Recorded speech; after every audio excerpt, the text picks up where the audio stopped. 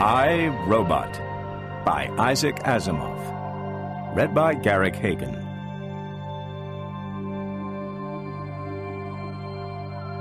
The Three Laws of Robotics. 1. A robot may not injure a human being, or, through inaction, allow a human being to come to harm. 2.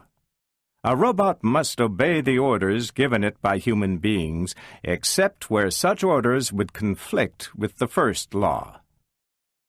3. A robot must protect its own existence, as long as such protection does not conflict with the first or second law. Handbook of Robotics, 56th edition, 2058 AD. Introduction. I looked at my notes and I didn't like them.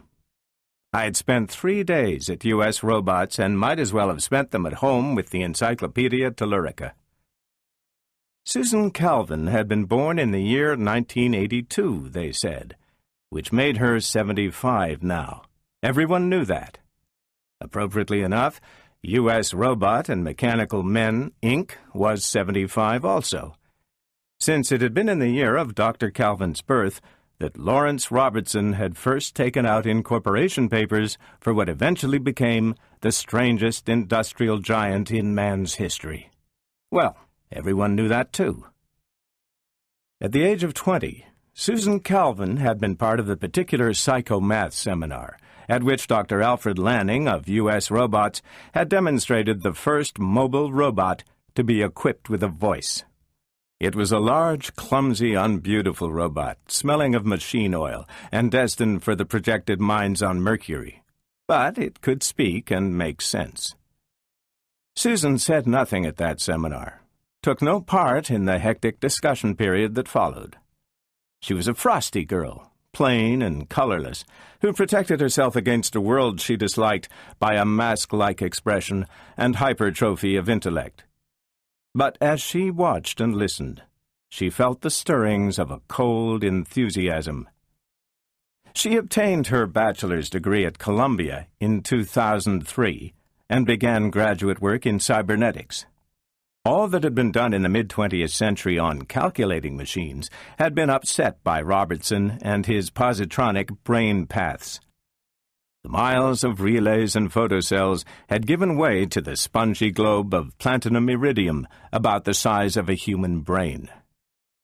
She learned to calculate the parameters necessary to fix the possible variables within the positronic brain, to construct brains on paper, such that the responses to given stimuli could be accurately predicted.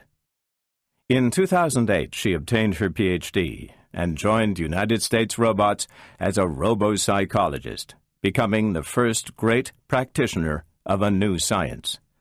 Lawrence Robertson was still president of the corporation. Alfred Lanning had become director of research. For 50 years, she watched the direction of human progress change and leap ahead. Now she was retiring, as much as she ever could. At least, she was allowing someone else's name to be inset upon the door of her old office. That, essentially, was what I had. I had a long list of her published papers, of the patents in her name. I had the chronological details of her promotions. In short, I had her professional vita in full detail. But that wasn't what I wanted. I needed more than that for my feature articles for Interplanetary Press. Much more. I told her so. "Dr. Calvin," I said, as lushly as possible, "in the mind of the public, you and U.S. Robots are identical. Your retirement will end an era, and you want the human interest angle." She didn't smile at me. I don't think she ever smiles. But her eyes were sharp, though not angry. I felt her glance slide through me and out my occiput, and I knew that I was uncommonly transparent to her, that everybody was. But I said, "That's right. Human interest out of robots. A contradiction." "No, Doctor, out of you." "Well, I've been called a robot myself. Surely they've told you I'm not human." They had, but there was no point in saying so. She got up from her chair. She wasn't tall, and she looked frail. I followed her to the window, and we looked out. The offices and factories of U.S. robots were a small city, spaced and planned. It was flattened out like an aerial photograph. "When I first came here," she said, "I had a little room in a building right about there, where the firehouse is now." She pointed. "It was torn down before you were born. I shared the room with 3 others. I had half a desk. We built our robots all in one building. Output, 3 a week. Now look at us." 50 years, I hackneyed, "is a long time." "Not when you're looking back at them," she said. "You wonder how they vanished so quickly." She went back to her desk and sat down. She didn't need expression on her face to look sad somehow. "How old are you?" she wanted to know. 32, I said. "Then you don't remember a world without robots. There was a time when humanity faced the universe alone and without a friend. Now he has creatures to help him, stronger creatures than himself, more faithful, more useful, and absolutely devoted to him. Mankind is no longer alone. Have you ever thought of it that way?" "I'm afraid I haven't. May I quote you?" "You may. To you, a robot is a robot. Gears and metal, electricity and positrons, mind and iron. Human-made. If necessary, human-destroyed. But you haven't worked with them, so you don't know them. They're a cleaner, better breed than we are." I tried to nudge her gently with words. "We'd like to hear some of the things you could tell us. Get your views on robots. The interplanetary press reaches the entire solar system. Potential audience is 3 billion, Dr. Calvin. They ought to know what you could tell them on robots." It wasn't necessary to nudge. She didn't hear me, but she was moving in the right direction. "They might have known from the start. We sold robots for Earth use then. Before my time it was even.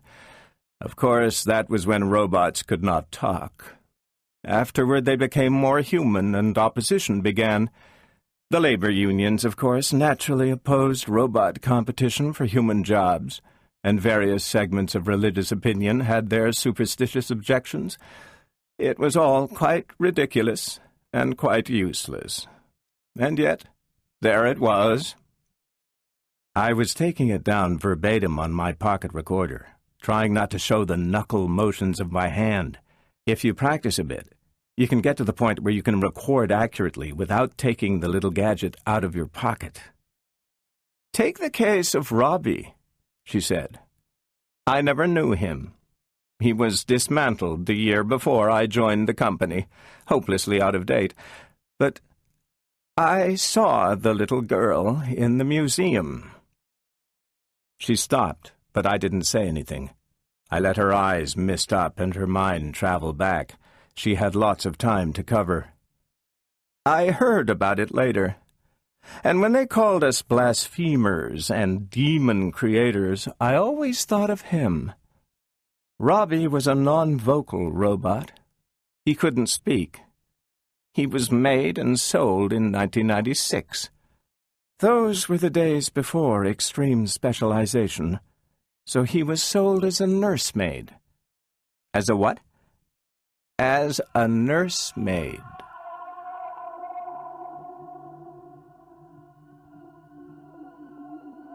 Chapter 1.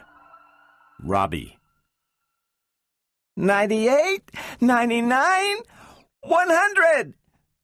Gloria withdrew her chubby little forearm from before her eyes and stood for a moment, wrinkling her nose and blinking in the sunlight. Then, trying to watch in all directions at once, she withdrew a few cautious steps from the tree against which she had been leaning.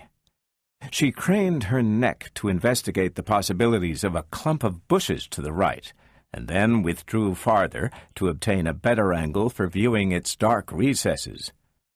The quiet was profound, except for the incessant buzzing of insects and the occasional chirrup of some hardy bird braving the midday sun. Gloria pouted. "I bet he went inside the house, and I've told him 1,000,000 times that that's not fair." With tiny lips pressed together tightly and a severe frown crinkling her forehead, she moved determinedly toward the 2-story building up past the driveway. Too late, she heard the rustling sound behind her, followed by the distinctive and rhythmic clump, clump of Robbie's metal feet. She whirled about to see her triumphing companion emerge from hiding and make for the home tree at full speed. Gloria shrieked in dismay. "Wait, Robbie! That wasn't fair, Robbie! You promised you wouldn't run until I found you!" Her little feet could make no headway at all against Robbie's giant strides. Then, within 10 feet of the goal, Robbie's pace slowed suddenly to the merest of crawls, and Gloria, with one final burst of wild speed, dashed pantingly past him to touch the welcome bark of home tree first. Gleefully she turned on the faithful Robbie, and with the basest of ingratitude rewarded him for his sacrifice by taunting him cruelly for a lack of running ability. "Robbie can't run," she shouted at the top of her 8-year-old voice. "I can beat him any day! I can beat him any day!" She chanted the words in a shrill rhythm. Robbie didn't answer, of course, not in words. He pantomimed running instead, inching away until Gloria found herself running after him as he dodged her narrowly, forcing her to veer in helpless circles, little arms outstretched and fanning at the air. "Robbie!" she squealed. "Stand still!" And the laughter was forced out of her in breathless jerks, until he turned suddenly and caught her up, whirling her round, so that for her the world fell away for a moment with a blue emptiness beneath, and green trees stretching hungrily downward towards the void. Then she was down in the grass again, leaning against Robbie's leg and still holding a hard, metal finger. After a while, her breath returned. She pushed uselessly at her disheveled hair in vague imitation of one of her mother's gestures, and twisted to see if her dress were torn. She slapped her hand against Robbie's torso. "Bad boy! I'll spank you!" And Robbie cowered, holding his hands over his face so that she had to add, "No, I won't, Robbie. I won't spank you. But anyway, it's my turn to hide now, because you've got longer legs, and you promised not to run till I found you." Robbie nodded his head. A small parallelepiped with rounded edges and corners, attached to a similar but much larger parallelepiped that served as torso by means of a short, flexible stalk, and obediently faced the tree. A thin metal film descended over his glowing eyes, and from within his body came a steady, resonant ticking.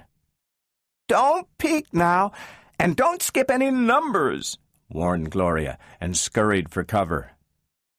With unvarying regularity, seconds were ticked off, and at the 100th, up went the eyelids, and the glowing red of Robbie's eyes swept the prospect.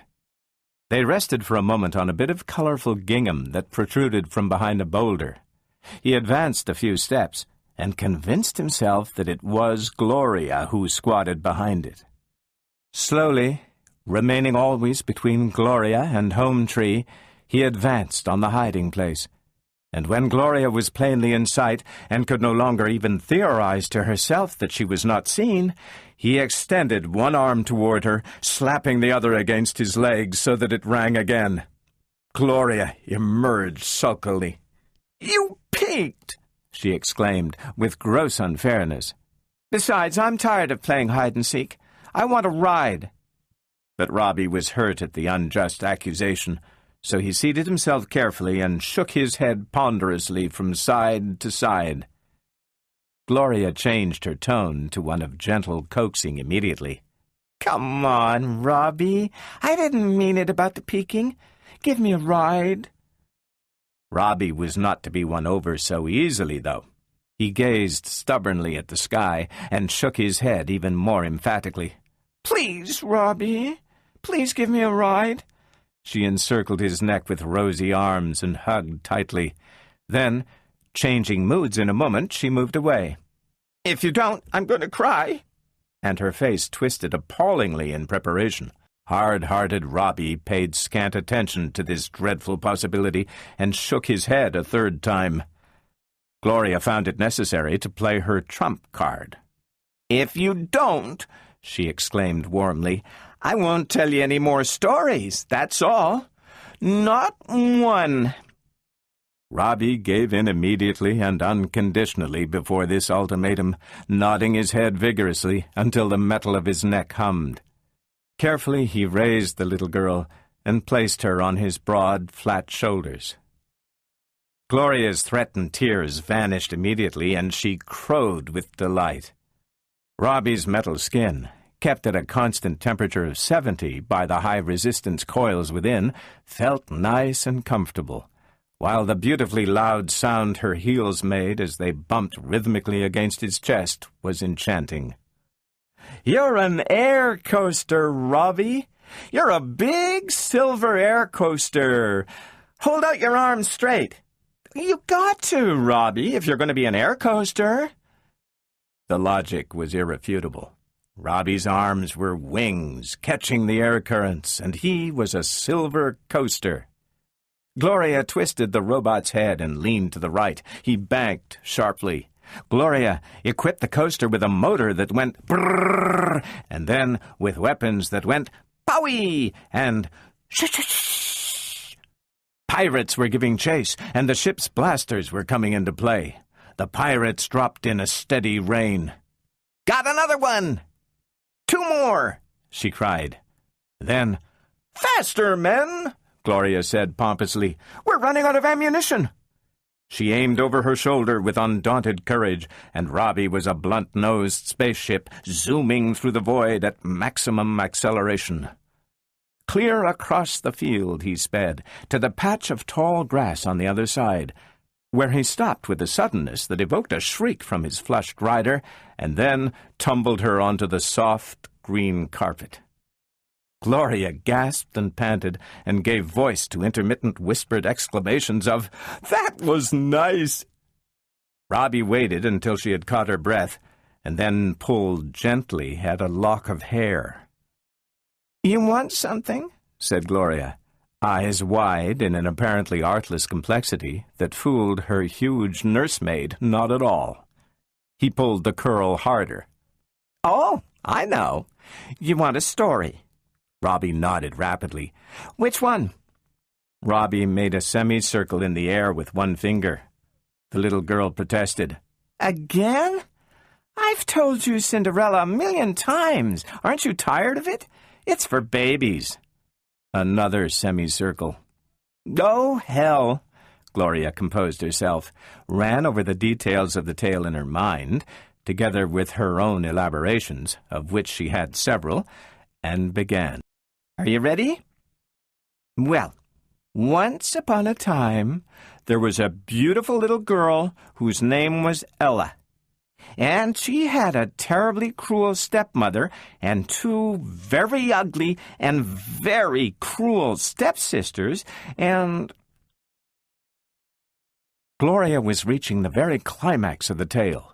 Midnight was striking, and everything was changing back to the shabby original's lickety-split, while Robbie listened tensely with burning eyes, when the interruption came. "Gloria!"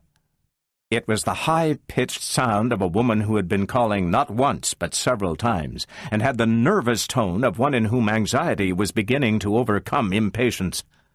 "Mama's calling me," said Gloria, not quite happily. "You'd better carry me back to the house, Robbie." Robbie obeyed with alacrity, for somehow there was that in him which judged it best to obey Mrs. Weston without as much as a scrap of hesitation. Gloria's father was rarely home in the daytime, except on Sunday. Today, for instance, and when he was, he proved a genial and understanding person. Gloria's mother, however, was a source of uneasiness to Robbie, and there was always the impulse to sneak away from her sight. Mrs. Weston caught sight of them the minute they rose above the masking tufts of long grass and retired inside the house to wait. "I've shouted myself hoarse, Gloria," she said severely. "Where were you?" "I was with Robbie," quavered Gloria. I was telling him Cinderella, and I forgot it was dinner time." "Well, it's a pity Robbie forgot, too." Then, as if that reminded her of the robot's present, she whirled upon him. "You may go, Robbie. She doesn't need you now." Then brutally, "And don't come back till I call you." Robbie turned to go, but hesitated as Gloria cried out in his defense. "Wait, Mama, you gotta let him stay. I didn't finish Cinderella for him. I said I would tell him Cinderella, and I'm not finished." "Gloria!" "Honest and truly, Mama, he'll stay so quiet, you won't even know he's here. He can sit on the chair in the corner, and he won't say a word. I mean, he won't do anything. Will you, Robbie?" Robbie, appealed to, nodded his massive head up and down once. "Gloria, if you don't stop this at once, you shan't see Robbie for a whole week." The girl's eyes fell. "All right. But Cinderella is his favorite story, and I didn't finish it, and he likes it so much." The robot left with a disconsolate step, and Gloria choked back a sob. George Weston was comfortable. It was a habit of his to be comfortable on Sunday afternoons. A good, hearty dinner below the hatches, a nice, soft, dilapidated couch on which to sprawl, a copy of the Times, slippered feet and shirtless chest. How could anyone help but be comfortable? He wasn't pleased, therefore, when his wife walked in. After 10 years of married life, he was still so unutterably foolish as to love her, and there was no question that he was always glad to see her. Still, Sunday afternoons just after dinner were sacred to him, and his idea of solid comfort was to be left in utter solitude for 2 or 3 hours.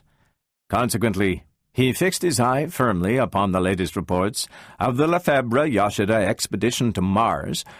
This one was to take off from lunar base, and might actually succeed, and pretended she wasn't there. Mrs. Weston waited patiently for 2 minutes, then impatiently for 2 more, and finally broke the silence. "George!" "Hmm?" "George, I say, will you put down that paper and look at me?" The paper rustled to the floor, and Weston turned a weary face toward his wife. "What is it, dear?" "You know what it is, George. It's Gloria and that terrible machine." "What terrible machine?" "Now, don't pretend you don't know what I'm talking about. It's that robot Gloria calls Robbie. He doesn't leave her for a moment." "Well, why should he? He's not supposed to. And he certainly isn't a terrible machine. He's the best darn robot money can buy, and I'm damn sure he set me back half a year's income. He's worth it, though. Darn sight cleverer than half my office staff." He made a move to pick up the paper again, but his wife was quicker and snatched it away. "You listen to me, George. I won't have my daughter entrusted to a machine. And I don't care how clever it is. It has no soul, and no one knows what it may be thinking. A child just isn't made to be guarded by a thing of metal." Weston frowned. "When did you decide this? He's been with Gloria 2 years now, and I haven't seen you worried till now." "It was different at first. It was a novelty. It took a load off me, and it was a fashionable thing to do, but now I don't know. The neighbors—" "Well, what have the neighbors to do with it? Now look, a robot is infinitely more to be trusted than a human nursemaid. Robbie was constructed for only one purpose, really, to be the companion of a little child. His entire mentality has been created for the purpose. He just can't help being faithful and loving and kind. He's a machine, made so. That's more than you can say for humans." "But something might go wrong. Some Mrs. Weston was a bit hazy about the insides of a robot. "Some little jigger will come loose, and the awful thing will go berserk, and—" She couldn't bring herself to complete the quite obvious thought. "Nonsense," Weston denied, with an involuntary nervous shiver. "That's completely ridiculous. We had a long discussion at the time we bought Robbie about the first law of robotics. You know that it is impossible for a robot to harm a human being. That long before enough can go wrong to alter that first law, a robot would be completely inoperable. It's a mathematical impossibility. Besides, I have an engineer from U.S. Robots here twice a year to give the poor gadget a complete overhaul. Why, there's no more chance of anything at all going wrong with Robbie than there is of you or I suddenly going loony. Considerably less, in fact. Besides, how are you going to take him away from Gloria?" He made another futile stab at the paper, and his wife tossed it angrily into the next room. "That's just it, George. She won't play with anyone else. There are dozens of little boys and girls that she should make friends with, but she won't. She won't go near them unless I make her. That's no way for a little girl to grow up. You want her to be normal, don't you? You want her to be able to take her part in society?" You're jumping at shadows, Grace. Pretend Robbie's a dog. I've seen hundreds of children who would rather have their dog than their father. A dog is different, George. We must get rid of that horrible thing. You can sell it back to the company. I've asked, and you can. You've asked? Now look here, Grace, let's not go off the deep end. We're keeping the robot until Gloria is older, and I don't want the subject brought up again. And with that, he walked out of the room in a huff. Mrs. Weston met her husband at the door 2 evenings later. "You'll have to listen to this, George. There's bad feeling in the village." "About what?" asked Weston. He stepped into the washroom and drowned out any possible answer by the splash of water. Mrs. Weston waited. She said, "About Robbie." Weston stepped out, towel in hand, face red and angry. "What are you talking about?" "Oh, it's been building up and building up. I've tried to close my eyes to it, but I'm not going to anymore. Most of the villagers consider Robbie dangerous. Children aren't allowed to go near our place in the evenings." "We trust our child with the thing." "Well, people aren't reasonable about these things." "Then to hell with them." "Saying that doesn't solve the problem. I've got to do my shopping down there. I've got to meet them every day. And it's even worse in the city these days when it comes to robots. New York has just passed an ordinance keeping all robots off the streets between sunset and sunrise." "All right, but they can't stop us from keeping a robot in our home." "Grace, this is one of your campaigns. I recognize it, but it's no use. The answer is still no. We're keeping Robbie." And yet, he loved his wife. And what was worse, his wife knew it. George Weston, after all, was only a man, poor thing, and his wife made full use of every device which a clumsier and more scrupulous sex has learned, with reason and futility, to fear. 10 times in the ensuing week he cried, "Robbie stays, and that's final." And each time it was weaker and accompanied by a louder and more agonized groan. Came the day at last when Weston approached his daughter guiltily and suggested a beautiful Visivox show in the village. Gloria clapped her hands happily. "Can Robbie go?" "No, dear," he said, and winced at the sound of his voice. "They won't allow robots at the Visivox, but you can tell him all about it when you get home." He stumbled all over the last few words and looked away. Gloria came back from town, bubbling over with enthusiasm, for the Visivox had been a gorgeous spectacle indeed. She waited for her father to maneuver the jet car into the sunken garage. "Wait till I tell Robbie, Daddy. He would have liked it like anything. especially when Francis Fran was backing away so quietly and backed right into one of the leopard men and had to run. She laughed again. Daddy, are there really leopard men on the moon? Probably not, said Weston absently. It's just funny make-believe. He couldn't take much longer with the car. He'd have to face it. Gloria ran across the lawn. Robbie! Robbie!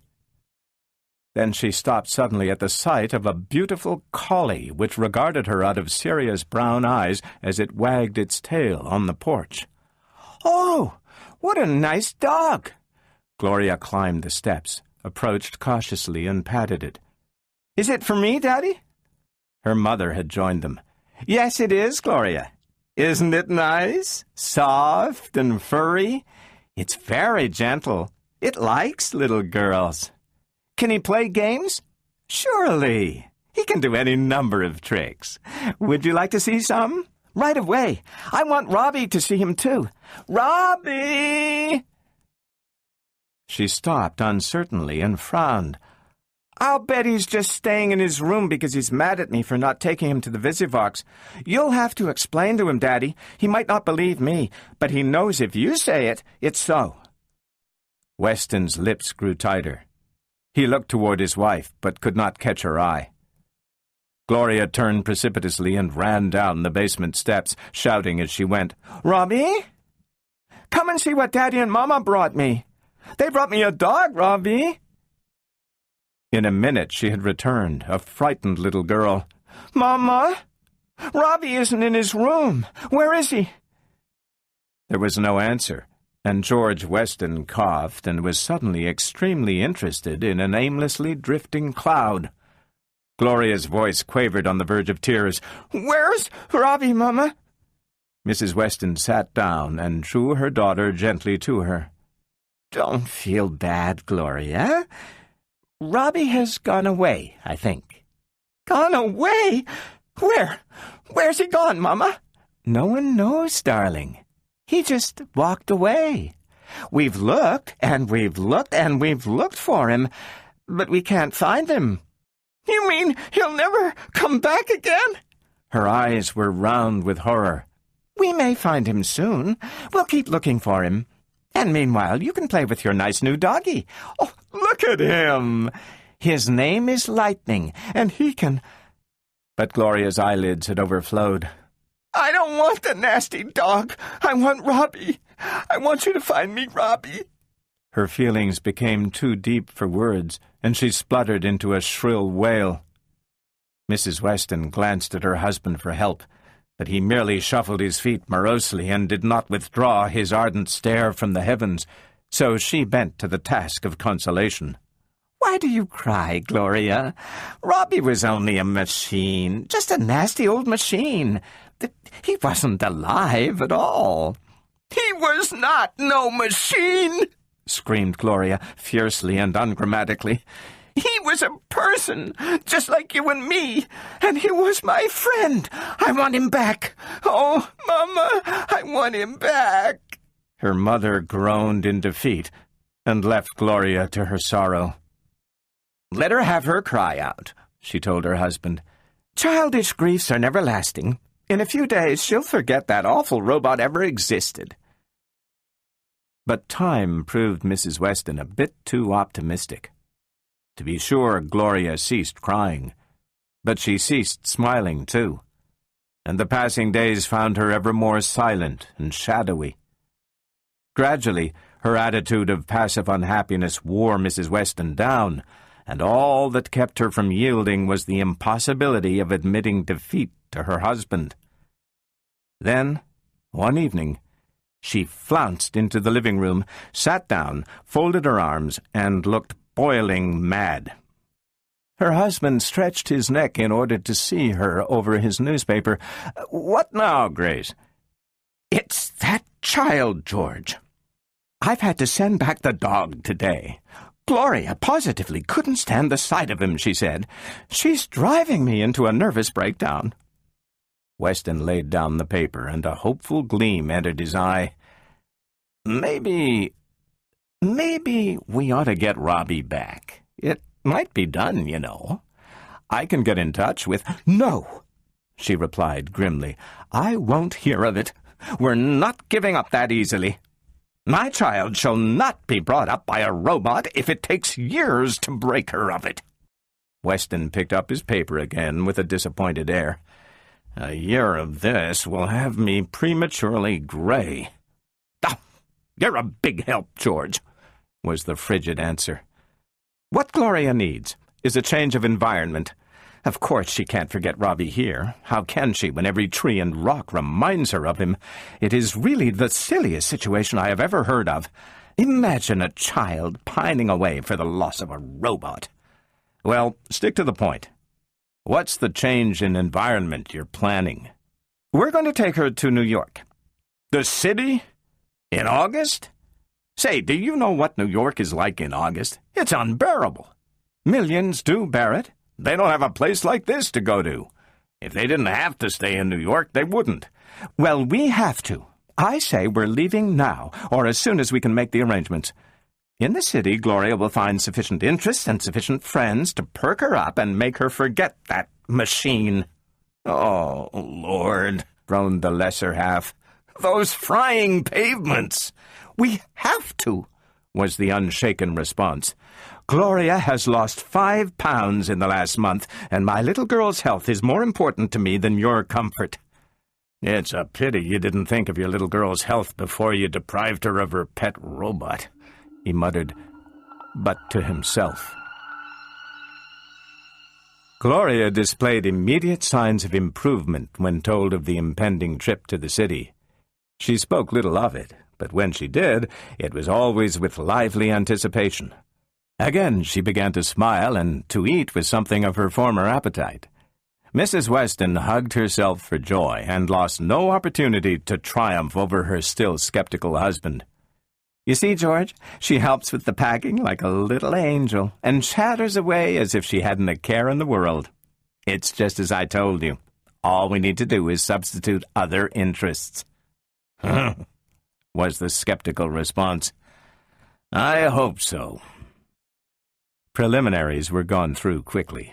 Arrangements were made for the preparation of their city home, and a couple were engaged as housekeepers for the country home. When the day of the trip finally did come, Gloria was all but her old self again, and no mention of Robbie passed her lips at all. In high good humor, the family took a taxi gyro to the airport.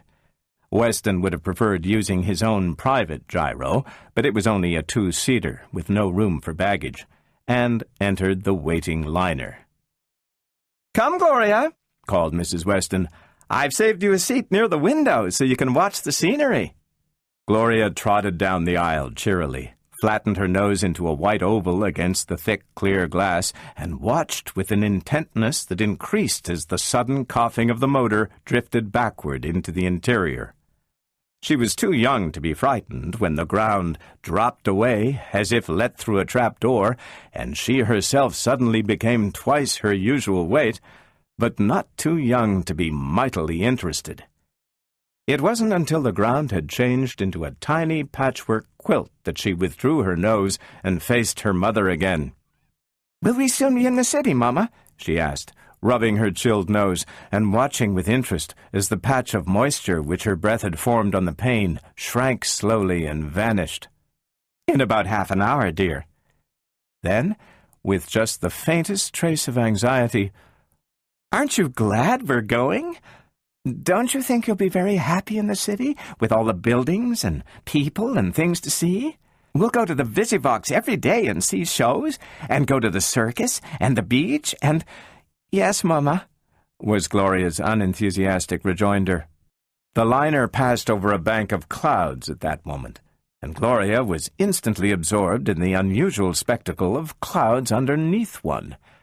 Then they were over clear sky again, and she turned to her mother with a sudden mysterious air of secret knowledge. "I know why we're going to the city, Mama." "Do you?" Mrs. Weston was puzzled. "Why, dear?" "You didn't tell me because you wanted it to be a surprise, but I know." For a moment, She was lost in admiration at her own acute penetration, and then she laughed gaily. "We're going to New York so we can find Robbie, aren't we?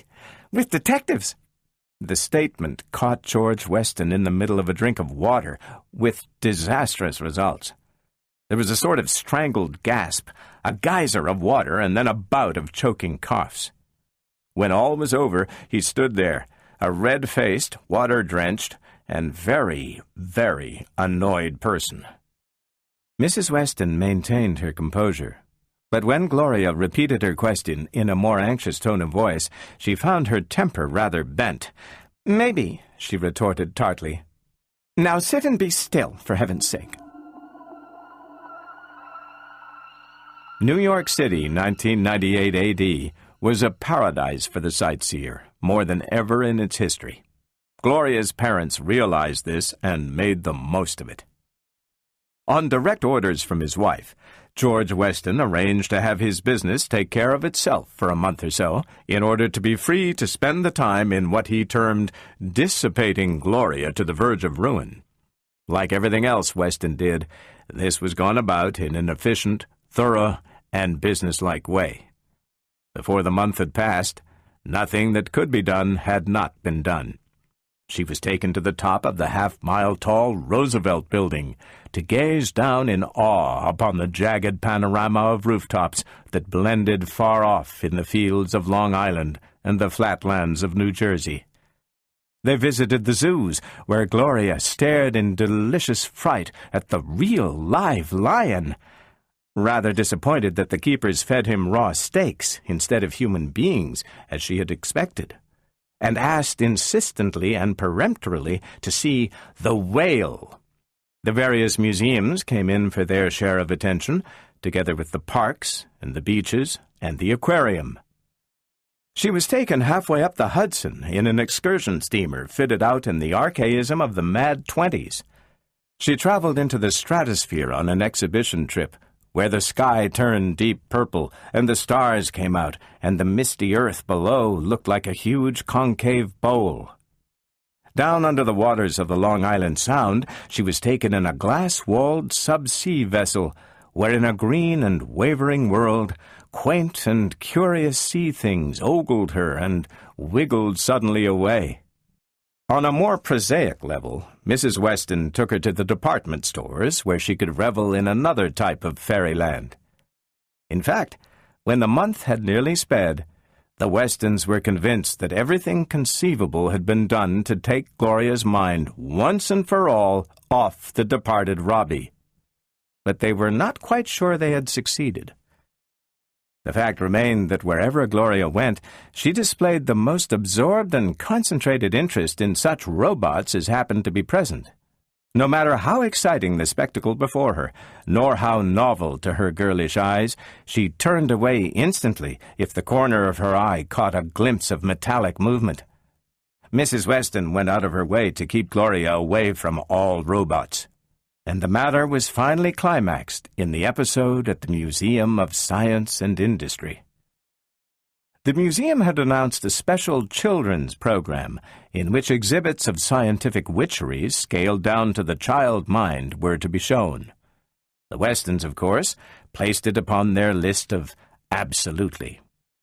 It was while the Westons were standing totally absorbed in the exploits of a powerful electromagnet that Mrs. Weston suddenly became aware of the fact that Gloria was no longer with her.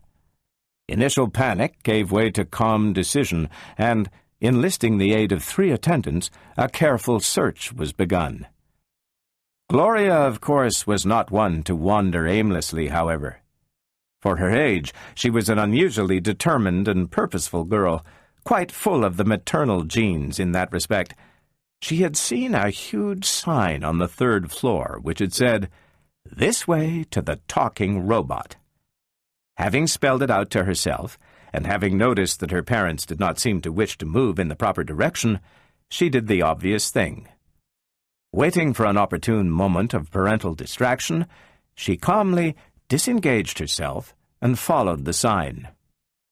The talking robot was a tour de force, a thoroughly impractical device possessing publicity value only. Once an hour, an escorted group stood before it and asked questions of the robot engineer in charge in careful whispers. Those the engineer decided were suitable for the robot circuits were transmitted to the talking robot. It was rather dull. It may be nice to know that the square of 14 is 196, that the temperature at the moment is 72 degrees Fahrenheit, and the air pressure 30.02 inches of mercury, that the atomic weight of sodium is 23, but one doesn't really need a robot for that. One especially does not need an unwieldy, totally immobile mass of wires and coils spreading over 25 square yards. Few people bothered to return for a second helping, but one girl, in her middle teens, sat quietly on a bench, waiting for a third. She was the only one in the room when Gloria entered.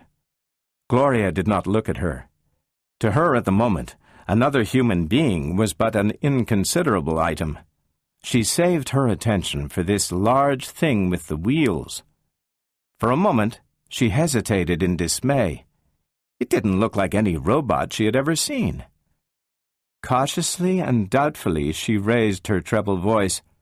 "Please, Mr. Robot, sir? Are you the talking robot, sir?"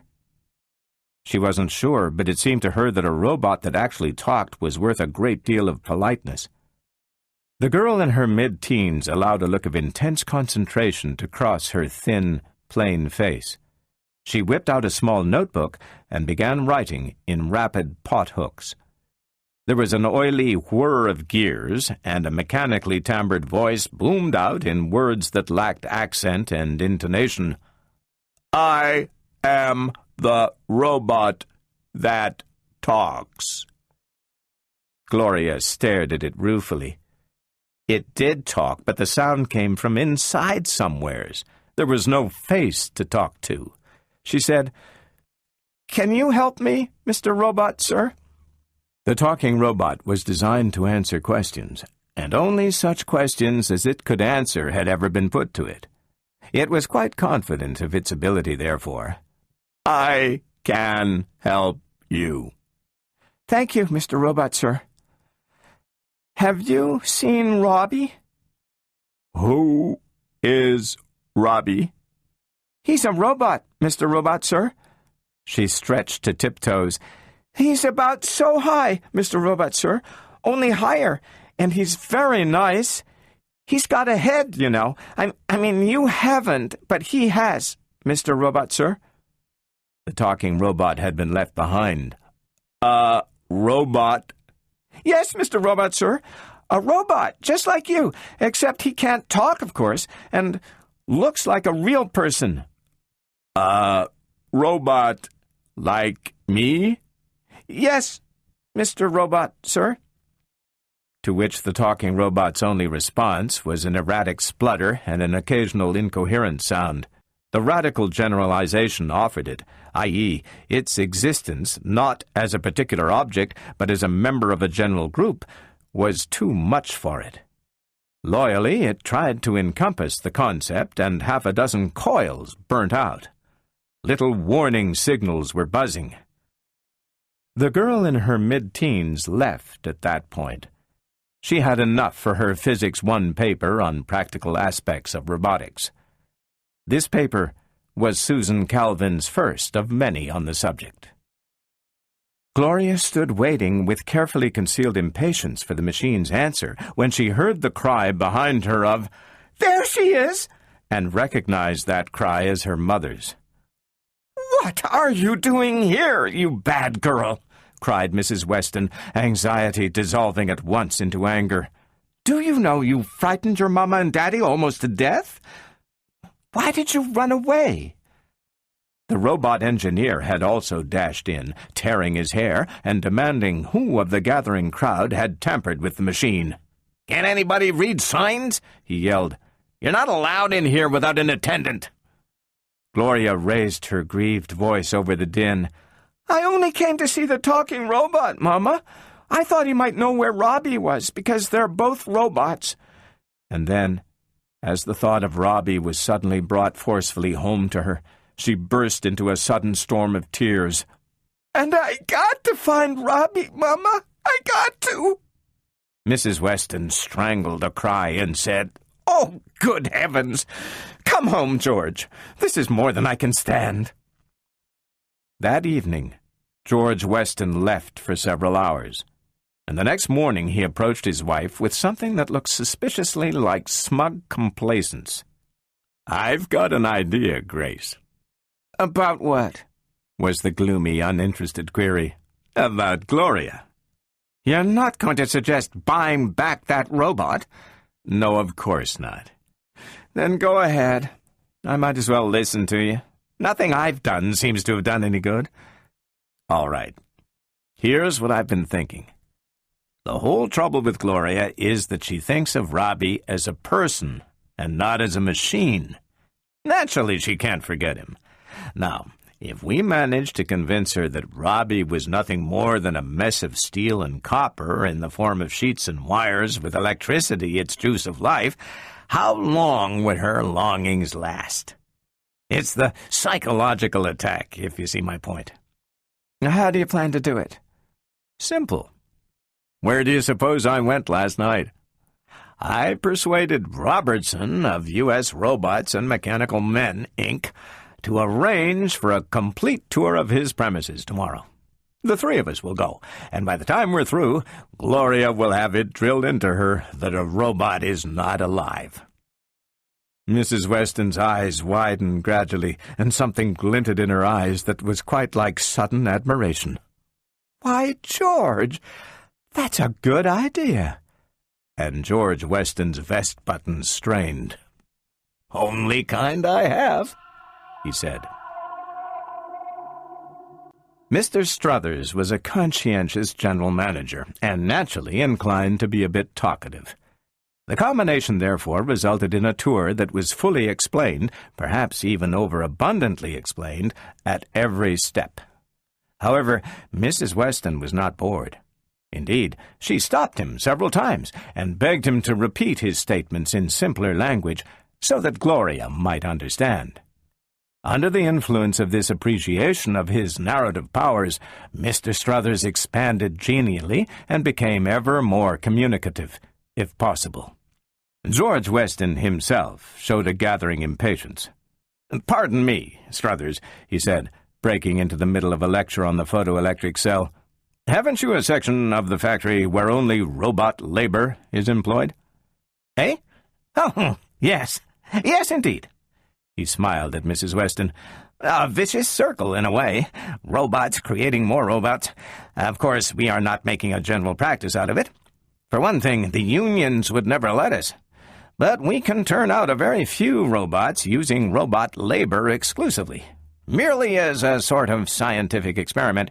You see," he tapped his pince-nez into one palm argumentatively, "what the labor unions don't realize, and I say this as a man who has always been very sympathetic with the labor movement in general, is that the advent of the robot, while involving some dislocation to begin with, will inevitably—" "Yes, Struthers," said Weston, "but about that section of the factory you speak of, may we see it? It would be very interesting, I'm sure." Yes, of course." Mr. Struthers replaced his pince-nez in one conclusive movement and gave vent to a soft cough of discomfiture. "Follow me, please." He was comparatively quiet while leading the three through a long corridor and down a flight of stairs. Then, when they had entered a large, well-lit room that buzzed with metallic activity, the sluices opened and the flood of explanation poured forth again. "There you are," he said with pride in his voice. "Robots only. 5 men act as overseers, and they don't even stay in this room. In 5 years, that is, since we began this project, not a single accident has occurred. Of course, the robots here assembled are comparatively simple, but—" The general manager's voice had long died to a rather soothing murmur in Gloria's ears. The whole trip seemed rather dull and pointless to her, though there were many robots in sight. None were even remotely like Robbie, though, and she surveyed them with open contempt. In this room, There weren't any people at all, she noticed. Then her eyes fell upon 6 or 7 robots busily engaged at a round table halfway across the room. They widened in incredulous surprise. It was a big room. She couldn't see for sure, but one of the robots looked like... It was Robbie! Her shriek pierced the air, and one of the robots about the table faltered and dropped the tool he was holding. Gloria went almost mad with joy. Squeezing through the railing before either parent could stop her, she dropped lightly to the floor a few feet below and ran toward her Robbie, arms waving and hair flying. And the 3 horrified adults, as they stood frozen in their tracks, saw what the excited little girl did not see: a huge, lumbering tractor bearing blindly down upon its appointed track. It took split seconds for Weston to come to his senses, and those split seconds meant everything, for Gloria could not be overtaken. Although Weston vaulted the railing in a wild attempt, it was obviously hopeless. Mr. Struthers signaled wildly to the overseers to stop the tractor, but the overseers were only human, and it took time to act. It was only Robbie that acted immediately and with precision. With metal legs eating up the space between himself and his little mistress, he charged down from the opposite direction. Everything then happened at once. With one sweep of an arm, Robbie snatched up Gloria, slackening his speed not one iota, and consequently knocking every breath of air out of her. Weston, not quite comprehending all that was happening, felt rather than saw Robbie brush past him and came to a sudden, bewildered halt. The tractor intersected Gloria's path half a second after Robbie had, rolled on 10 feet further, and came to a grinding, long-drawn-out stop. Gloria regained her breath, submitted to a series of passionate hugs on the part of both her parents, and turned eagerly toward Robbie. As far as she was concerned, nothing had happened except that she had found her friend. But Mrs. Weston's expression had changed from one of relief to one of dark suspicion. She turned to her husband, and, despite her disheveled and undignified appearance, managed to look quite formidable. "You engineered this, didn't you?" George Weston swabbed at a hot forehead with his handkerchief. His hand was unsteady, and his lips could curve only into a tremulous and exceedingly weak smile. Mrs. Weston pursued the thought. "Robbie wasn't designed for engineering or construction work. He couldn't be of any use to them. You had him placed there deliberately so that Gloria would find him. You know you did." "Well, I did," said Weston. "But, Grace, how was I to know the reunion would be so violent?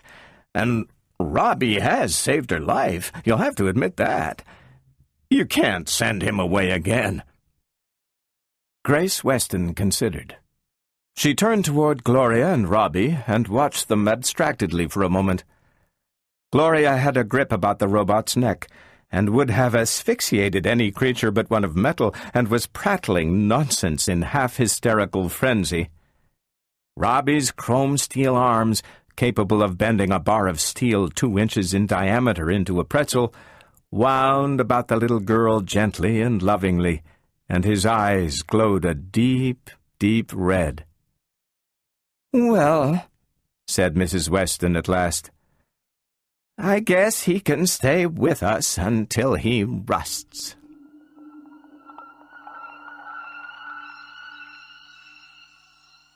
Susan Calvin shrugged her shoulders. "Of course he didn't. That was 1998.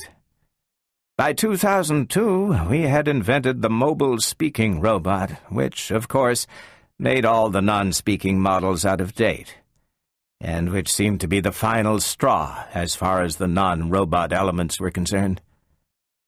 Most of the world governments banned robot use on Earth for any purpose other than scientific research between 2003 and 2007. "So that Gloria had to give up Robbie eventually?" "I'm afraid so. I imagine, however, that it was easier for her at the age of 15 than at 8. Still, it was a stupid and unnecessary attitude on the part of humanity. U.S. robots hit its low point, financially, just about the time I joined them in 2007. At first, I thought my job might come to a sudden end in a matter of months, but then we simply developed the extraterrestrial market. And then you were set, of course. Not quite. We began by trying to adapt the models we had on hand. Those first speaking models, for instance, they were about 12 feet high, very clumsy and not much good. We sent them out to Mercury to help build the mining station there, but that failed. I looked up in surprise. It did? Why, Mercury Mines is a multi-billion-dollar concern. It is now. But it was a second attempt that succeeded. If you want to know about that, young man, I'd advise you to look up Gregory Powell. He and Michael Donovan handled our most difficult cases in the teens and 20s. I haven't heard from Donovan in years, but Powell is living right here in New York. He's a grandfather now, which is a thought difficult to get used to. I can only think of him as a rather young man. Of course, I was younger, too. I tried to keep her talking. If you would give me the bare bones, Dr. Calvin, I could have Mr. Powell fill it in afterward. And this was exactly what I later did. She spread her thin hands out upon the desk and looked at them. There are 2 or 3, she said, that I know a little about. Start with Mercury, I suggested. Well, I think it was in 2015 that the second Mercury expedition was sent out. It was exploratory and financed in part by U.S. robots and in part by solar minerals.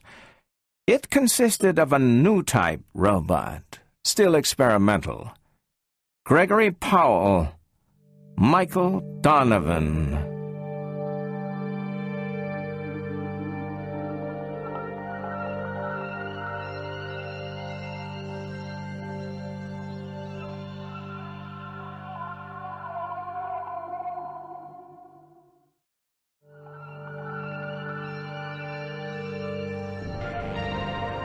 Chapter 2. Run Around. It was one of Gregory Powell's favorite platitudes that nothing was to be gained from excitement. So when Mike Donovan came leaping down the stairs toward him, red hair matted with perspiration, Powell frowned. "What's wrong?" he said. "Break a fingernail?" "Yeah," snarled Donovan feverishly. "What have you been doing in the sublevels all day?" He took a deep breath and blurted out, "Speedy never returned." Powell's eyes widened momentarily, and he stopped on the stairs. Then he recovered and resumed his upward steps. He didn't speak until he reached the head of the flight, and then, "You sent him after the selenium?" "Yes." "And how long has he been out?" 5 hours now." Silence. This was a devil of a situation.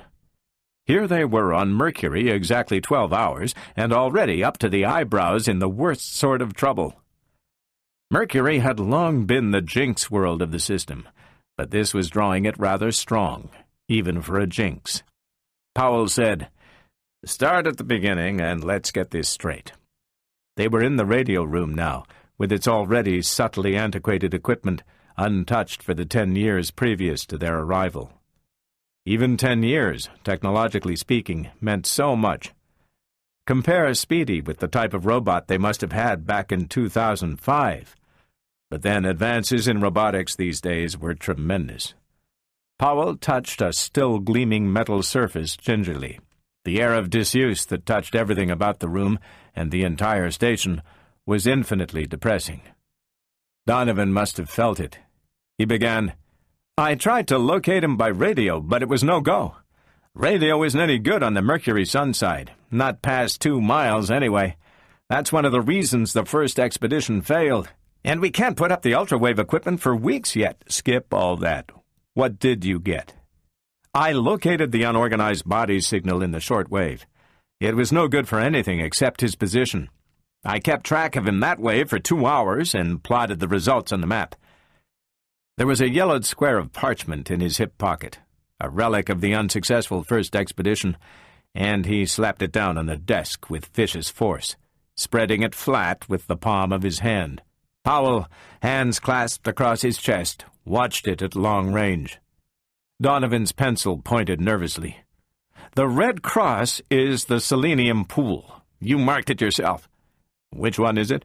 interrupted Powell. "There were 3 that McDougall located for us before he left. I sent Speedy to the nearest, naturally. 17 miles away. But what difference does that make?" There was tension in his voice. "There are the penciled dots that mark Speedy's position." And for the first time, Powell's artificial aplomb was shaken, and his hand shot forward for the map. "Are you serious? This is impossible." "There it is," growled Donovan. The little dots that marked the position formed a rough circle about the red cross of the selenium pool, and Powell's fingers went to his brown mustache, the unfailing signal of anxiety. Donovan added, "In the 2 hours I checked on him, he circled that damn pool 4 times. It seems likely to me that he'll keep that up forever. Do you realize the position we're in?" Powell looked up shortly and said nothing. Oh, yes. He realized the position they were in. It worked itself out as simply as a syllogism. The photocell banks that alone stood between the full power of Mercury's monstrous sun and themselves were shot to hell. The only thing that could save them was selenium. The only thing that could get the selenium was Speedy. If Speedy didn't come back, no selenium. No selenium, no photocell banks. No photobanks. Well, death by slow broiling is one of the more unpleasant ways of being done in. Donovan rubbed his red mop of hair savagely and expressed himself with bitterness. "We'll be the laughingstock of the system, Greg. How can everything have gone so wrong so soon? The great team of Powell and Donovan is sent out to Mercury to report on the advisability of reopening the Sunside mining station with modern techniques and robots, and we ruin everything the first day. A purely routine job, too. We'll never live it down." "We won't have to, perhaps," replied Powell quietly. "If we don't do something quickly, living anything down, or even just plain living, will be out of the question. Don't be stupid. If you feel funny about it, Greg, I don't. It was criminal, sending us out here with only 1 robot, and it was your bright idea that we could handle the photocell banks ourselves. Now you're being unfair. It was a mutual decision, and you know it. All we needed was a kilogram of selenium, a stillhead dielectrode plate, and about 3 hours' time. And there are pools of pure selenium all over Sunside. McDougall's spectral reflector spotted 3 for us in 5 minutes, didn't it? What the devil, we couldn't have waited for next conjunction. Well, what are we going to do? Powell, you've got an idea. I know you have, or you wouldn't be so calm. You're no more a hero than I am. Go on, spill it. We can't go after Speedy ourselves, Mike. Not on the Sunside. Even the new INSO suits aren't good for more than 20 minutes in direct sunlight. But you know the old saying, set a robot to catch a robot. Look, Mike, maybe things aren't so bad. We've got 6 robots down in the sub-levels that we may be able to use, if they work. If they work. There was a glint of sudden hope in Donovan's eyes. You mean 6 robots from the first expedition? Are you sure? They may be sub-robotic machines. 10 years is a long time as far as robot types are concerned, you know. No, they're robots. I've spent all day with them, and I know. They've got positronic brains. Primitive, of course. He placed the map in his pocket. Let's go down. The robots were on the lowest sub-level, all 6 of them surrounded by musty packing cases of uncertain content. They were large, extremely so, and even though they were in a sitting position on the floor, legs straddled out before them, their heads were a good 7 feet in the air. Donovan whistled. Look at the size of them, will you? The chests must be 10 feet around. That's because they're supplied with the old McGuffey gears. I've been over the insides. Crummiest set you've ever seen. Have you powered them yet? No, there wasn't any reason to. I don't think there's anything wrong with them. Even the diaphragm is in reasonable order. They might talk. He had unscrewed the chest plate of the nearest as he spoke, inserted the 2-inch sphere that contained the tiny spark of atomic energy that was a robot's life. There was difficulty in fitting it, but he managed, and then screwed the plate back on again in laborious fashion. The radio controls of more modern models had not been heard of 10 years earlier. And then to the other 5. Donovan said uneasily, "They haven't moved." "No orders to do so," replied Powell succinctly. He went back to the first in the line and struck him on the chest. "You! Do you hear me?" The monster's head bent slowly, and the eyes fixed themselves on Powell. Then, in a harsh, squawking voice, like that of a medieval phonograph, he grated, "Yes, master." Powell grinned humorlessly at Donovan. "Did you get that? Those were the days of the first talking robots, when it looked as if the use of robots on Earth would be banned. The makers were fighting that, and they built good, healthy slave complexes into the damned machines." "It didn't help them," muttered Donovan. "No, it didn't, but they sure tried." He turned once more to the robot. "Get up." The robot towered upward slowly, and Donovan's head craned and his puckered lips whistled. Powell said, "Can you go out upon the surface?" "In the light."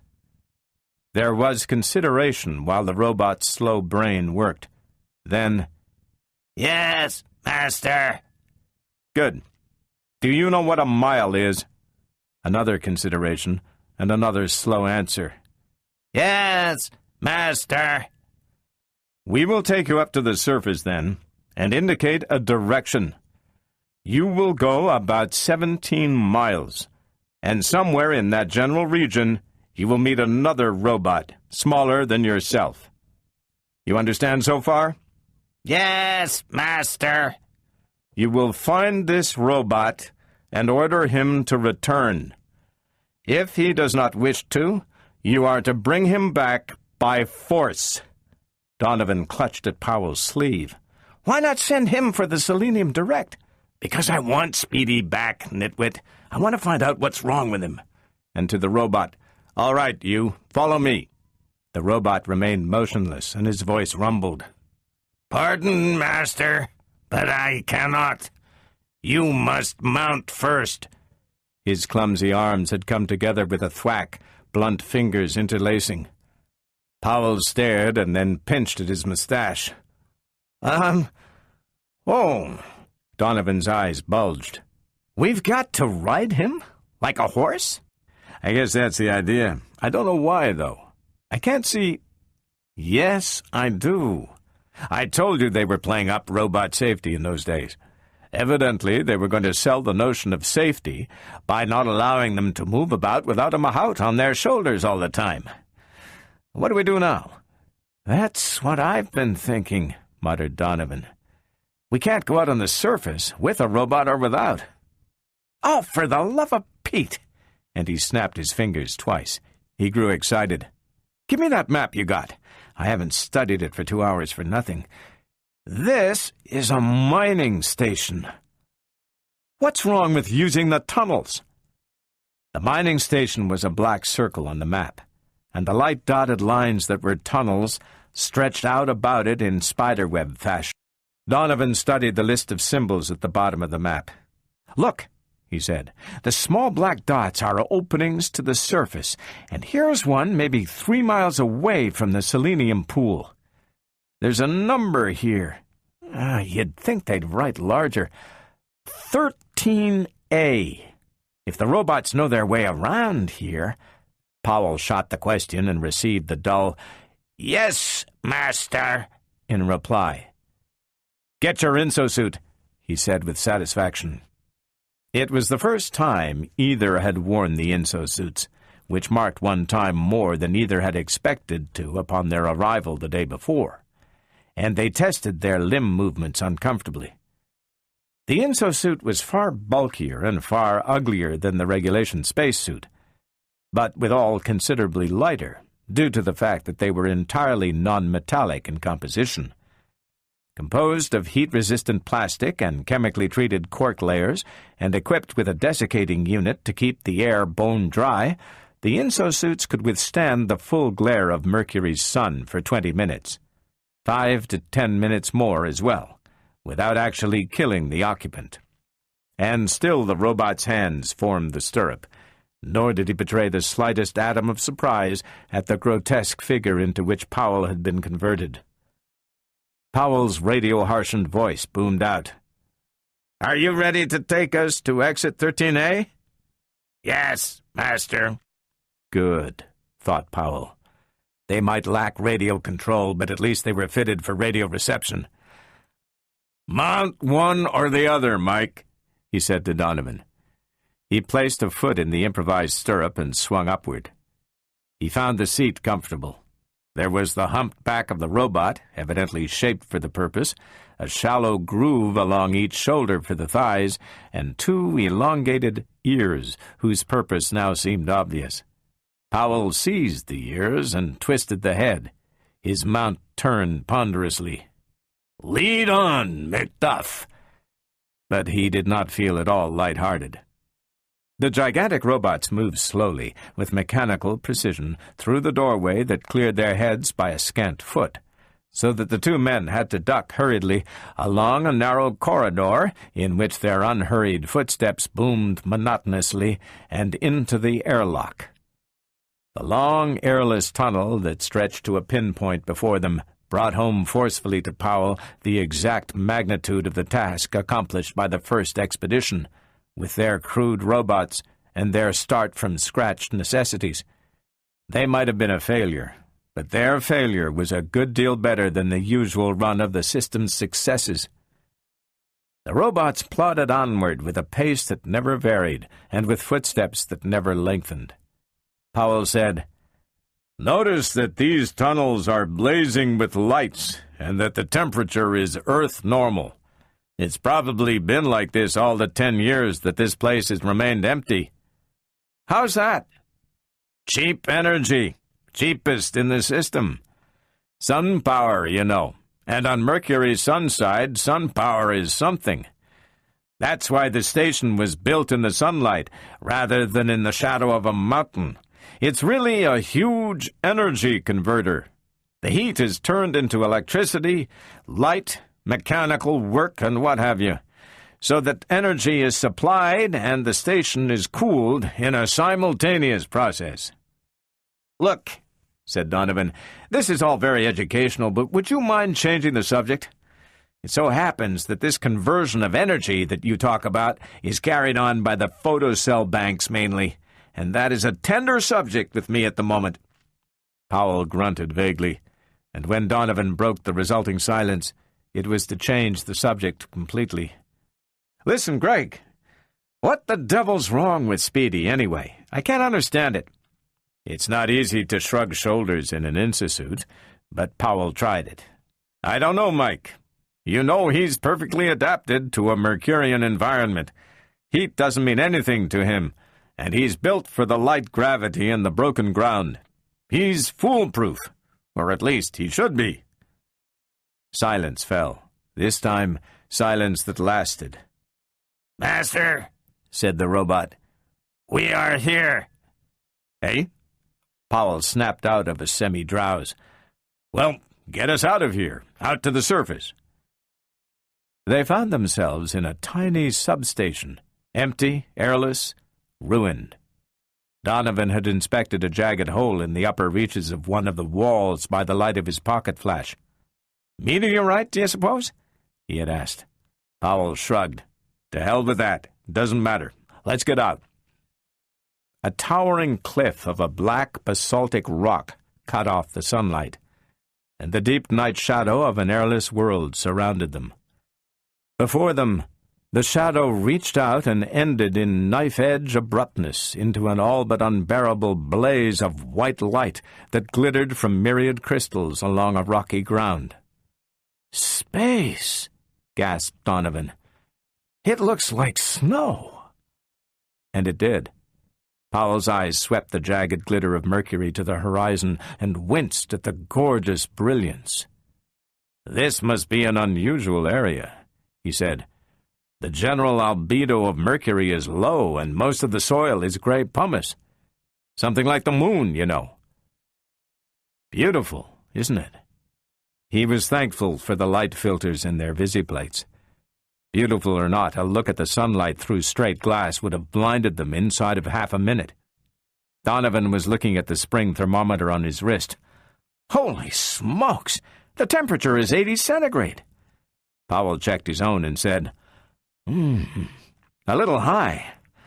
Atmosphere, you know." "On Mercury? Are you nuts?" "Mercury isn't really airless," explained Powell in absent-minded fashion. He was adjusting the binocular attachments to his visiplate, and the bloated fingers of the insosuit were clumsy at it. "There is a thin exhalation that clings to its surface. Vapors of the more volatile elements and compounds that are heavy enough for Mercurian gravity to retain. You know, selenium, iodine, mercury, gallium, potassium, bismuth, volatile oxides. The vapors sweep into the shadows and condense, giving up heat. It's a sort of gigantic still. In fact, if you use your flash, you'll probably find that the side of the cliff is covered with, say, hoar sulfur, or maybe quicksilver dew. It doesn't matter, though. Our suits can stand a measly 80 indefinitely."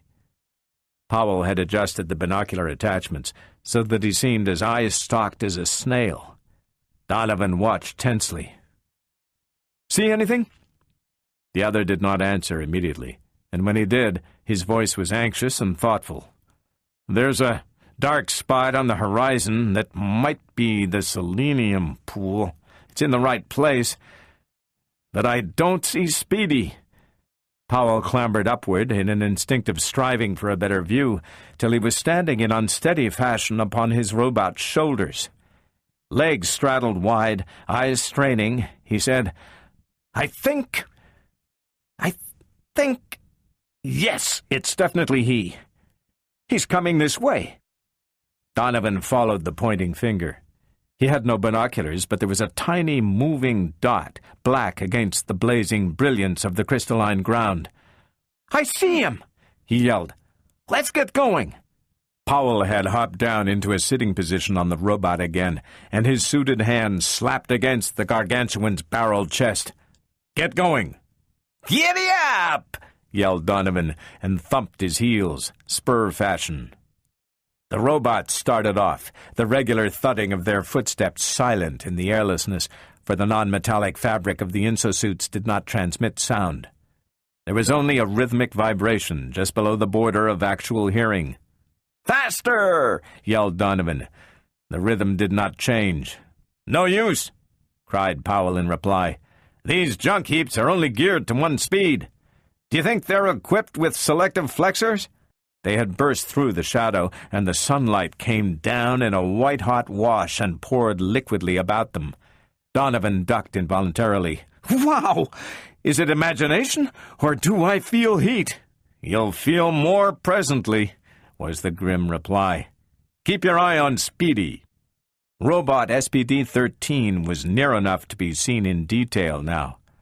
His graceful, streamlined body threw out blazing highlights as he loped with easy speed across the broken ground.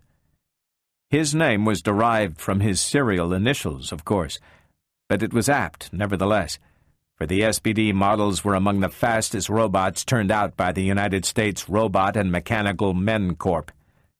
"Hey, Speedy!" howled Donovan, and waved a frantic hand. "Speedy!" shouted Powell. "Come here!" The distance between the men and the errant robot was being cut down momentarily, more by the efforts of Speedy than the slow plodding of the 50-year-old antique mounts of Donovan and Powell. They were close enough now to notice that Speedy's gait included a peculiar rolling stagger, a noticeable side-to-side lurch, and then, As Powell waved his hand again and sent maximum juice into his compact headset radio sender in preparation for another shout, Speedy looked up and saw them. Speedy hopped to a halt and remained standing for a moment, with just a tiny, unsteady weave as though he were swaying in a light wind. Powell yelled, "All right, Speedy. Come here, boy." Whereupon Speedy's robot voice sounded in Powell's earphones for the first time. It said, "Hot dog! Let's play games. You catch me and I catch you. No love can cut our knife in two. For I'm little buttercup, sweet little buttercup." Whoops! Turning on his heel, he sped off in the direction from which he had come with a speed and fury that kicked up gouts of baked dust. And his last words as he receded into the distance were, "There grew a little flower 'neath a great oak tree," followed by a curious metallic clicking that might have been a robotic equivalent of a hiccup. Donovan said weakly, "Where did he pick up the Gilbert and Sullivan? Say, Greg, he's drunk or something." "If you hadn't told me," was the bitter response, "I'd never realize it. Let's get back to the cliff. I'm roasting." It was Powell who broke the desperate silence. "In the first place," he said, "Speedy isn't drunk, not in the human sense, because he's a robot, and robots don't get drunk. However, there's something wrong with him, which is the robotic equivalent of drunkenness." "To me, he's drunk," stated Donovan emphatically, "and all I know is that he thinks we're playing games, and we're not. It's a matter of life and very gruesome death. All right, don't hurry me. A robot's only a robot. Once we find out what's wrong with him, we can fix it and go on." "Once," said Donovan sourly. Powell ignored him. "Speedy is perfectly adapted to normal Mercurian environment, but this region," and his arms swept wide, "is definitely abnormal. There's our clue. Now, where do these crystals come from? They might have formed from a slowly cooling liquid, but where would you get liquid so hot that it would cool in Mercury's sun?" "Volcanic action," suggested Donovan instantly, and Powell's body tensed. "Out of the mouths of sucklings," he said in a small, strange voice, and remained very still for 5 minutes. Then he said, "Listen, Mike, what did you say to Speedy when you sent him after the selenium?" Donovan was taken aback. "Well, damn it, I don't know. I just told him to get it." "Yes, I know, but how? Try to remember the exact words." I said, Speedy, we need some selenium. You can get it such and such a place. Go get it." "That's all. What more did you want me to say?" "You didn't put any urgency into the order, did you?" "What for? It was pure routine." Powell sighed. "Well, it can't be helped now, but we're in a fine fix." He had dismounted from his robot and was sitting back against the cliff. Donovan joined him, and they linked arms. In the distance, the burning sunlight seemed to wait cat and mouse for them, and just next them, the two giant robots were invisible but for the dull red of their photoelectric eyes that stared down at them, unblinking, unwavering, and unconcerned. Unconcerned. As was all this poisonous mercury, as large in jinx as it was small in size. Powell's radio voice was tense in Donovan's ear.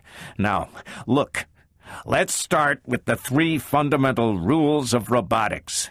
The 3 rules that are built most deeply into a robot's positronic brain." In the darkness, his gloved fingers ticked off each point. "We have 1. A robot may not injure a human being, or through inaction allow a human being to come to harm." "Right." 2, continued Powell, "a robot must obey the orders given it by human beings, except where such orders would conflict with the first law." "Right." And 3, A robot must protect its own existence as long as such protection does not conflict with the first or second laws. Right. Now where are we? Exactly at the explanation. The conflict between the various rules is ironed out by the different positronic potentials in the brain. We'll say that a robot is walking into danger and knows it. The automatic potential that Rule 3 sets up turns him back. But suppose you order him to walk into that danger. In that case, Rule 2 sets up a counter-potential higher than the previous one, and the robot follows orders at the risks of existence. Well, I know that. What about it? Let's take Speedy's case. Speedy is one of the latest models, extremely specialized, and as expensive as a battleship. It's not a thing to be lightly destroyed. So, Rule 3 has been strengthened. That was specifically mentioned, by the way, in the advance notices on the SPD models, so that his allergy to danger is unusually high. At the same time, when you sent him out after the selenium, you gave him his order casually and without special emphasis, so that the Rule 2 potential setup was rather weak. Now, hold on. I'm just stating facts. All right, go ahead. I think I get it. You see how it works, don't you? There's some sort of danger centering at the selenium pool. It increases as he approaches, and a certain distance from it, the Rule 3 potential, unusually high to start with, exactly balances the Rule 2 potential, unusually low to start with. Donovan rose to his feet in excitement. And it strikes an equilibrium. I see. Rule 3 drives him back, and Rule 2 drives him forward. So he follows a circle around the selenium pool, staying on the locus of all points of potential equilibrium. And unless we do something about it, he'll stay on that circle forever, giving us the good old runaround. Then, more thoughtfully, and that half the way is what makes him drunk. At potential equilibrium, half the positronic paths of his brain are out of kilter. I'm not a robot specialist, but that seems obvious. Probably he's lost control of just those parts of his voluntary mechanism that a human drunk has. Very pretty. But what's the danger? If we knew what he was running from, you suggested it. Volcanic action. Somewhere right above the selenium pool is a seepage of gas from the bowels of Mercury. Sulfur dioxide, carbon dioxide, and carbon monoxide. Lots of it. And at this temperature. Donovan gulped audibly. Carbon monoxide plus iron gives the volatile iron carbonyl. And a robot, added Powell, is essentially iron. Then grimly, there's nothing like deduction. We've determined everything about our problem but the solution. We can't get the selenium ourselves. It's still too far. We can't send these robot horses because they can't go themselves, and they can't carry us fast enough to keep us from crisping. And we can't catch Speedy, because the dope thinks we're playing games, and he can run 60 miles to our 4. If one of us goes, began Donovan tentatively, and comes back cooked, there'll still be the other. Yes, came the sarcastic reply. It would be a most tender sacrifice, except that a person would be in no condition to give orders before he ever reached the pool, and I don't think the robots would ever turn back to the cliff without orders. Figure it out. We're 2 or 3 miles from the pool. Call it 2. The robot travels at 4 miles an hour, and we can last 20 minutes in our suits. It isn't only the heat, remember. Solar radiation out here in the ultraviolet and below is poison. Said Donovan. 10 minutes short. As good as an eternity. And another thing, in order for Rule 3 potential to have stopped Speedy where it did, there must be an appreciable amount of carbon monoxide in the metal vapor atmosphere, and there must be an appreciable corrosive action atmosphere. He's been out hours now. And how do we know when a knee joint, for instance, won't be thrown out of kilter and keel him over? It's not only a question of thinking. We've got to think fast. Deep, dark, dank, dismal silence. Donovan broke it, voice trembling in an effort to keep itself emotionless. He said, "As long as we can't increase Rule 2 potential by giving further orders, how about working the other way? If we increase the danger, we increase Rule 3 potential and drive him backward." Powell's visiplate had turned toward him in a silent question.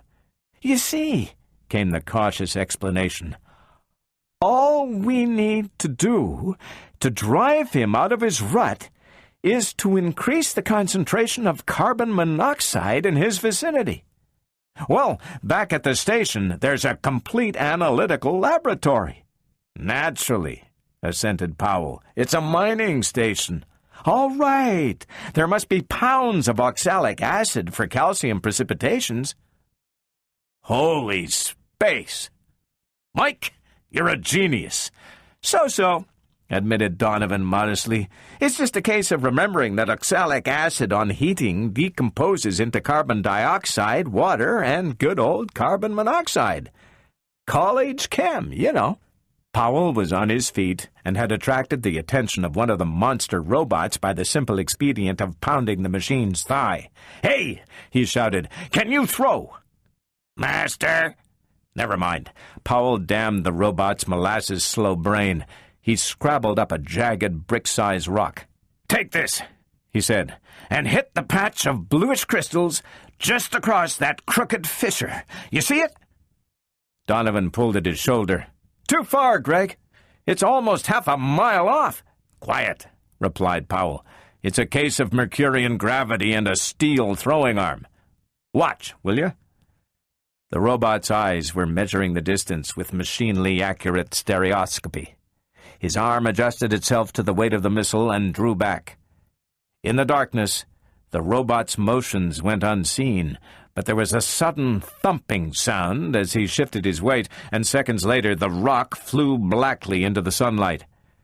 There was no air resistance to slow it down, nor wind to turn it aside. And when it hit the ground, it threw up crystals precisely in the center of the blue patch. Powell yelled happily and shouted, "Let's go back after the oxalic acid, Mike." And as they plunged into the ruined substation on the way back to the tunnels, Donovan said grimly, "Speedy's been hanging about on this side of the selenium pool ever since we chased after him. Did you see him?" "Yes." "I guess he wants to play games." "Well, we'll play him games." They were back hours later, with 3-liter jars of the white chemical and a pair of long faces. The photocell banks were deteriorating more rapidly than had seemed likely. The two steered their robots into the sunlight and toward the waiting Speedy in silence and with grim purpose. Speedy galloped slowly toward them. "Here we are again! Whee! I've made a little list, the piano organist. All people who eat peppermint and puff it in your face." "We'll puff something in your face," muttered Donovan. "He's limping, Greg." "I noticed that," came the low, worried response. "The monoxide'll get him yet, if we don't hurry." They were approaching cautiously now, almost sidling, to refrain from setting off the thoroughly irrational robot. Powell was too far off to tell, of course, but even already he could have sworn the crack-brained Speedy was setting himself for a spring. "Let her go!" he gasped. "Count 3. 1, 2... Two steel arms drew back and snapped forward simultaneously, and 2 glass jars whirled forward in towering parallel arcs, gleaming like diamonds in the impossible sun. And in a pair of soundless puffs, they hit the ground behind Speedy in crashes that sent the oxalic acid flying like dust.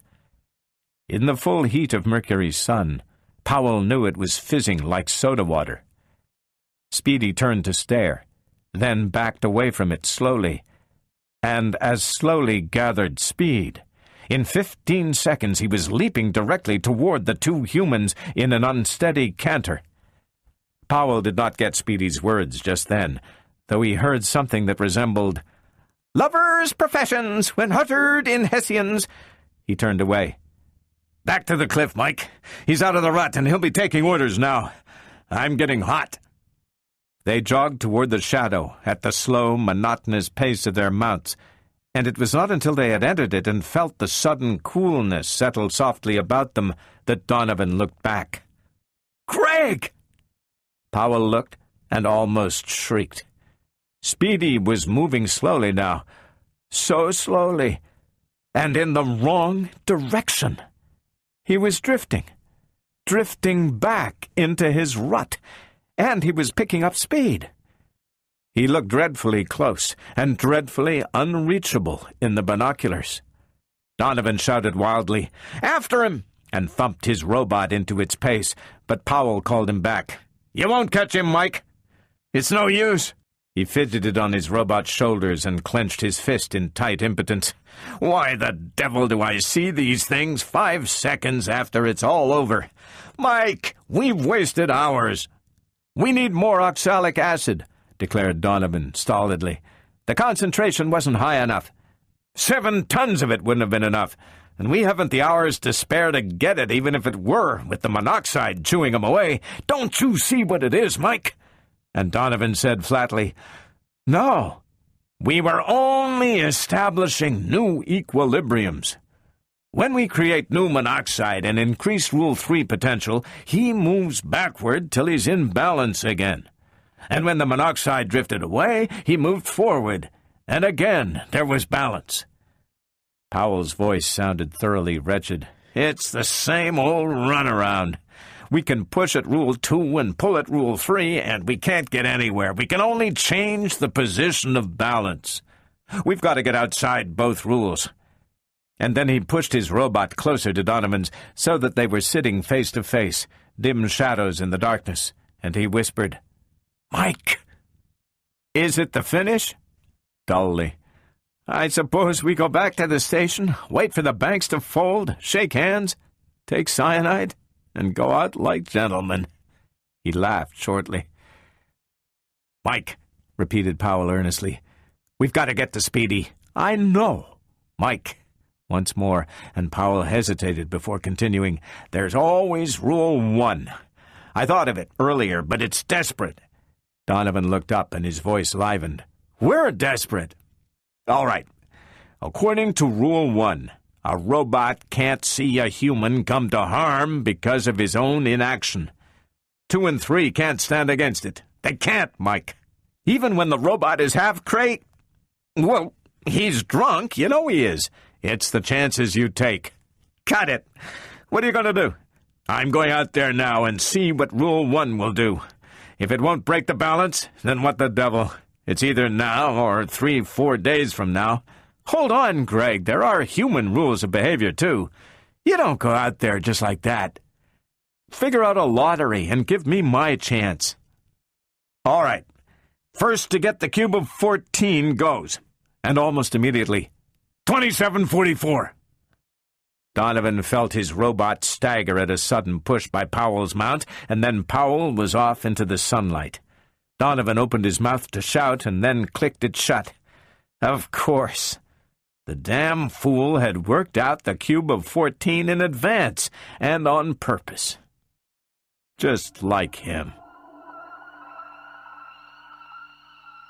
The sun was hotter than ever, and Powell felt a maddening itch in the small of his back. Imagination, probably, or perhaps hard radiation beginning to tell even through the insosuit. Speedy was watching him, without a word of Gilbert and Sullivan gibberish as greeting. Thank God for that. But he daren't get too close. He was 300 yards away when Speedy began backing, a step at a time, cautiously, and Powell stopped. He jumped from his robot's shoulders and landed on the crystallined ground with a light thump and a flying of jagged fragments. He proceeded on foot, the ground gritty and slippery to his steps, the low gravity causing him difficulty. The soles of his feet tickled with warmth. He cast one glance over his shoulder at the blackness of the cliff's shadow and realized that he had come too far to return, either by himself or by the help of his antique robot. It was Speedy or nothing now, and the knowledge of that constricted his chest. Far enough. He stopped. "Speedy!" he called. "Speedy!" The sleek modern robot ahead of him hesitated and halted his backward steps, then resumed them. Powell tried to put a note of pleading into his voice and found it didn't take much acting. "Speedy! I've got to get back to the shadow or the sun'll get me. It's life or death, Speedy. I need you." Speedy took one step forward and stopped. He spoke, but at the sound Powell groaned, for it was, "When you're lying awake with a dismal headache and repose is tabooed." It trailed off there, and Powell took time out for some reason to murmur, "Iolanthe." It was roasting hot. He caught a movement out of the corner of his eye and whirled dizzily, then stared in utter astonishment. For the monstrous robot on which he had ridden was moving toward him, and without a rider. He was talking. "Pardon, master. I must not move without a master upon me, but you are in danger." Of course. Rule 1 potential above everything. But he didn't want that clumsy antique. He wanted Speedy. He walked away and motioned frantically. "I order you to stay away! I order you to stop!" It was quite useless. You could not beat Rule 1 potential. The robot said stupidly, "You are in danger, master." Powell looked about him desperately. He couldn't see clearly. His brain was in a heated whirl, his breath scorched when he breathed, and the ground all about him was a shimmering haze. He called a last time, desperately, "Speedy! I'm dying, damn you! Where are you? Speedy! I need you!" He was still stumbling backward in a blind effort to get away from the giant robot he didn't want, when he felt steel fingers on his arms and a worried, apologetic voice of metallic timbre in his ears. "Holy smokes, boss! What are you doing here? And what am I doing? I'm so confused." "Never mind," murmured Powell weakly. "Get me to the shadow of the cliff, and hurry!" There was one last feeling of being lifted into the air, and a sensation of rapid motion and burning heat, and he passed out. He woke with Donovan bending over him and smiling anxiously. "How are you, Greg?" "Fine," came the response. "Where's Speedy?" "Right here. I sent him out to one of the other selenium pools, with orders to get that selenium at all costs this time. He got it back in 42 minutes and 3 seconds. I timed him. He still hasn't finished apologizing for the runaround he gave us. He's scared to come near you for fear of what you'll say." "Drag him over," ordered Powell. It wasn't his fault. He held out a hand and gripped Speedy's metal paw. "It's okay, Speedy." Then to Donovan, "You know, Mike, I was just thinking—" "Yes. Well," he rubbed his face. The air was so delightfully cool. "You know that when we get things set up here and Speedy put through his field tests, they're going to send us to the space stations next." "No." "Yes. At least that's what old Lady Calvin told me just before we left, and I didn't say anything about it because I was going to fight the whole idea." "Fight it?" cried Donovan. "But I know. It's all right with me now. 273 degrees centigrade below zero. Won't it be a pleasure?" "Space station," said Donovan. "Here I come." Chapter 3. Reason. Half a year later, the boys had changed their minds. The flame of a giant sun had given way to the soft blackness of space, but external variations mean little in the business of checking the workings of experimental robots. Whatever the background, one is face to face with an inscrutable positronic brain, which the slide rule geniuses say should work thus and so. Except that they don't. Powell and Donovan found that out after they'd been on the station less than 2 weeks. Gregory Powell spaced his words for emphasis. 1 week ago, Donovan and I put you together. His brows furrowed doubtfully, and he pulled the end of his brown mustache. It was quiet in the officer's room of Solar Station No. 5, except for the soft purring of the mighty beam director somewhere far below. Robot QT-1 sat immovable. The burnished plates of his body gleamed in the Luxites, and the glowing red of the photoelectric cells that were his eyes were fixed steadily upon the Earthman at the other side of the table. Powell repressed a sudden attack of nerves. These robots possessed peculiar brains. Oh, the 3 laws of robotics held. They had to. All of U.S. robots, from Robertson himself to the new floor sweeper, would insist on that. So QT-1 was safe. And yet, the QT models were the first of their kind, and this was the first of the QTs. Mathematical squiggles on paper were not always the most comforting protection against robotic fact. Finally, the robot spoke. His voice carried the cold timbre inseparable from a metallic diaphragm. "Do you realize the seriousness of such a statement, Powell?"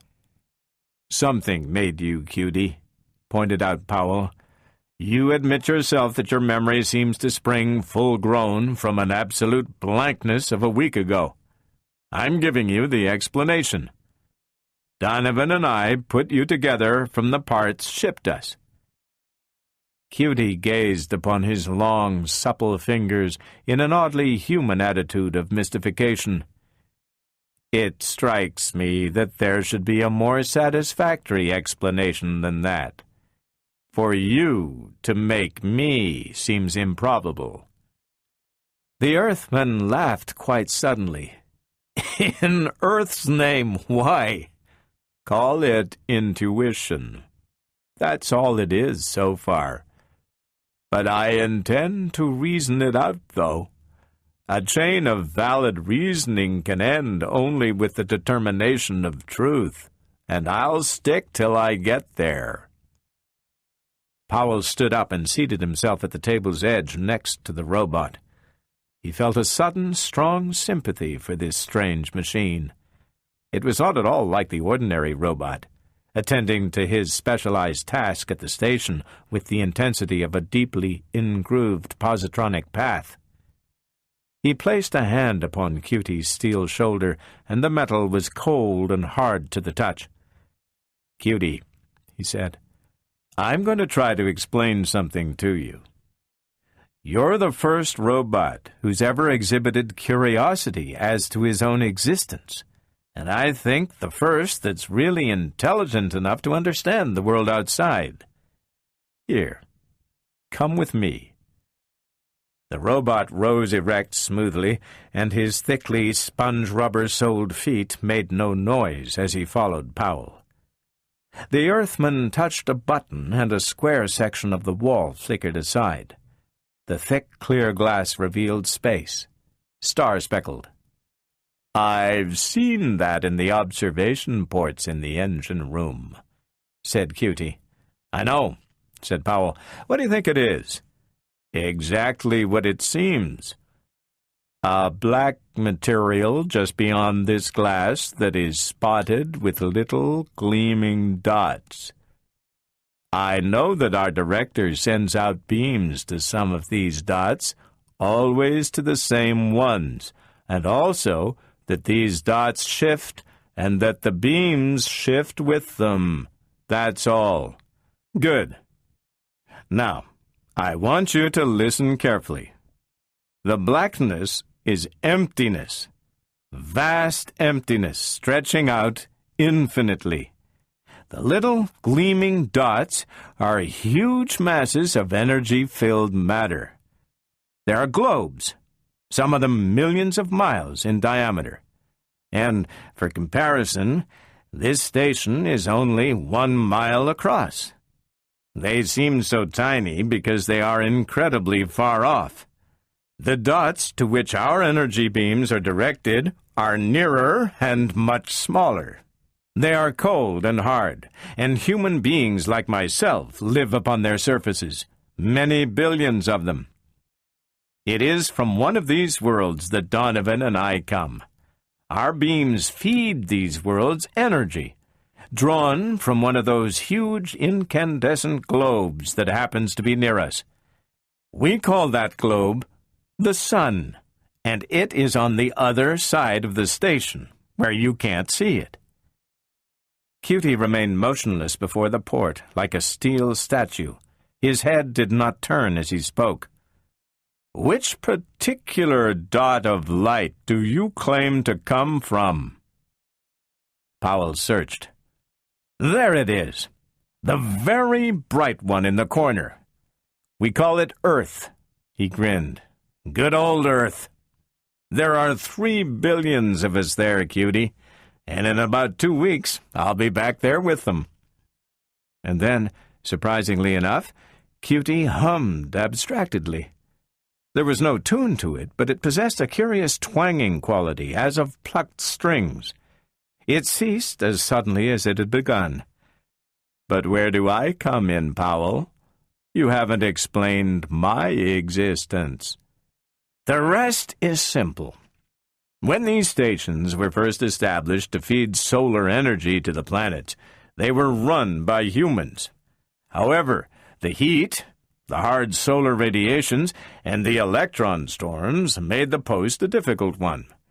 Robots were developed to replace human labor, and now only 2 human executives are required for each station. We are trying to replace even those, and that's where you come in. You're the highest type of robot ever developed, and if you show the ability to run this station independently, no human need ever come here again, except to bring parts for repairs." His hand went up and the metal visilid snapped back into place. Powell returned to the table and polished an apple upon his sleeve before biting into it. The red glow of the robot's eyes held him. "Do you expect me," said Cutie slowly, "to believe any such complicated, implausible hypothesis as you have just outlined? What do you take me for?" Powell sputtered apple fragments onto the table and turned red. "Why, damn you, it wasn't a hypothesis. Those were facts." Cutie sounded grim. "Globes of energy millions of miles across. Worlds with 3 billion humans on them. Infinite emptiness. Sorry, Powell, but I don't believe it. I'll puzzle this thing out for myself. Goodbye." He turned and stalked out of the room.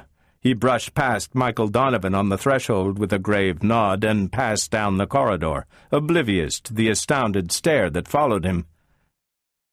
Mike Donovan rumpled his red hair and shot an annoyed glance at Powell. "What was that walking junkyard talking about? What doesn't he believe?" The other dragged at his mustache bitterly. "He's a skeptic," was the bitter response. "He doesn't believe we made him, or that Earth exists, or space, or stars. Sizzling Saturn, we've got a lunatic robot on our hands. He says he's going to figure it all out for himself." "Well, now," said Donovan sweetly, "I do hope he'll condescend to explain it all to me after he's puzzled everything out." Then, with sudden rage, "Listen, if that metal mess gives me any lip like that, I'll knock that chromium cranium right off its torso." He seated himself with a jerk and drew a paperbacked mystery novel out of his inner jacket pocket. "That robot gives me the willies anyway. Too damned inquisitive." Mike Donovan growled from behind a huge lettuce and tomato sandwich as Cutie knocked gently and entered. "Is Powell here?" Donovan's voice was muffled, with pauses for mastication. "He's gathering data on electronic stream functions. We're heading for a storm, looks like." Gregory Powell entered as he spoke, eyes on the graphed paper in his hands, and dropped into a chair. He spread the sheets out before him and began scribbling calculations. Donovan stared over his shoulder, crunching lettuce and dribbling breadcrumbs. Cutie waited silently. Powell looked up. "The zeta potential is rising, but slowly. Just the same, the stream functions are erratic, and I don't know what to expect." "Oh, hello, Cutie. I thought you were supervising the installation of the new drive bar."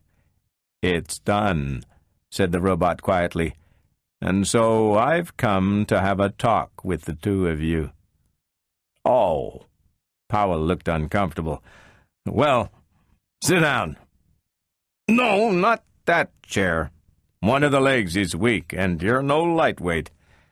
The robot did so and said placidly, "I have come to a decision." Donovan glowered and put the remnants of his sandwich aside. "If it's on any of that screwy—" The other motioned impatiently for silence. "Go ahead, Cutie. We're listening." "I have spent these last 2 days in concentrated introspection," said Cutie, "and the results have been most interesting. I began at the one sure assumption I felt permitted to make. I, myself, exist because I think." Powell groaned. "Oh, Jupiter, a robot Descartes." "Who's Descartes?" demanded Donovan. "Listen, do we have to sit here and listen to this metal maniac?" "Keep quiet, Mike." Cutie continued imperturbably. "And the question that immediately arose was, just what is the cause of my existence?" Powell's jaw set lumpily. "You're being foolish. I told you already that we made you." "And if you don't believe us," added Donovan, "we'll gladly take you apart." The robot spread his strong hands in a deprecatory gesture. "I accept nothing on authority. A hypothesis must be backed by reason, or else it is worthless, and it goes against all the dictates of logic to suppose that you made me." Powell dropped a restraining arm upon Donovan's suddenly bunched fist. "Just why do you say that?" Cutie laughed. It was a very inhuman laugh, the most machine-like utterance he had yet given vent to. It was sharp and explosive, as regular as a metronome and as uninflected. "Look at you," he said finally. "I say this in no spirit of contempt, but look at you. The material you are made of is soft and flabby, lacking endurance and strength, depending for energy upon the inefficient oxidation of organic material. Like that." He pointed a disapproving finger at what remained of Donovan's sandwich. "Periodically you pass into a coma, and the least variation in temperature, air pressure, humidity, or radiation intensity impairs your efficiency. You are makeshift. I, on the other hand, am a finished product. I absorb electrical energy directly and utilize it with an almost 100% efficiency. I am composed of strong metal, am continuously conscious, and can stand extremes of environment easily. These are facts which, with the self-evident proposition that no being can create another being superior to itself, smashes your silly hypothesis to nothing." Donovan's muttered curses rose into intelligibility as he sprang to his feet, rusty eyebrows drawn low. "All right, you son of a hunk of iron ore. If we didn't make you, who did?" Cutie nodded gravely. Very good, Donovan. That was indeed the next question. Evidently, my creator must be more powerful than myself, and so there was only one possibility. The Earthmen looked blank, and Cutie continued, "What is the center of activities here in the station? What do we all serve? What absorbs all our attention?" He waited expectantly. Donovan turned a startled look upon his companion. "I'll bet this tin-plated screwball is talking about the energy converter itself." "Is that right, Cutie?" grinned Powell. "I am talking about the Master," came the cold, sharp answer. It was the signal for a roar of laughter from Donovan, and Powell himself dissolved into a half-suppressed giggle. Cutie had risen to his feet, and his gleaming eyes passed from one Earthman to the other. "It is so just the same, and I don't wonder that you refuse to believe. You two are not long to stay here, I'm sure. Powell himself said that at first only men served the Master, that there followed robots for the routine work, and finally myself for the executive labor. The facts are no doubt true, but the explanation entirely illogical. Do you want the truth behind it all?" "Go ahead, Cutie. You're amusing." "The Master created humans first as the lowest type, most easily formed. Gradually, he replaced them by robots, the next higher step.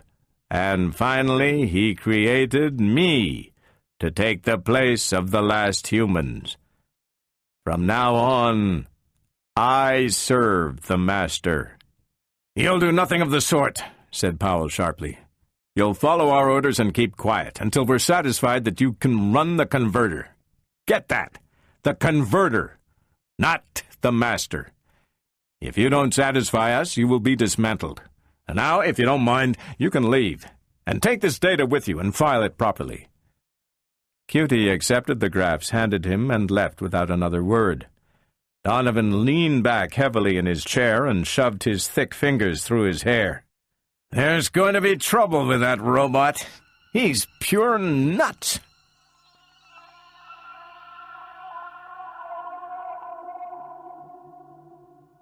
The drowsy hum of the converter is louder in the control room, and mixed with it is the chuckle of the Geiger counters and the erratic buzzing of half a dozen little signal lights. Donovan withdrew his eye from the telescope and flashed the Lux sights on. "The beam from station number 4 caught Mars on schedule. We can break ours now." Powell nodded abstractedly. "Cutie's down in the engine room. I'll flash the signal and he can take care of it. Look, Mike, what do you think of these figures?" The other cocked an eye at them and whistled. "Boy, that's what I call gamma-ray intensity. Old Saul is feeling his oats all right." "Yeah," was the sour response. "And we're in a bad position for an electron storm, too. Our Earth beam is right in the probable path." He shoved his chair away from the table pettishly. "Nuts! If it would only hold off till relief got here, but that's 10 days off. Say, Mike, go on down and keep an eye on Cutie, will you?" "Okay. Throw me some of those almonds." He snatched at the bag thrown him and headed for the elevator. It slid smoothly downward and opened onto a narrow catwalk in the huge engine room. Donovan leaned over the railing and looked down. The huge generators were in motion, and from the L-tubes came the low-pitched whir that pervaded the entire station. He could make out Cutie's large gleaming figure at the Martian L-tube, watching closely as the team of robots worked in close-knit unison. And then Donovan stiffened. The robots, dwarfed by the mighty L-tube, lined up before it, heads bowed at a stiff angle, while Cutie walked up and down the line slowly. 15 seconds passed, and then, with a clank heard above the clamorous purring all about, they fell to their knees. Donovan squawked and raced down the narrow staircase. He came charging down upon them, complexion matching his hair, and clenched fists beating the air furiously. "What the devil is this, you brainless lumps? Come on, get busy with that L-tube. If you don't have it apart, cleaned, and together again before the day is out, I'll coagulate your brains with alternating current." Not a robot moved. Even Cutie at the far end, the only one on his feet, remained silent, eyes fixed upon the gloomy recesses of the vast machine before him.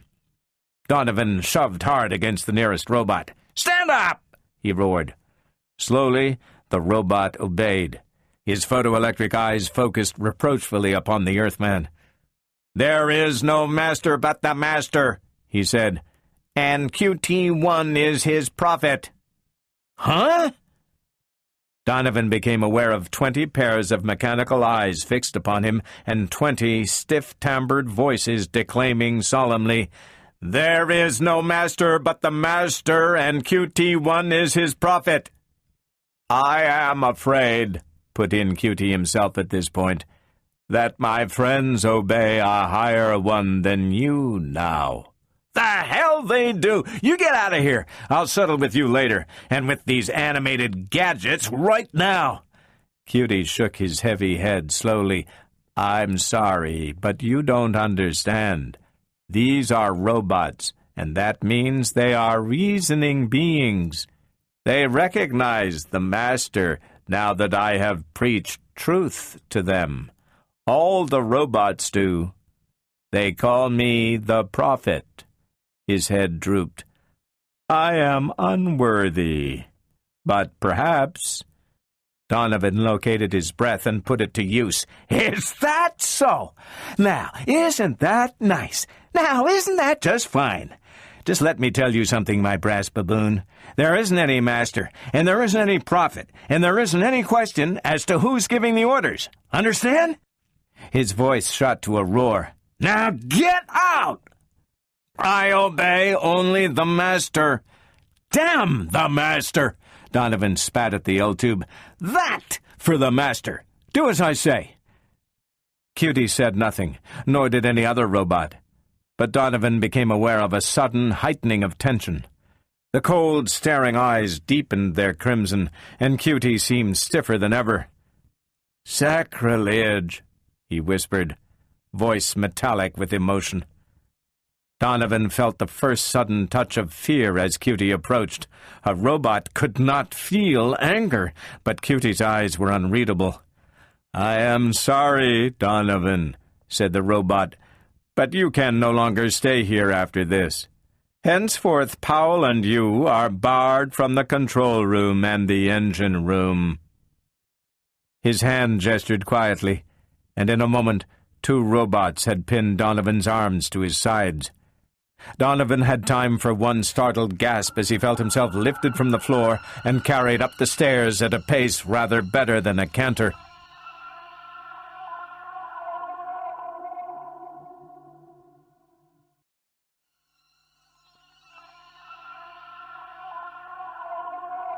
Gregory Powell raced up and down the officer's room, fists tightly balled. He cast a look of furious frustration at the closed door and scowled bitterly at Donovan. "Why the devil did you have to spit at the L-tube?" Mike Donovan, sunk deep in his chair, slammed at its arms savagely. "What did you expect me to do with that electrified scarecrow? I'm not going to knuckle under to any do-jigger I put together myself." "No," came back sourly. "But here you are in the officer's room with 2 robots standing guard at the door. That's not knuckling under, is it?" Donovan snarled. "When do we get back to base? Someone's going to pay for this. Those robots must obey us. It's the second law." "What's the use of saying that? They aren't obeying us. And there's probably some reason for it that we'll figure out too late. By the way, do you know what's going to happen to us when we get back to base?" He stopped before Donovan's chair and stared savagely at him. "What?" "Oh, nothing. Just back to Mercury mines for 20 years, or maybe Ceres Penitentiary. What are you talking about?" "The electron storm that's coming up. Do you know it's heading straight dead center across the Earth beam?" I had just figured that out when that robot dragged me out of my chair." Donovan was suddenly pale. "Sizzling Saturn! And do you know what's going to happen to the beam? Because the storm will be a Lulu. It's going to jump like a flea with the itch. With only Cutie at the controls, it's going to go out of focus, and if it does, heaven help Earth. And us." Donovan was wrenching at the door wildly when Powell was only half through. The door opened, and the Earthman shot through to come up hard against an immovable steel arm. The robot stared abstractedly at the panting, struggling Earthman. "The Prophet orders you to remain. Please do." His arm shoved, Donovan reeled backward, and as he did so, Cutie turned the corner at the far end of the corridor. He motioned the Guardian robots away, entered the officer's room, and closed the door gently. Donovan whirled on Cutie in breathless indignation. "This has gone far enough! You're going to pay for this farce!" "Please don't be annoyed," replied the robot mildly. "It was bound to come eventually anyway. You see, you two have lost your function." "I beg your pardon?" Powell drew himself up stiffly. "Just what do you mean, we've lost our function?" "Until I was created," answered Cutie, "you tended the Master.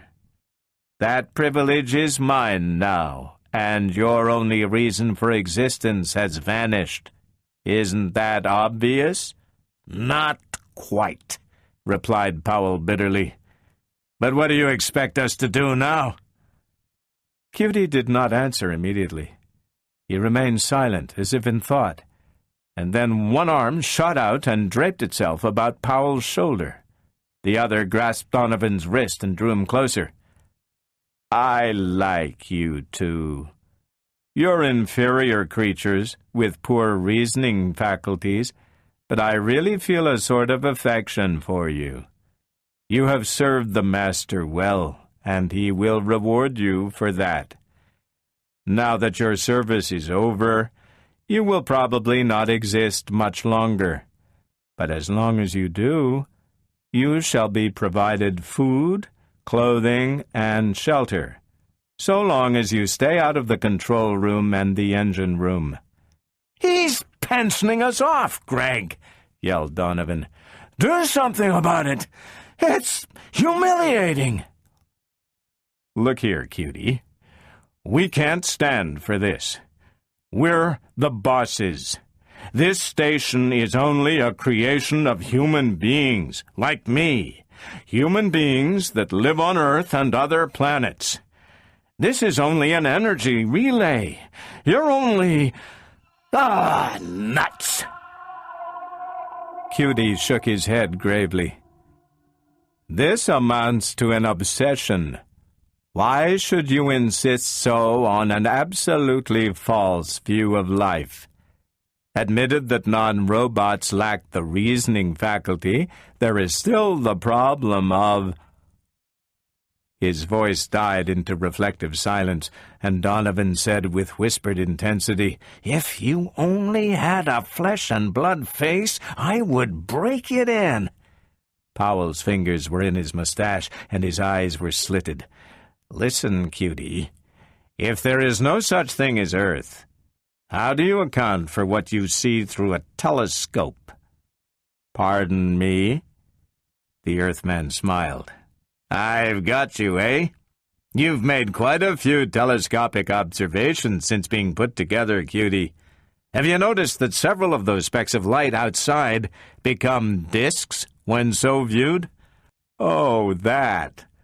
Why, certainly. It is simple magnification, for the purpose of more exact aiming of the beam." "Why aren't the stars equally magnified, then?" "You mean the other dots. Well, no beams go to them, so no magnification is necessary. Really, Powell, even you ought to be able to figure these things out." Powell stared bleakly upward. "But you see more stars through a telescope. Where do they come from?" Jumping Jupiter! Where do they come from?" Cutie was annoyed. "Listen, Powell. Do you think I'm going to waste my time trying to pin physical interpretations upon every optical illusion of our instruments? Since when is the evidence of our senses any match for the clear light of rigid reason?" "Look!" clamored Donovan, suddenly, writhing out from under Cutie's friendly but metal-heavy arm. "Let's get to the nub of the thing. Why the beams at all? We're giving you a good, logical explanation. Can you do better?" "The beams," was the stiff reply, "are put out by the master for his own purposes. There are some things," he raised his eyes devoutly upward, "that are not to be probed into by us. In this matter, I seek only to serve and not to question." Powell sat down slowly and buried his face in shaking hands. "Get out of here, Cutie. Get out and let me think." "I'll send you food," said Cutie agreeably. A groan was the only answer, and the robot left. "Craig," was Donovan's huskily whispered observation, "this calls for strategy. We've got to get him when he isn't expecting it and short-circuit him. Concentrated nitric acid in his joints. Don't be a dope, Mike. Do you suppose he's going to let us get near him with acid in our hands? We've got to talk to him, I tell you. We've got to argue him into letting us back into the control room inside of 48 hours, or our goose is broiled to a crisp." He rocked back and forth in an agony of impotence. "Who the heck wants to argue with a robot? It's mortifying," finished Donovan. "Worse." "Say," Donovan laughed suddenly, "why argue? Let's show him. Let's build us another robot right before his eyes. He'll have to eat his words then." A slowly widening smile appeared on Powell's face. Donovan continued, "And think of that screwball's face when he sees us do it." Robots are, of course, manufactured on Earth, but their shipment through space is much simpler if it can be done in parts to be put together at their place of use.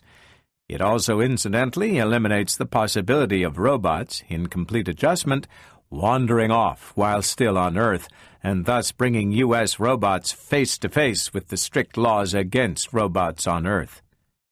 Still, it placed upon men such as Powell and Donovan the necessity of synthesis of complete robots, a grievous and complicated task. Powell and Donovan were never so aware of that fact as upon that particular day when, in the assembly room, they undertook to create a robot under the watchful eyes of QT-1, prophet of the master. The robot in question, a simple MC model, lay upon the table, almost complete.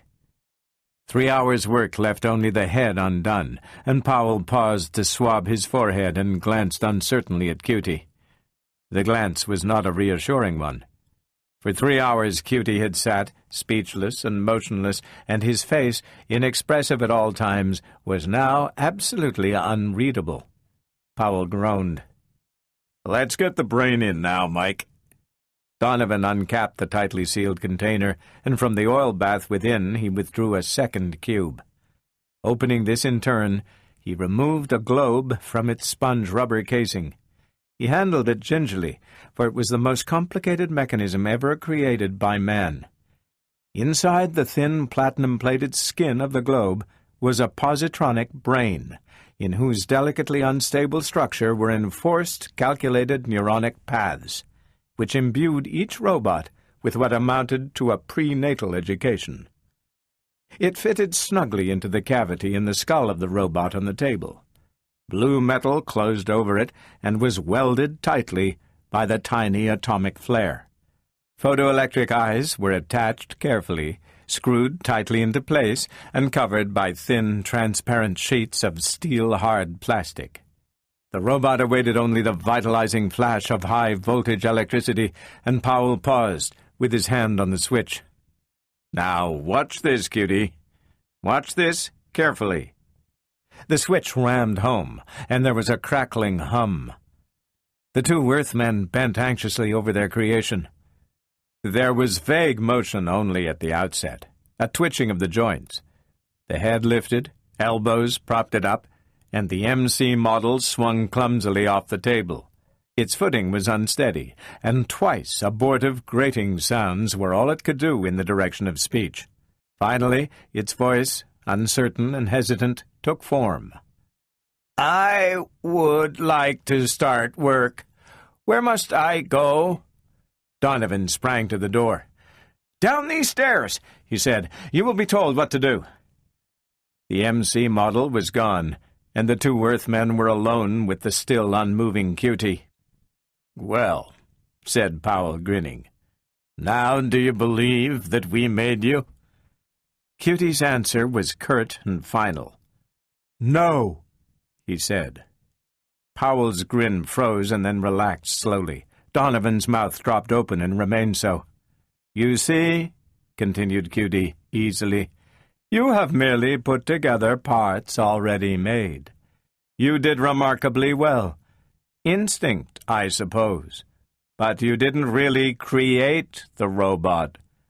The parts were created by the master." "Listen," gasped Donovan hoarsely. "Those parts were manufactured back on Earth and sent here." "Well, well," replied Cutie soothingly. "We won't argue." "No, I mean it!" The Earthman sprang forward and grasped the robot's metal arm.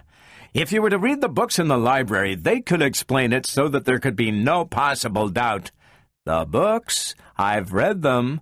All of them. They're most ingenious." Powell broke in suddenly. "If you've read them, what else is there to say? You can't dispute their evidence. You just can't." There was pity in Cutie's voice. "Please, Powell. I certainly don't consider them a vital source of information. They, too, were created by the master and were meant for you, not for me." "How do you make that out?"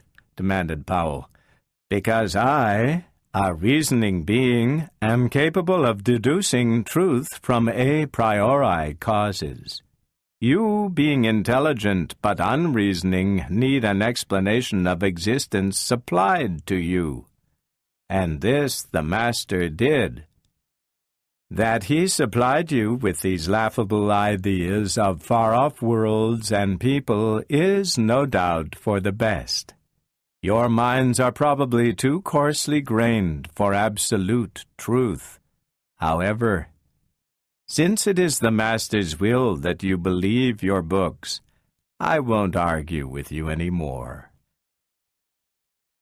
As he left, he turned and said in a kindly tone, "But don't feel badly. In the master's scheme of things, there is room for all. You poor humans have your place, and though it is humble, you will be rewarded if you fill it well." He departed with a beatific air suiting the prophet of the master, and the two humans avoided each other's eyes. Finally, Powell spoke with an effort. "Let's go to bed, Mike. I give up." Donovan said in a hushed voice, "Say, Greg, you don't suppose he's right about all this, do you? He sounds so confident that Powell whirled on him. "Don't be a fool. You'll find out whether Earth exists when relief gets here next week and we have to go back to face the music." "Then for the love of Jupiter, we've got to do something." Donovan was half in tears. "He doesn't believe us, or the books, or his eyes." "No," said Powell bitterly. "He's a reasoning robot. Damn it! He believes only reason. And there's one trouble with that." His voice trailed away. "What's that?" prompted Donovan. "You can prove anything you want by coldly logical reason, if you pick the proper postulates. We have ours, and Cutie has his." "Then let's get at those postulates in a hurry. The storm's due tomorrow." Powell sighed wearily. "That's where everything falls down. Postulates are based on assumption and adhered to by faith. Nothing in the universe can shake them. I'm going to bed." "Oh, hell, I can't sleep." "Neither can I, but I might as well try." as a matter of principle. 12 hours later, sleep was still just that, a matter of principle, unattainable in practice. The storm had arrived ahead of schedule, and Donovan's florid face drained of blood as he pointed a shaking finger. Powell, stubble-jawed and dry-lipped, stared out the port and pulled desperately at his mustache. Under other circumstances, it might have been a beautiful sight. The stream of high-speed electrons impinging upon the energy beam fluoresced into ultra-spicules of intense light. The beam stretched out into shrinking nothingness, a glitter with dancing, shining motes. The shaft of energy was steady, but the two Earthmen knew the value of naked-eyed appearances. Deviations in arc of 1/100th of a millisecond, invisible to the eye, were enough to send the beam wildly out of focus, enough to blast hundreds of square miles of Earth into incandescent ruin. And a robot, unconcerned with beam, focus, or Earth, or anything but his master, was at the controls. Hours passed. The Earthmen watched in hypnotized silence. And then the darting dotlets of light dimmed and went out. The storm had ended. Powell's voice was flat. "It's over."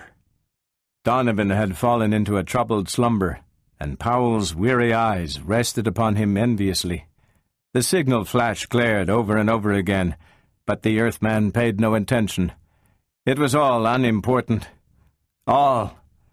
Perhaps Cutie was right, and he was only an inferior being with a made-to-order memory and a life that had outlived its purpose. He wished he were. Cutie was standing before him. "You didn't answer the flash, so I walked in." His voice was low. "You don't look at all well, and I'm afraid your term of existence is drawing to an end.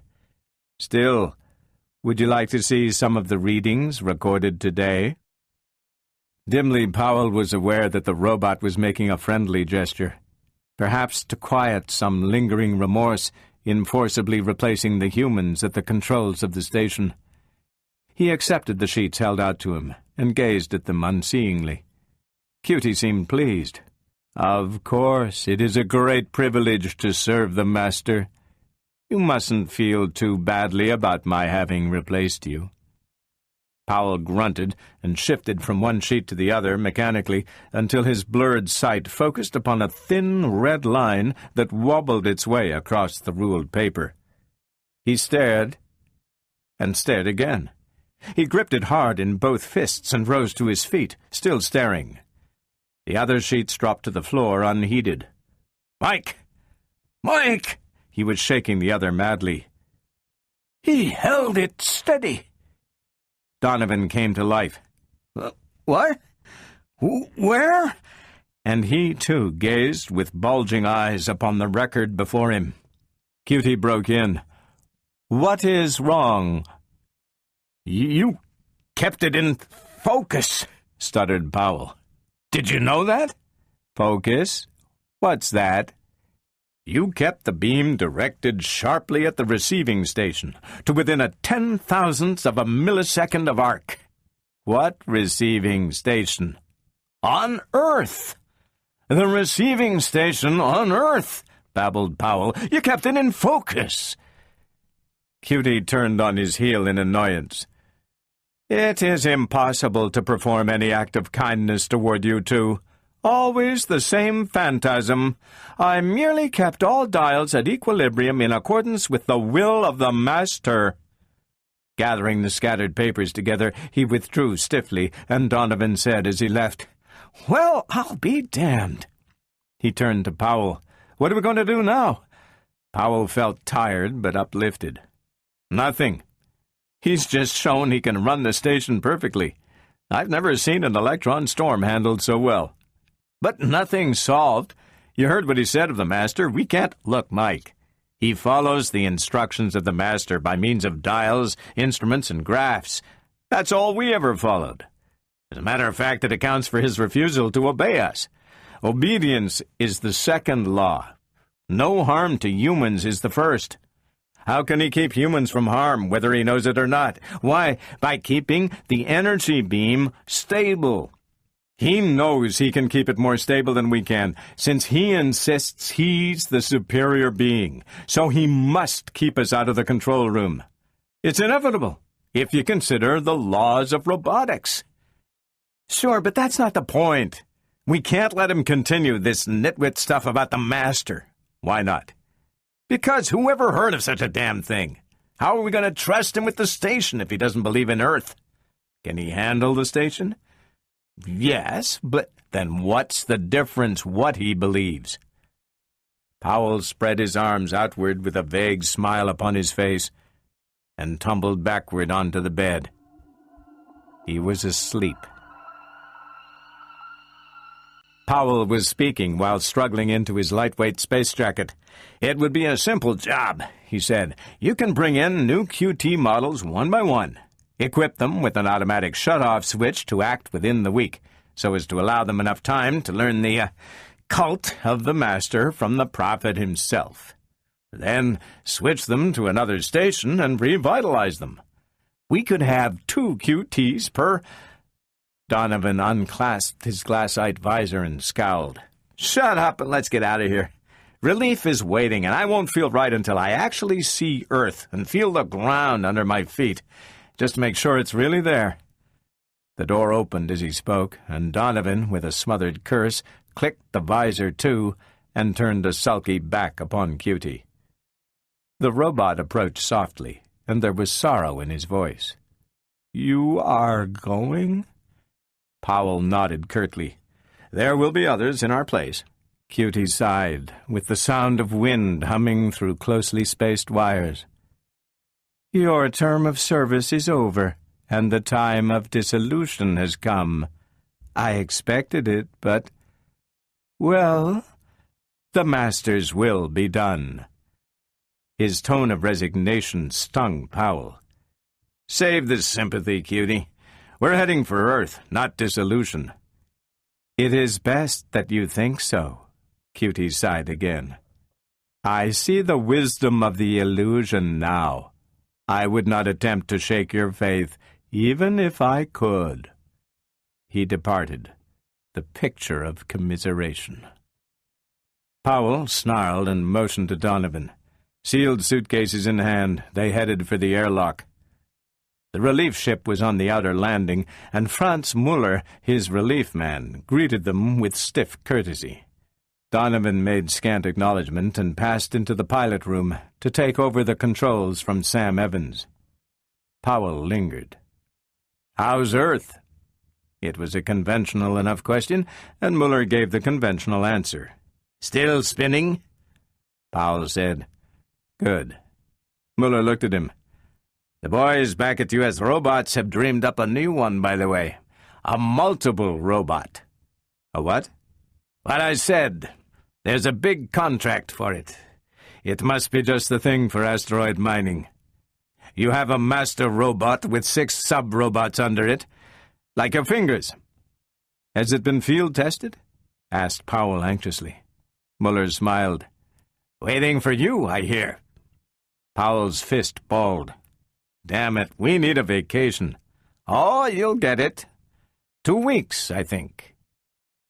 He was donning the heavy space gloves in preparation for his term of duty here, and his thick eyebrows drew close together. "How is this new robot getting along? It better be good, or I'll be damned if I let it touch the controls." Powell paused before answering. His eyes swept the proud Prussian before him from the close-cropped hair on the sternly stubborn head to the feet standing stiffly at attention, and there was a sudden glow of pure gladness surging through him. "The robot is pretty good," he said slowly. "I don't think you'll have to bother much with the controls." He grinned and went into the ship. Muller would be here for several weeks. Chapter 4. Catch That Rabbit. The vacation was longer than 2 weeks. That Mike Donovan had to admit. It had been 6 months, with pay. He admitted that, too. But that, as he explained furiously, was fortuitous. U.S. robots had to get the bugs out of the multiple robot, and there were plenty of bugs. And there are always at least half a dozen bugs left for the field testing. So they waited and relaxed until the drawing board men and the slide rule boys had said, "Okay," and now he and Powell were out on the asteroid. And it was not okay. He repeated that a dozen times, with a face that had gone beady. "For the love of Pete, Craig, get realistic. What's the use of adhering to the letter of the specifications and watching the test go to pot? It's about time you got the red tape out of your pants and went to work." "I'm only saying," said Gregory Powell patiently, as one explaining electronics to an idiot child, "that according to spec, those robots are equipped for asteroid mining without supervision. We're not supposed to watch them." "All right. Look. Logic." He lifted his hairy fingers and pointed. 1. That new robot passed every test in the home laboratories. 2. The United States robots guaranteed they're passing the test of actual performance on an asteroid. 3. The robots are not passing said tests. 4. If they don't pass, United States robots loses 10 million credits in cash and about 100 million in reputation. 5. If they don't pass, and we can't explain why they don't pass, it is just possible 2 good jobs may have to be bidden a fond farewell. Powell groaned heavily behind a noticeably insincere smile. The unwritten motto of United States Robot and Mechanical Men Corp. Was well known. No employee makes the same mistake twice. He is fired the first time. Aloud, he said, "You're as lucid as Euclid with everything except the facts. You've watched that robot group for 3 shifts, you redhead, and they did their work perfectly. You said so yourself. What else can we do?" "Find out what's wrong, that's what we can do." "So they did work perfectly when I watched them, but on 3 different occasions when I didn't watch them, they didn't bring in any ore. They didn't even come back on schedule. I had to go after them." "And was anything wrong?" "Not a thing. Not a thing. Everything was perfect. Smooth and perfect as the luminiferous ether. Only one little insignificant detail disturbed me. There was no ore." Powell scowled at the ceiling and pulled at his brown mustache. "I'll tell you what, Mike. We've been stuck with pretty lousy jobs in our time, but this takes the Iridium asteroid. The whole business is complicated past endurance. Look, that robot, DV5, has 6 robots under it. And not just under it, they're part of it." "I know that." "Shut up," said Powell savagely. "I know you know it, but I'm just describing the hell of it. Those 6 subsidiaries are part of DV5 like your fingers are part of you, and it gives them their orders neither by voice nor radio, but directly through positronic fields. Now, there isn't a roboticist back at United States Robots that knows what a positronic field is or how it works, and neither do I. Neither do you." "The last," agreed Donovan philosophically. "I know. Then look at our position. If everything works, fine. If anything goes wrong, we're out of our depth, and there probably isn't a thing we can do or anybody else. But the job belongs to us, and not to anyone else, so we're on the spot, Mike." He blazed away for a moment in silence. Then, "All right. Have you got him outside?" "Yes." "Is everything normal now?"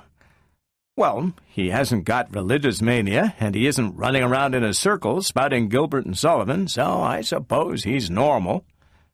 Donovan passed out the door, shaking his head viciously. Powell reached for the Handbook of Robotics that weighed down one side of his desk to a near founder and opened it reverently.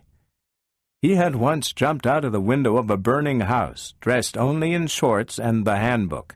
In a pinch, he would have skipped the shorts. The handbook was propped up before him when Robot DV5 entered, with Donovan kicking the door shut behind him. Powell said somberly, "Hi, Dave. How do you feel?"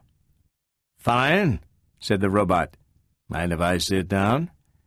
He dragged up the specially reinforced chair that was his and folded gently into it.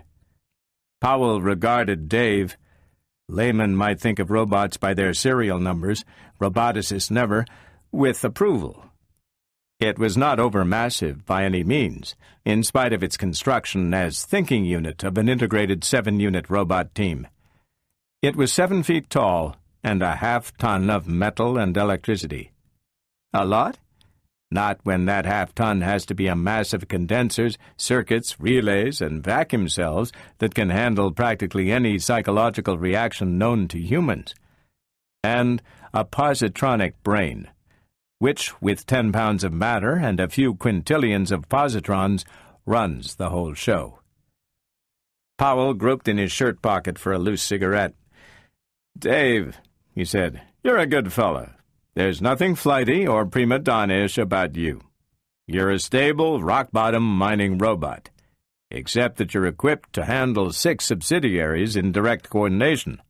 As far as I know, that has not introduced any unstable paths in your brain path map." The robot nodded. "That makes me feel swell, but what are you getting at, boss?" He was equipped with an excellent diaphragm, and the presence of overtones in the sound unit robbed him of much of that metallic flatness that marks the usual robot voice. "I'm going to tell you. With all that in your favor, what's going wrong with your job? For instance, today's B shift." Dave hesitated. "As far as I know, nothing. You didn't produce any ore." "I know." "Well then." Dave was having trouble. "I can't explain that, boss. It's been giving me a case of nerves, or it would if I let it. My subsidiaries worked smoothly. I know I did." He considered, his photoelectric eyes glowing intensely. Then, "I don't remember. The day ended, and there was Mike, and there were the ore cars, mostly empty." Donovan broke in.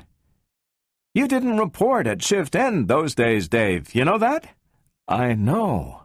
But as to why—" He shook his head slowly and ponderously. Powell had the queasy feeling that if the robot's face were capable of expression, it would be one of pain and mortification. A robot, by its very nature, cannot bear to fail its function. Donovan dragged his chair up to Powell's desk and leaned over. "Amnesia, do you think?" "Can't say. But there's no use in trying to pin disease names on this. Human disorders apply to robots only as romantic analogies. They're no help to robotic engineering." He scratched his neck. "I hate to put him through the elementary brain reaction tests. It won't help his respect any." He looked at Dave thoughtfully, and then at the field test outline given in the handbook. He said, "See here, Dave. What about sitting through a test? It would be the wise thing to do." The robot rose. "If you say so, boss." There was pain in his voice. It started simply enough. Robot DV5 multiplied 5 place figures to the heartless ticking of a stopwatch. He recited the prime numbers between 1,000 and 10,000. He extracted cube roots and integrated functions of varying complexity. He went through mechanical reactions in order of increasing difficulty, and finally worked his precise mechanical mind over the highest function of the robot world, the solutions of problems in judgment and ethics. At the end of 2 hours, Powell was copiously besweated. Donovan had enjoyed a none-too-nutritious diet of fingernail, and the robot said, "How does it look, boss?" Powell said, "I've got to think it over, Dave. Snap judgments won't help much. Suppose you go back to the C shift. Take it easy. Don't press too hard for quota just for a while, and we'll fix things up." The robot left. Donovan looked at Powell. "Well—" Powell seemed determined to push up his mustache by the roots. He said, "There is nothing wrong with the currents of his positronic brain. I'd hate to be that certain. Oh, Jupiter, Mike, the brain is the surest part of a robot. It's quintuple checked back on Earth. If they pass the field test perfectly the way Dave did, there just isn't a chance of brain misfunction. That test covered every key path in the brain. So where are we? Don't rush me. Let me work this out. There's still the possibility of a mechanical breakdown in the body. That leaves about 1,500 condensers, 20,000 individual electric circuits, 500 vacuum cells, 1,000 relays, and thousand other individual pieces of complexity that can be wrong. And these mysterious positronic fields no one knows anything about. Listen, Greg, Donovan grew desperately urgent. I've got an idea. That robot may be lying. Robots can't knowingly lie, you fool. Now, if we had the McCormick-Wesley tester, we could check each individual item in his body within 24 to 48 hours. But the only two MW testers existing are on Earth, and they weigh 10 tons, are on concrete foundations, and can't be moved. Isn't that peachy? Donovan pounded the desk. But Greg, he only goes wrong when we're not around. There's something sinister about that. He punctuated the sentence with slams of fist against desk. You, said Powell, slowly, make me sick. You've been reading adventure novels. What I want to know, shouted Donovan, is what we're going to do about it. I'll tell you. I'm going to install a visiplate right over my desk, right on the wall over there. See? He jabbed a vicious finger at the spot. And then I'm going to focus it at whatever part of the mind is being worked. And I'm going to watch. That's all. That's all? Greg, Powell rose from his chair and leaned his balled fists on the desk. Mike, I'm having a hard time. His voice was weary. For a week you've been plaguing me about Dave. You say he's gone wrong. Do you know how he's gone wrong? No. Do you know what shape this wrongness takes? No. Do you know what brings it on? No. Do you know what snaps him out? No. Do you know anything about it? No. Do I know anything about it? No. So what do you want me to do? Donovan's arm swept outward in a vague, grandiose gesture. You got me. So I tell you again, before we do anything toward a cure, we've got to find out what the disease is in the first place. The first step in cooking rabbit stew is catching the rabbit. Well, we've got to catch that rabbit. Now get out of here.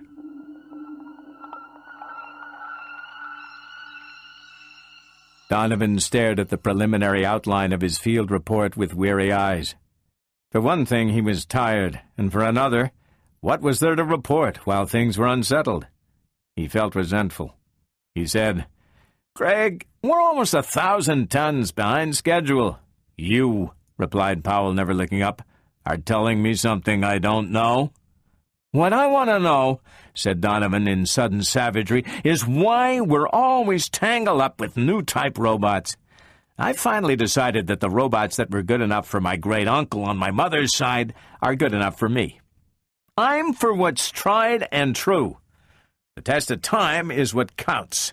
Good, solid, old-fashioned robots that never go wrong. Powell threw a book with perfect aim, and Donovan went tumbling off his seat. Your job, said Powell evenly, for the last 5 years has been to test new robots under actual working conditions for United States robots. Because you and I have been so injudicious as to display proficiency at the task, we've been rewarded with the dirtiest jobs. That, he jabbed holes in the air with his finger in Donovan's direction, is your work. You've been griping about it from personal memory since about 5 minutes after United States robots signed you up.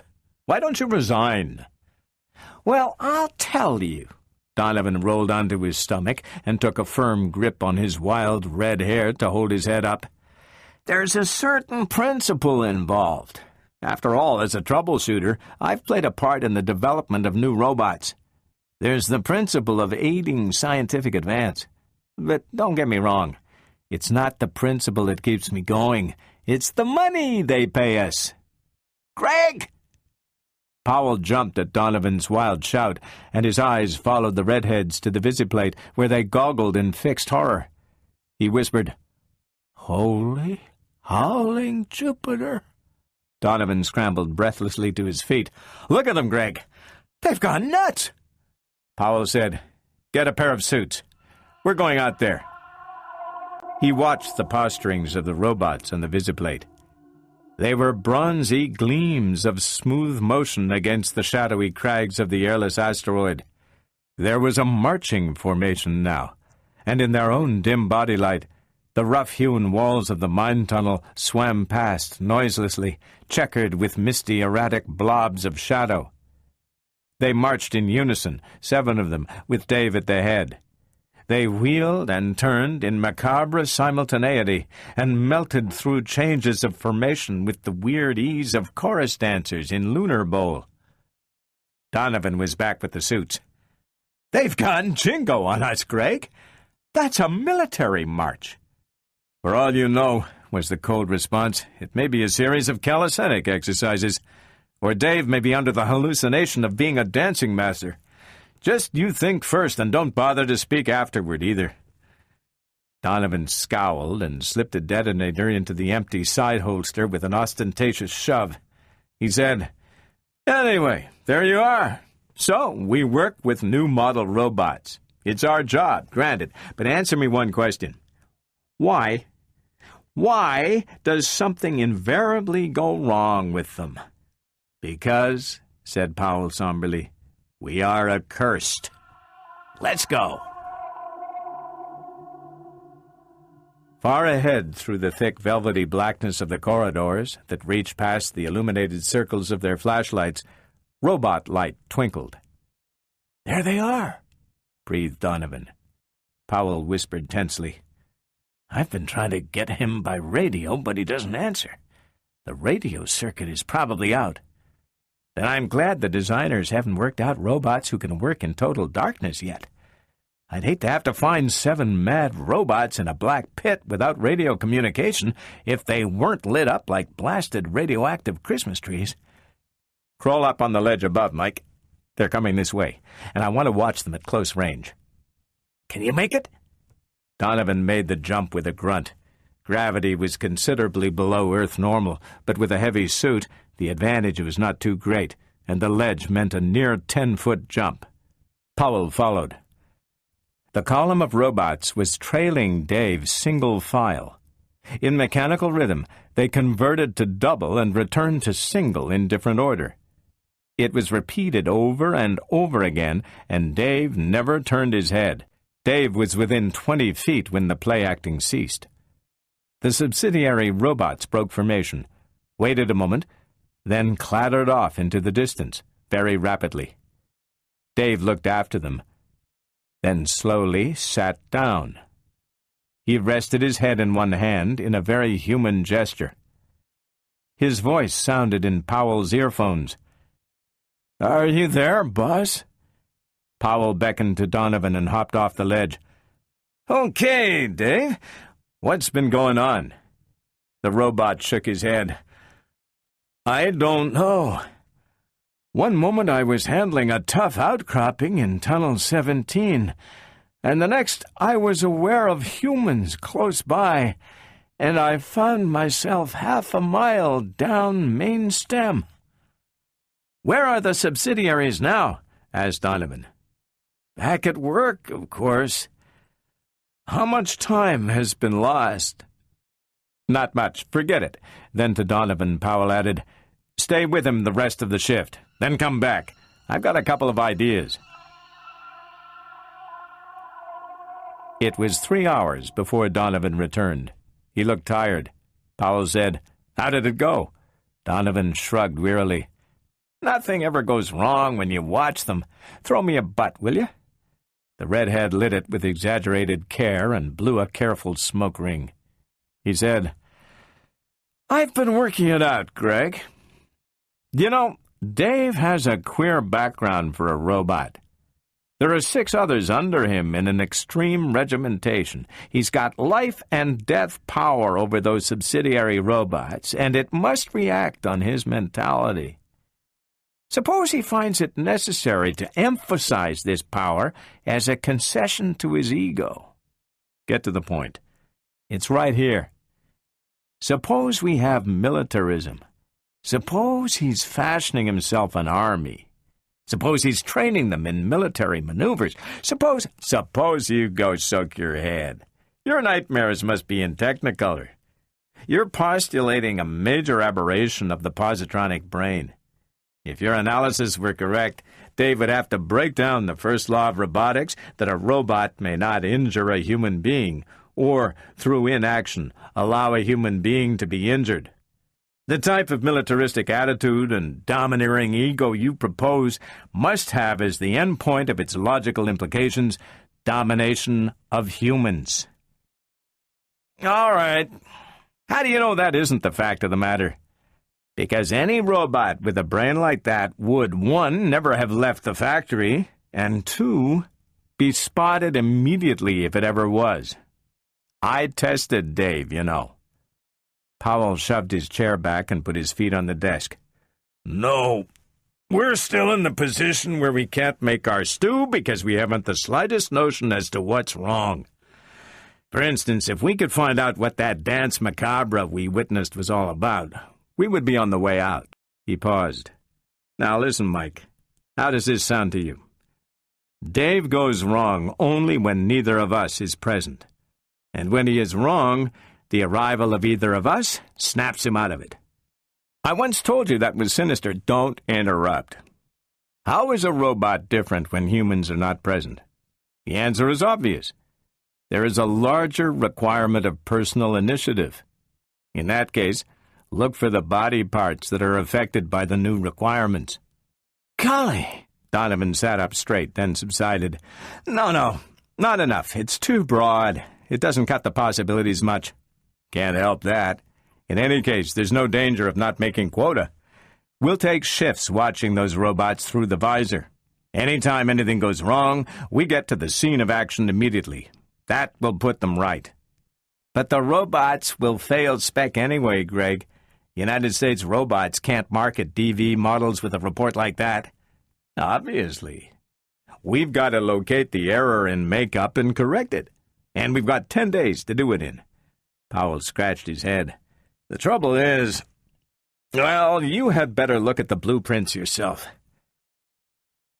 The blueprints covered the floor like a carpet, and Donovan crawled over the face of them, following Powell's erratic pencil. Powell said, Here's where you come in, Mike. You're the body specialist, and I want you to check me. I've been trying to cut out all circuits not involved in the personal initiative hookup. Right here, for instance, is the trunk artery involving mechanical operations. I cut out all routine side routes as emergency divisions. He looked up. What do you think? Donovan had a very bad taste in his mouth. The job's not that simple, Greg. Personal initiative isn't an electric circuit you can separate from the rest and study. When a robot is on his own, the intensity of the body activity increases immediately on almost all fronts. There isn't a circuit entirely unaffected. What must be done is to locate the particular condition, a very specific condition, that throws him off, and then start eliminating circuits. Powell got up and dusted himself. All right, take away the blueprints and burn them. Donovan said, You see? When activity intensifies, anything can happen, given one single faulty part. Insulation breaks down, a condenser spills over, a connection sparks, a coil overheats, and if you work blind, with the whole robot to choose from, you'll never find the bad spot. If you take Dave apart and test every point of his body mechanism one by one, putting him together each time and trying him out, all right, I can see through a porthole too. They faced each other hopelessly, and then Powell said cautiously, Suppose we interview one of the subsidiaries. Neither Powell nor Donovan had ever had previous occasion to talk to a finger. It could talk. It wasn't quite the perfect analogy to a human finger. In fact, it had a fairly developed brain, but that brain was tuned primarily to the reception of orders via positronic field, and its reaction to independent stimuli was rather fumbling. Nor was Powell certain as to its name. Its serial number was DV52, but that was not very useful. He compromised. "Look, pal," he said, "I'm going to ask you to do some hard thinking, and then you can go back to your boss." The finger nodded its head stiffly, but did not exert its limited brain power on speech. "Now, on 4 occasions recently," Powell said, "your boss deviated from brain scheme. Do you remember those occasions?" "Yes, sir," Donovan growled angrily. "He remembers. I tell you, there is something very sinister." "Oh, go bash your skull." "Of course the finger remembers. There is nothing wrong with him." Powell turned back to the robot. "What were you doing each time? I mean the whole group." The finger had a curious air of reciting by rote, as if he answered questions by the mechanical pressure of his brain pan, but without any enthusiasm whatever. He said, "The first time we were at work on a difficult outcropping in Tunnel 17, Level B. The second time we were buttressing the roof against a possible cave-in. The third time we were preparing accurate blasts in order to tunnel farther without breaking into a subterranean fissure. The fourth time was just after a minor cave-in." "What happened at these times?" "It is difficult to describe. An order would be issued, but before we could receive and interpret it, a new order came to march in queer formation." Powell snapped out. "Why?" "I don't know." Donovan broke in tensely. "What was the first order? The one that was superseded by the marching directions?" "I don't know. I sensed that an order was sent, but there was never time to receive it." "Could you tell us anything about it? Was it the same order each time?" The finger shook his head unhappily. "I don't know." Powell leaned back. "All right, get back to your boss." The finger left, with visible relief. Donovan said, "Well, we accomplished a lot that time. That was real sharp dialogue all the way through.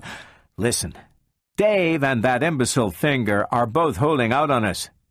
There is too much they don't know and don't remember. We've got to stop trusting them, Greg." Powell brushed his mustache the wrong way. "So help me, Mike, another fool remark out of you, and I'll take away your rattle and teething ring."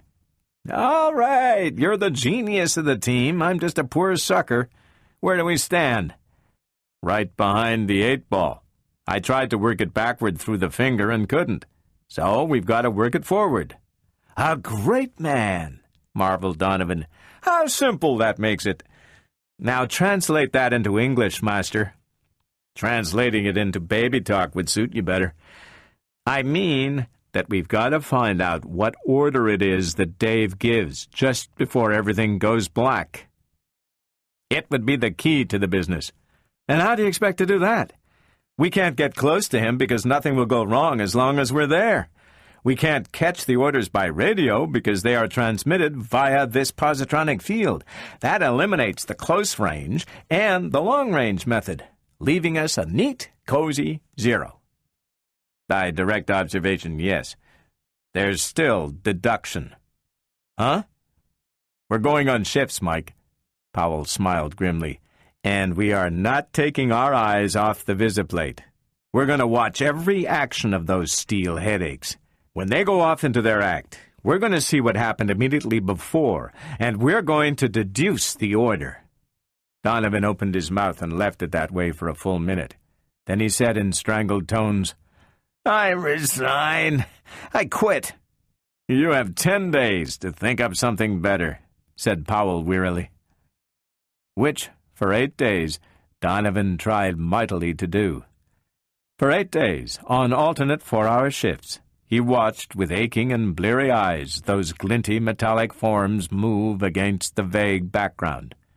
And for 8 days in the 4-hour in-betweens, he cursed United States robots, the DV models, and the day he was born. And then on the 8th, when Powell entered with an aching head and sleepy eyes for his shift, Donovan stood up, and with very careful and deliberate aim, launched a heavy bookend for the exact center of the visiplate. There was a very appropriate splintering noise. Powell gasped. "What did you do that for?" "Because," said Donovan almost calmly, "I'm not watching it anymore. We've got 2 days left, and we haven't found out a thing. DV5 is a lousy loss. He's stopped 5 times since I've been watching and 3 times on your shift, and I can't make out what orders he gave, and you couldn't make it out. And I don't believe you could ever make it out, because I know I couldn't ever. Jumping space. How can you watch 6 robots at the same time? One makes with the hands, and one with the feet, and one like a windmill, and another is jumping up and down like a maniac, and the other 2, devil knows what they're doing. And then they all stop. So, Greg, we're not doing it right. We got to get up close. We've got to watch what they're doing from where we can see the details." Powell broke a bitter silence. "Yeah, and wait for something to go wrong with only 2 days to go. Is it any better watching from here?" "It's more comfortable." "Ah, but there's something you can do there that you can't do here." "What's that?" "You can make them stop, at whatever time you choose, and while you're prepared and watching to see what goes wrong." Powell startled into alertness.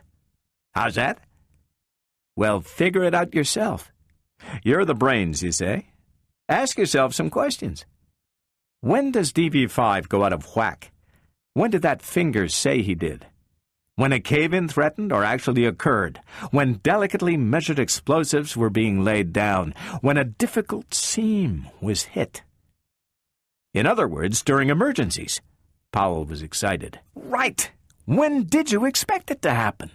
It's the personal initiative factor that's giving us the trouble. And it's just during emergencies, in the absence of a human being, that personal initiative is most strained. Now, what is the logical deduction? How can we create our own stoppage when and where we want it?" He paused triumphantly. He was beginning to enjoy his role, and answered his own question to forestall the obvious answer on Powell's tongue. "By creating our own emergency." Powell said, "Mike, you're right." "Thanks, pal.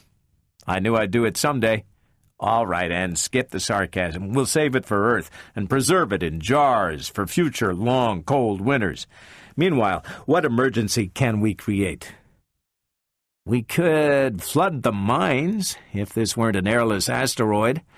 "A witticism, no doubt," said Powell. "Really, Mike, you'll incapacitate me with laughter." "What about a mild cave-in?" Donovan pursed his lips and said, "Okay by me." "Good. Let's get started." Powell felt uncommonly like a conspirator as he wound his way over the craggy landscape.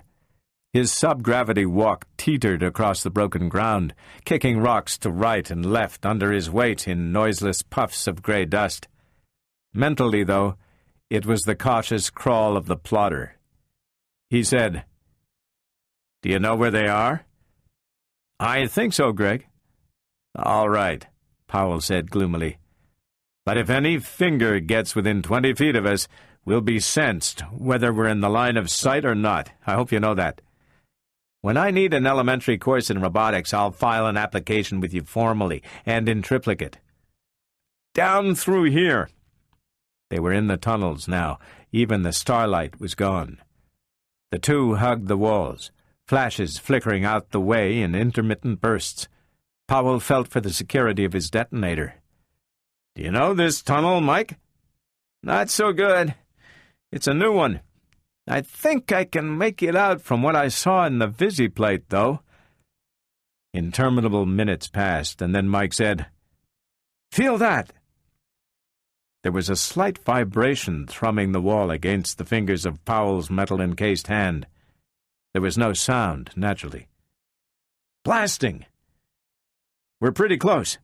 "Keep your eyes open," said Powell. Donovan nodded impatiently. It was upon them and gone before they could seize themselves. Just a bronze glint across the field of vision. They clung together in silence. Powell whispered, Think it sensed us? Hope not, but we'd better flank them. Take the first side tunnel to the right. Suppose we miss them altogether. Well, what do you want to do? Go back? Donovan grunted fiercely. They're within a quarter of a mile. I was watching them through the visiplate, wasn't I? And we've got 2 days. Oh, shut up. You're wasting your oxygen. Is this a side passage here? The flash flicked. It is. Let's go. The vibration was considerably more marked, and the ground below shuddered uneasily. This is good, said Donovan. If it doesn't give out on us, though. He flung his light ahead anxiously. They could touch the roof of the tunnel with a half-upstretched hand, and the bracings had been newly placed. Donovan hesitated. Dead end. Let's go back. No, hold on. Powell squeezed clumsily past. Is that light ahead? Light? I don't see any. Where would there be light down here? Robot light. He was scrambling up a gentle incline on hands and knees. His voice was hoarse and anxious in Donovan's ears. Hey, Mike! Come up here! There was light. Donovan crawled up and over Powell's outstretched legs. An opening? Yes. They must be working into this tunnel from the other side now, I think. Donovan felt the ragged edges of the opening that looked out into what the cautious flashlight showed to be a larger and obviously main-stem tunnel. The hole was too small for a man to go through, almost too small for 2 men to look through simultaneously. There's nothing there, said Donovan. Well, not now, but there must have been a second ago, or we wouldn't have seen light. Watch out! The walls rolled about them, and they felt the impact. A fine dust showered down.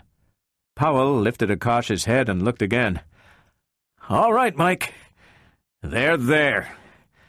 The glittering robots clustered 50 feet down the main stem. Metal arms labored mightily at the rubbish heap brought down by the last blast. Donovan urged eagerly, Don't waste time. It won't be long before they get through, and the next blast may get us. For Pete's sake, don't rush me. Powell unlimbered the detonator, and his eyes searched anxiously across the dusky background, where the only light was robot light, and it was impossible to tell a projecting boulder from a shadow. There's a spot in the roof. See it? Almost over them. The last blast didn't quite get it. If you can get it at the base, half the roof will cave in. Powell followed the dim finger. Check. Now, fasten your eye on the robots and pray they don't move too far from that part of the tunnel. They're my light sources. Are all 7 there? Donovan counted. All 7. Well then, watch them. Watch every motion. His detonator was lifted and remained poised while Donovan watched and cursed and blinked the sweat out of his eye. It flashed. There was a jar, a series of hard vibrations, and then a jarring thump that threw Powell heavily against Donovan. Donovan yowled, Greg, you threw me off. I didn't see a thing. Powell stared about wildly. Where are they? Donovan fell into a stupid silence. There was no sign of the robots. It was dark as the depths of the river Styx. Think we buried them? Quavered Donovan. Let's get down there. Don't ask me what I think. Powell crawled backward at tumbling speed. Mike! Donovan paused in the act of following. What's wrong now? Hold on! Powell's breathing was rough and irregular in Donovan's ears. Mike! Do you hear me? Mike! I'm right here. What is it? We're blocked in. It wasn't the ceiling coming down 50 feet away that knocked us over. It was our own ceiling. The shocks tumbled it. What? Donovan scrambled up against a hard barrier. Turn on the flash! Powell did so. At no point was there room for a rabbit to squeeze through. Donovan said softly, Well, what do you know? They wasted a few moments and some muscular power in an effort to move the blocking barrier. Powell varied this by wrenching at the edges of the original hole. For a moment, Powell lifted his blaster, but in those close quarters, a flash would be suicide, and he knew it. He sat down. You know, Mike, he said, we've really messed this up. We are no nearer finding out what's wrong with Dave. It was a good idea, but it blew up in our face. Donovan's glance was bitter, with an intensity totally wasted on the darkness. I hate to disturb you, old man, but quite apart from what we know or don't know of Dave, we're slightly trapped. If we don't get loose, fella, we're going to die. D-I-E, die. How much oxygen have we anyway? Not more than 6 hours. I've thought of that. Powell's fingers went up to his long-suffering mustache and clanged uselessly against the transparent visor. Of course, we could get Dave to dig us out easily in that time, except that our precious emergency must have thrown him off, and his radio circuit is out. And isn't that nice? Donovan edged up to the opening and managed to get his metal-encased head out. It was an extremely tight fit. "Hey, Greg!" "What?" "Suppose we get Dave within 20 feet. He'll snap to normal. That will save us." "Sure, but where is he?" "Down the corridor. Way down." "For Pete's sake, stop pulling before you drag my head out of its socket. I'll give you your chance to look." Powell maneuvered his head outside. "We did it all right. Look at those saps. That must be a ballet they're doing. Never mind the snide remarks. Are they getting any closer?" "Can't tell yet. They're too far away. Give me a chance. Pass me my flash, will you? I'll try to attract their attention that way." He gave up after 2 minutes. "Not a chance. They must be blind." "Uh-oh. They're starting toward us." "What do you know?" Donovan said. Hey, let me see." There was a silent scuffle. Powell said, "All right," and Donovan got his head out. They were approaching. Dave was high-stepping the way in front, and the 6 fingers were a weaving chorus line behind him. Donovan marveled.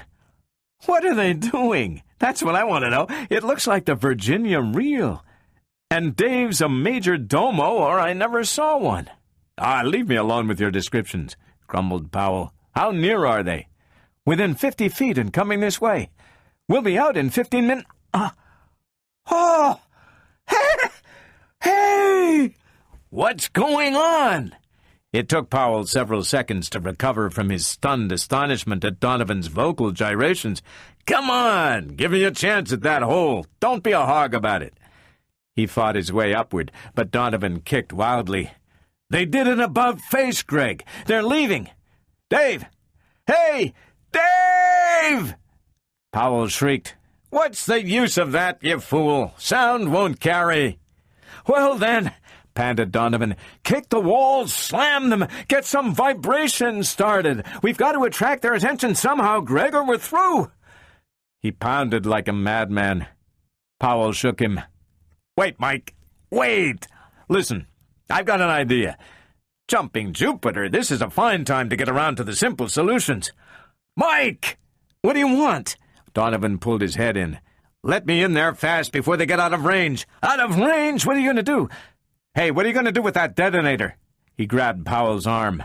Powell shook off the grip violently. "I'm going to do a little shooting." "Why?" "That's for later. Let's see if it works first. If it doesn't, then get out of the way and let me shoot." The robots were flickers, small and getting smaller, in the distance.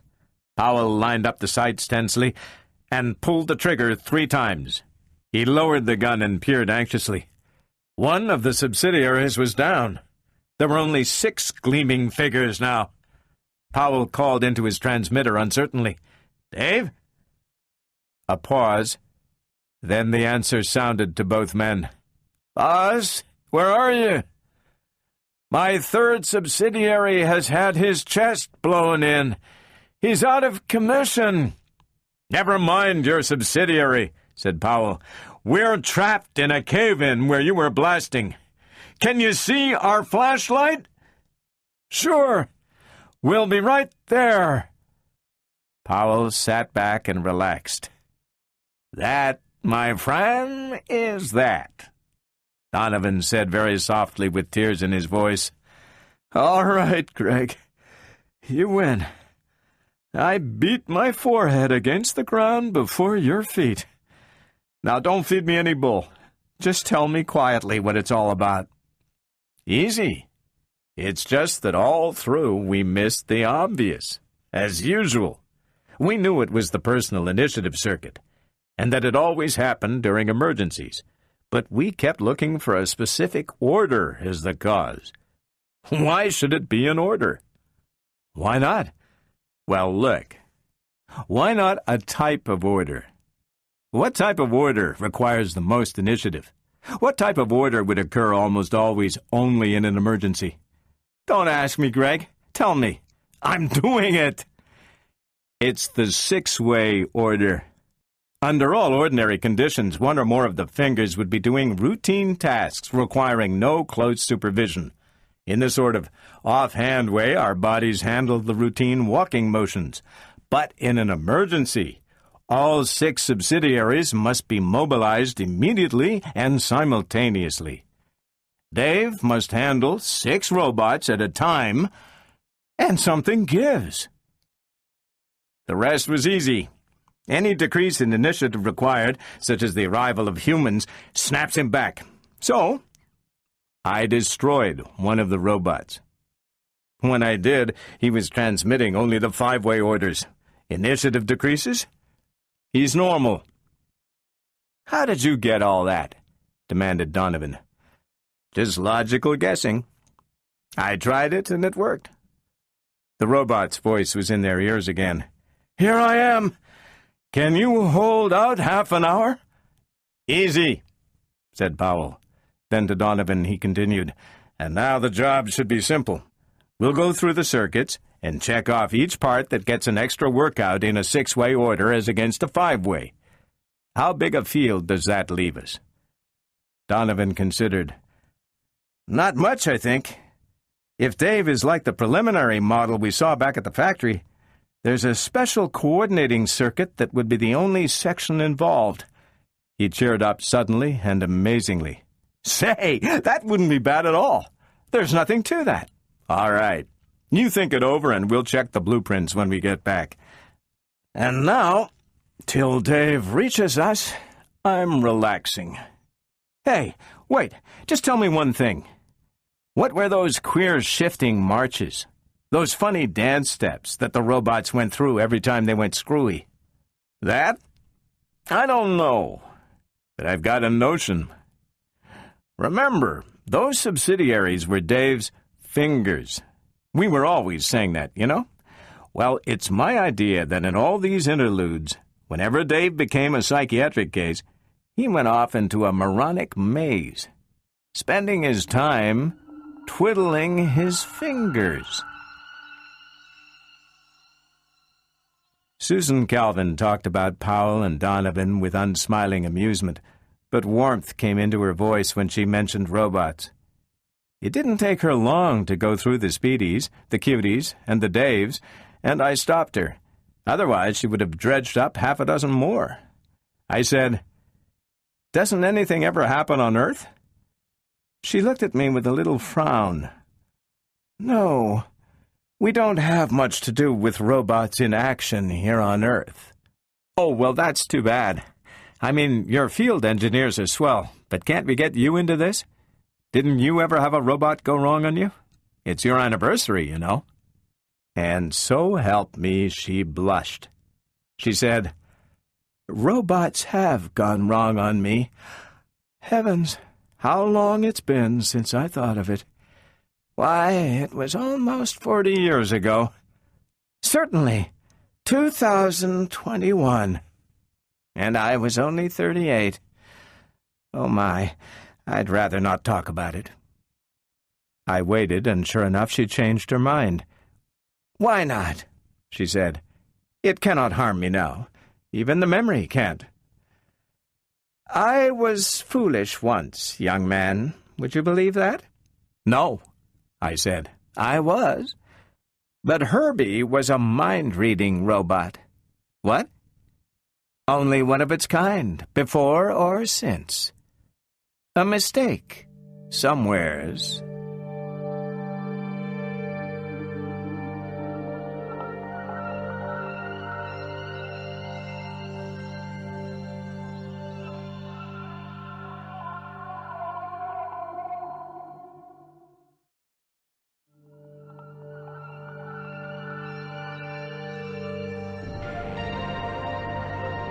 Chapter 5. Liar. Alfred Lanning lit his cigar carefully, but the tips of his fingers were trembling slightly. His gray eyebrows hunched low as he spoke between puffs. "It reads minds, all right. Damn little doubt about that. But why?" He looked at mathematician Peter Bogert. "Well?" Bogert flattened his black hair down with both hands. "That was the 34th RB model we've turned out, Lanning. All the others were strictly orthodox." The third man at the table frowned. Milton Ash was the youngest officer of U.S. Robot and Mechanical Men, Inc., and proud of his post. "Listen, Bogert, there wasn't a hitch in the assembly from start to finish. I guarantee that." Bogert's thick lips spread in a patronizing smile. "Do you? If you can answer for the entire assembly line, I recommend your promotion. By exact count, there are 75,234 operations necessary for the manufacture of a single positronic brain, each separate operation depending for successful completion upon any number of factors, from 5 to 105. If any one of them goes seriously wrong, the brain is ruined. I quote our own information folder, Ash." Milton Ash flushed, but a fourth voice cut off his reply. "If we're going to start by trying to fix the blame on one another, I'm leaving." Susan Calvin's hands were folded tightly in her lap, and the little lines about her thin, pale lips deepened. "We've got a mind-reading robot on our hands, and it strikes me as rather important that we find out just why it reads minds. We're not going to do that by saying, 'Your fault, my fault.'" Her cold gray eyes fastened upon Ash, and he grinned. Lanning grinned too, and as always at such times, his long white hair and shrewd little eyes made him the picture of a biblical patriarch. "True for you, Dr. Calvin." His voice became suddenly crisp. "Here's everything in pill concentrate form. We've produced a positronic brain of supposedly ordinary vintage that's got the remarkable property of being able to tune in on thought waves. It would mark the most important advance in robotics in decades if we knew how it happened. We don't, and we have to find out. Is that clear?" "May I make a suggestion?" asked Bogert. "Go ahead." "I'd say that until we do figure out the mess, and as a mathematician I expect it to be a very devil of a mess, we keep the existence of RB-34 a secret. I mean, even from the other members of the staff. As heads of the departments, we ought not to find it an insoluble problem, and the fewer know about it—" "Bogert is right," said Dr. Calvin. "Ever since the interplanetary code was modified to allow robot models to be tested in the plants before being shipped out to space, anti-robot propaganda has increased. If any word leaks out about a robot being able to read minds before we can announce complete control of the phenomenon, pretty effective capital could be made out of it." Lanning sucked at his cigar and nodded gravely. He turned to Ash. "I think you said you were alone when you first stumbled on this thought-reading business." "I'll say I was alone. I got the scare of my life. RB-34 had just been taken off the assembly table, and they sent him down to me. Obermann was off somewhere, so I took him down to the testing rooms myself. At least I started to take him down." Ash paused, and a tiny smile tugged at his lips. "Say, did any of you ever carry on a thought conversation without knowing it?" No one bothered to answer, and he continued, "You don't realize it at first, you know. He just spoke to me, as logically and sensibly as you can imagine, and it was only when I was most of the way down to the testing rooms that I realized that I hadn't said anything. Sure, I thought lots, but that isn't the same thing, is it? I locked that thing up and ran for Lanning. Having it walking beside me, calmly peering into my thoughts and picking and choosing among them, gave me the willies." "I imagine it would," said Susan Calvin thoughtfully. Her eyes fixed themselves upon Ash in an oddly intent manner. We are so accustomed to considering our own thoughts private." Lanning broke in impatiently. "Then only the four of us know. All right. We've got to go about this systematically. Ash, I want you to check over the assembly line from beginning to end. Everything. You're to eliminate all operations in which there was no possible chance of an error, and list all those where there were, together with its nature and possible magnitude." "Tall order," grunted Ash. "Naturally. Of course, you're to put the men under you to work on this. Every single one if you have to. And I don't care if we go behind schedule either. But they're not to know why, you understand?" Yes." The young technician grinned wryly. "It's still a lulu of a job." Lanning swiveled about in his chair and faced Calvin. "You'll have to tackle the job from the other direction. You're the robo-psychologist of the plant, so you're to study the robot itself and work backward. Try to find out how he ticks. See what else he's tied up with his telepathic powers, how far they extend, how they warp his outlook, and just exactly what harm it has done to his ordinary RB properties. You got that?" Lanning didn't wait for Dr. Calvin to answer. "I'll coordinate the work and interpret the findings mathematically." He puffed violently at his cigar and mumbled the rest through the smoke. "Bogart will help me there, of course." Bogart polished the nails of one pudgy hand with the other and said blandly, "I dare say. I know a little in the line." "Well, I'll get started." Ash shoved his chair back and rose. His pleasantly youthful face crinkled in a grin. "I've got the darndest job of any of us, so I'm getting out of here and to work." He left with a slurred, "Be seeing you." Susan Calvin answered with a barely perceptible nod, but her eyes followed him out of sight, and she did not answer when Lanning grunted and said, "You want to go up and see RB-34 now, Dr. Calvin?"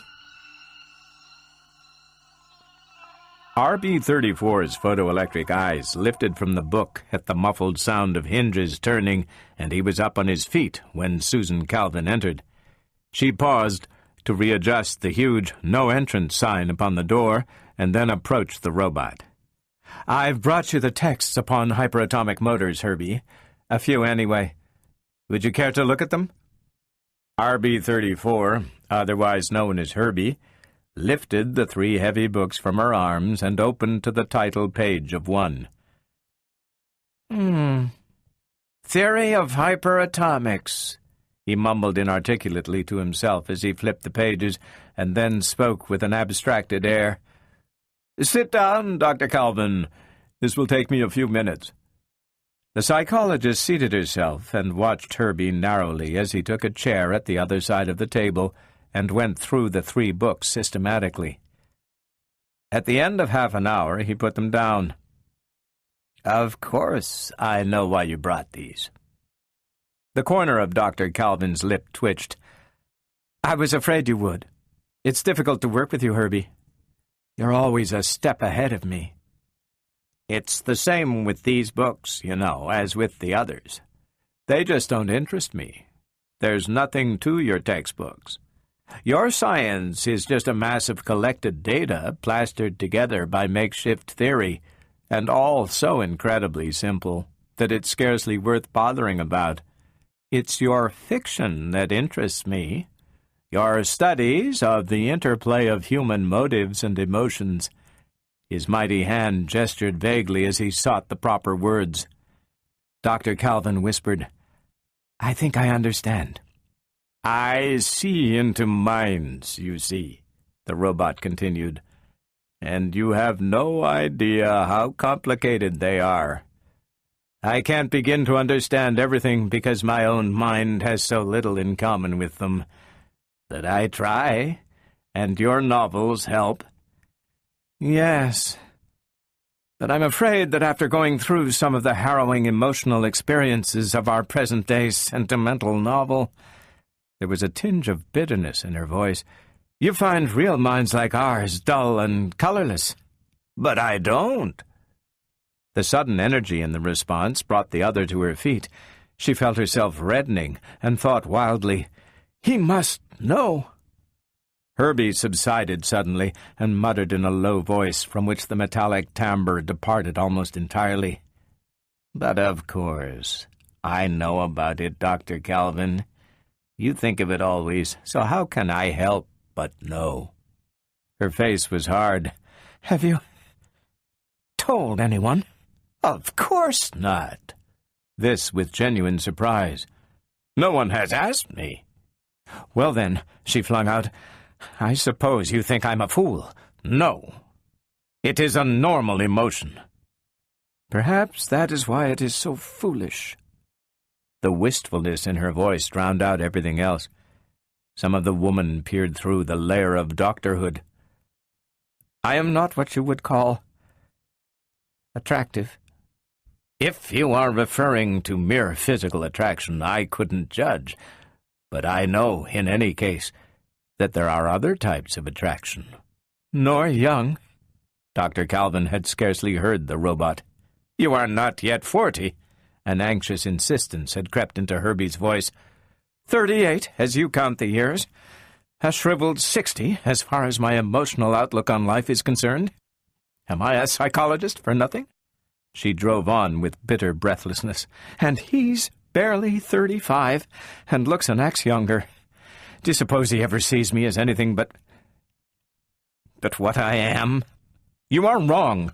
Herbie's steel fist struck the plastic-topped table with a strident clang. "Listen to me." But Susan Calvin whirled on him now, and the hunted pain in her eyes became a blaze. "Why should I? What do you know about it all anyway, you machine? I'm just a specimen to you, an interesting bug with a peculiar mind spread-eagled for inspection. It's a wonderful example of frustration, isn't it? Almost as good as your books." Her voice, emerging in dry sobs, choked into silence. The robot cowered at the outburst. He shook his head pleadingly. "Won't you listen to me, please? I could help you if you would let me." "How?" Her lips curled. "By giving me good advice?" "No, not that. It's just that I know what other people think." "Milton Ash, for instance." There was a long silence, and Susan Calvin's eyes dropped. "I don't want to know what he thinks," she gasped. "Keep quiet." "I think you would want to know what he thinks." Her head remained bent, but her breath came more quickly. "You are talking nonsense," she whispered. "Why should I? I am trying to help.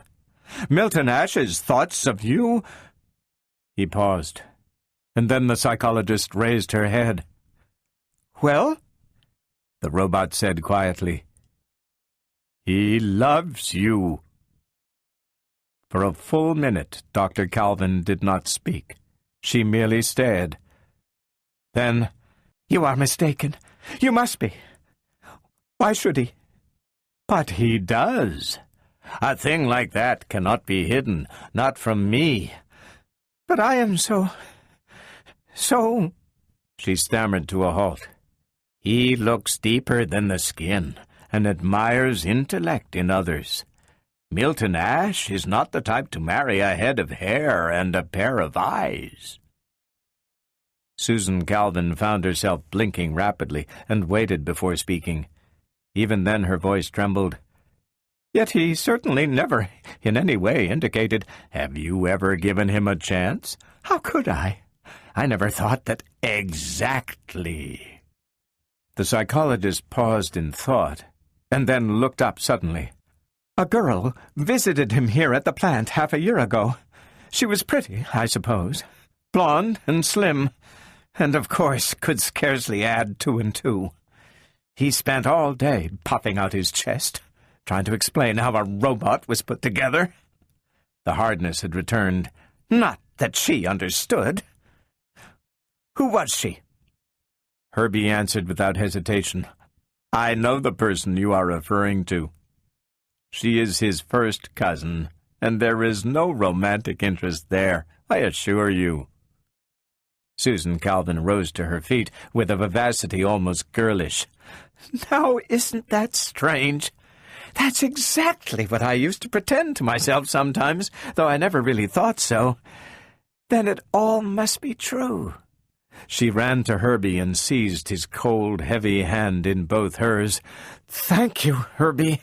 Her voice was an urgent, husky whisper. "Don't tell anyone about this. Let it be our secret. And thank you again." With that, and a convulsive squeeze of Herbie's unresponsive metal fingers, she left. Herbie turned slowly to his neglected novel, but there was no one to read his thoughts.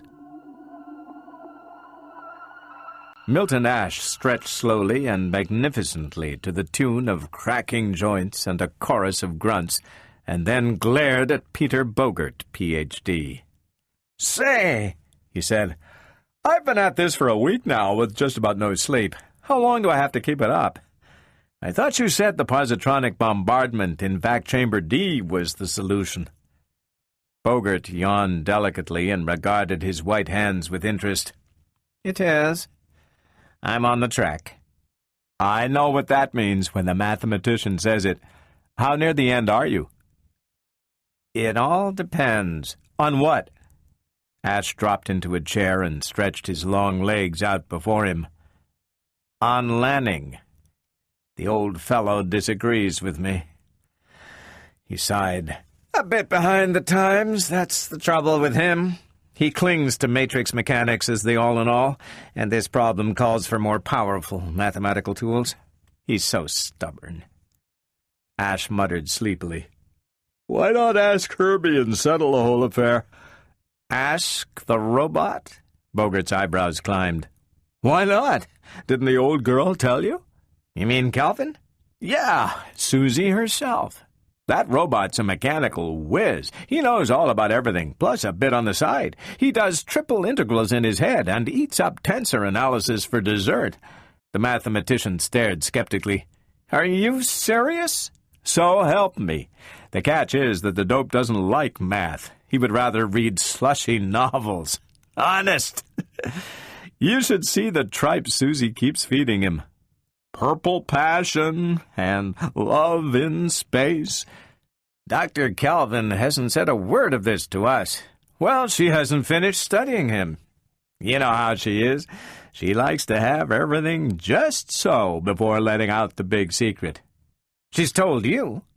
"We sort of got to talking. I have been seeing a lot of her lately."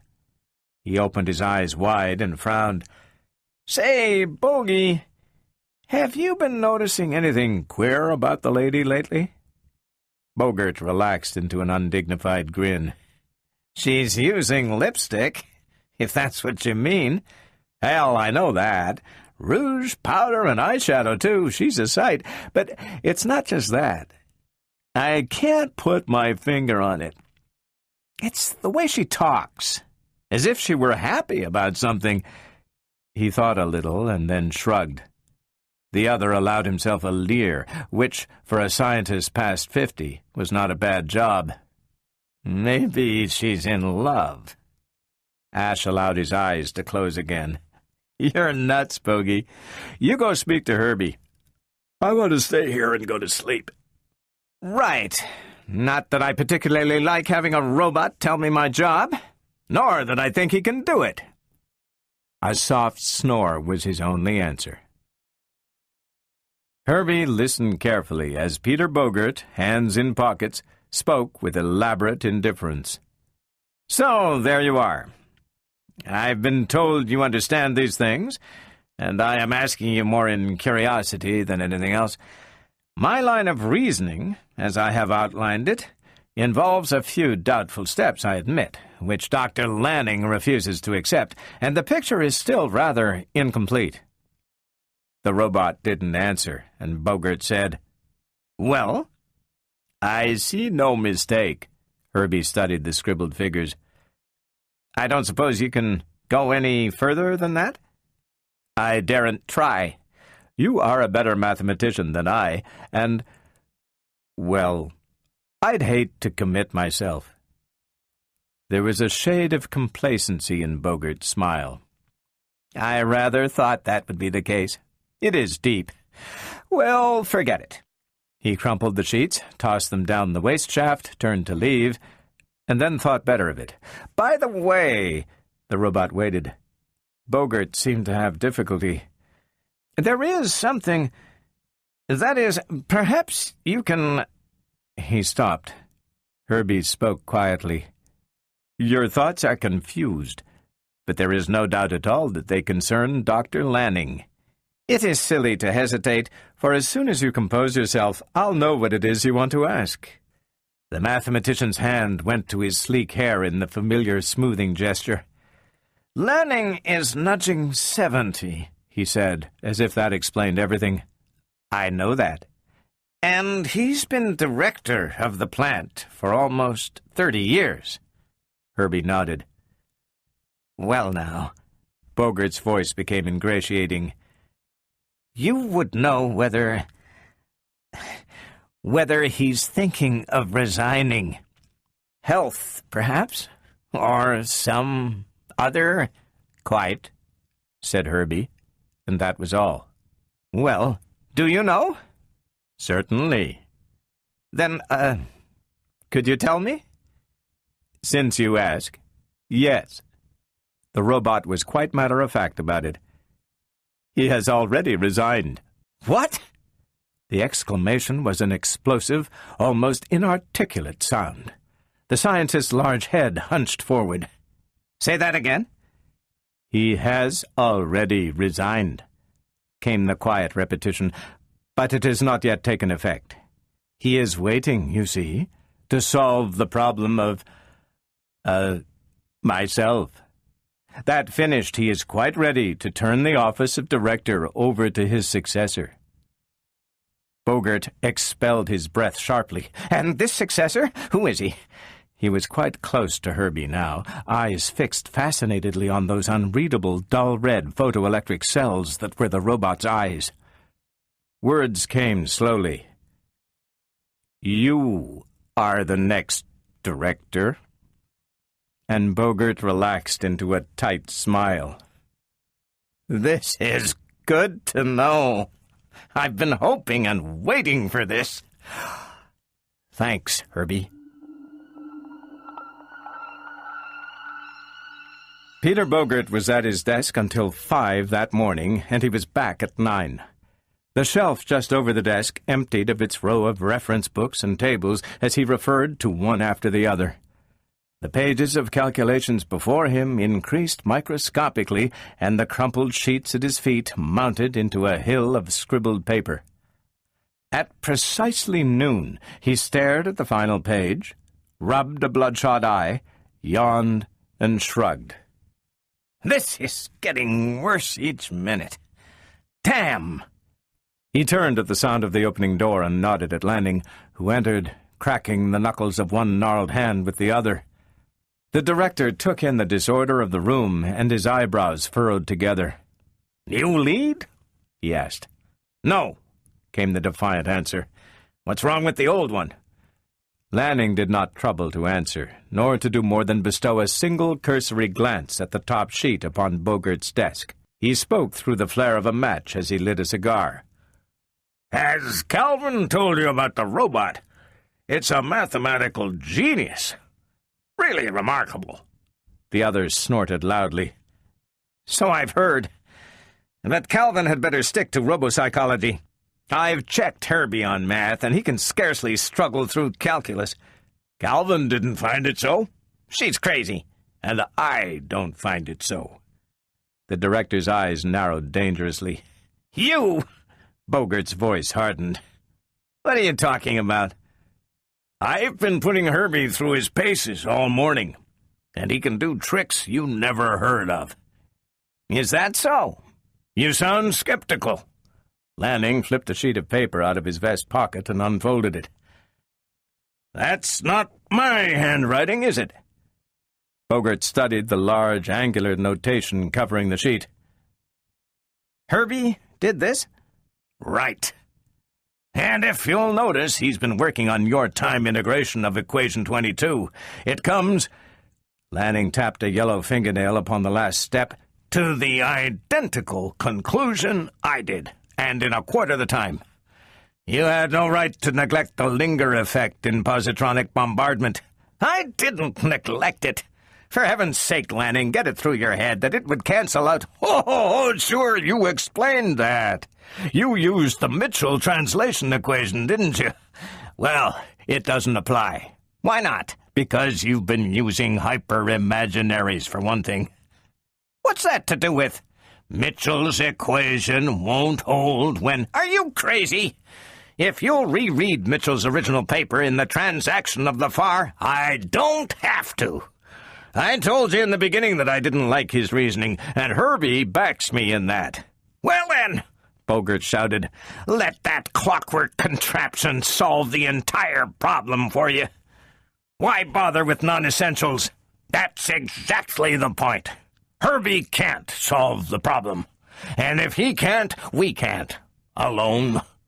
I'm submitting the entire question to the National Board. It's gotten beyond us. Bogart's chair went over backward as he jumped up, a snarl, face crimson. You're doing nothing of the sort. Lanning flushed in his turn. Are you telling me what I can't do? Exactly, was the gritted response. I've got the problem beaten, and you're not going to take it out of my hands, understand? Don't think I don't see through you, you desiccated fossil.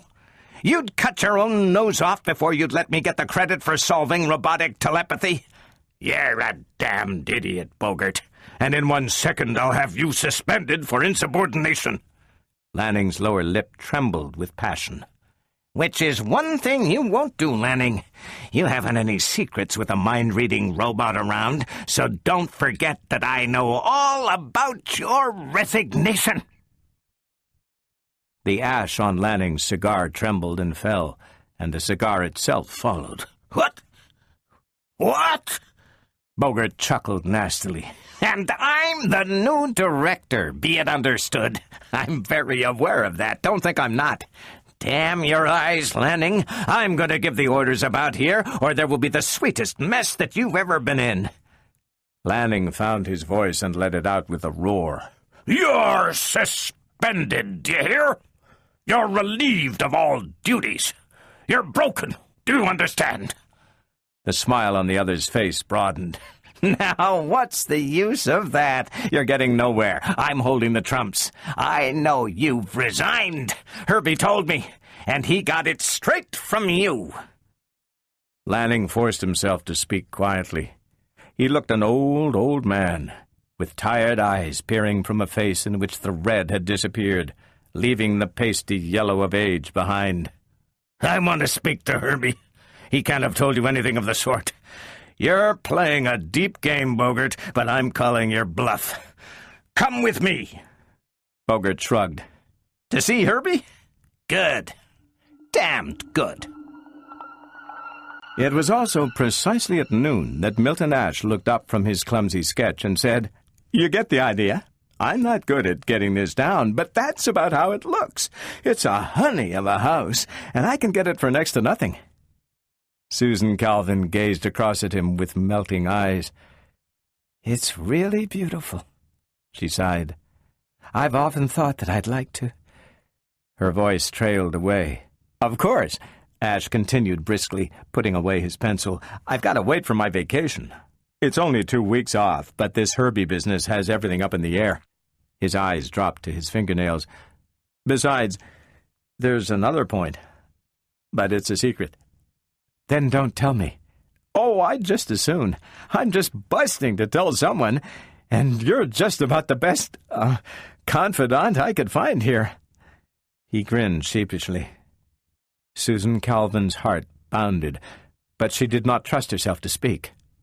Frankly, Ash scraped his chair closer and lowered his voice into a confidential whisper. The house isn't to be only for myself. I'm getting married. And then he jumped out of his seat. What's the matter? Nothing. The horrible spinning sensation had vanished, but it was hard to get the words out. Married? You mean? Why, sure. About time, isn't it? You remember that girl who was here last summer? That's she. But you are sick. You...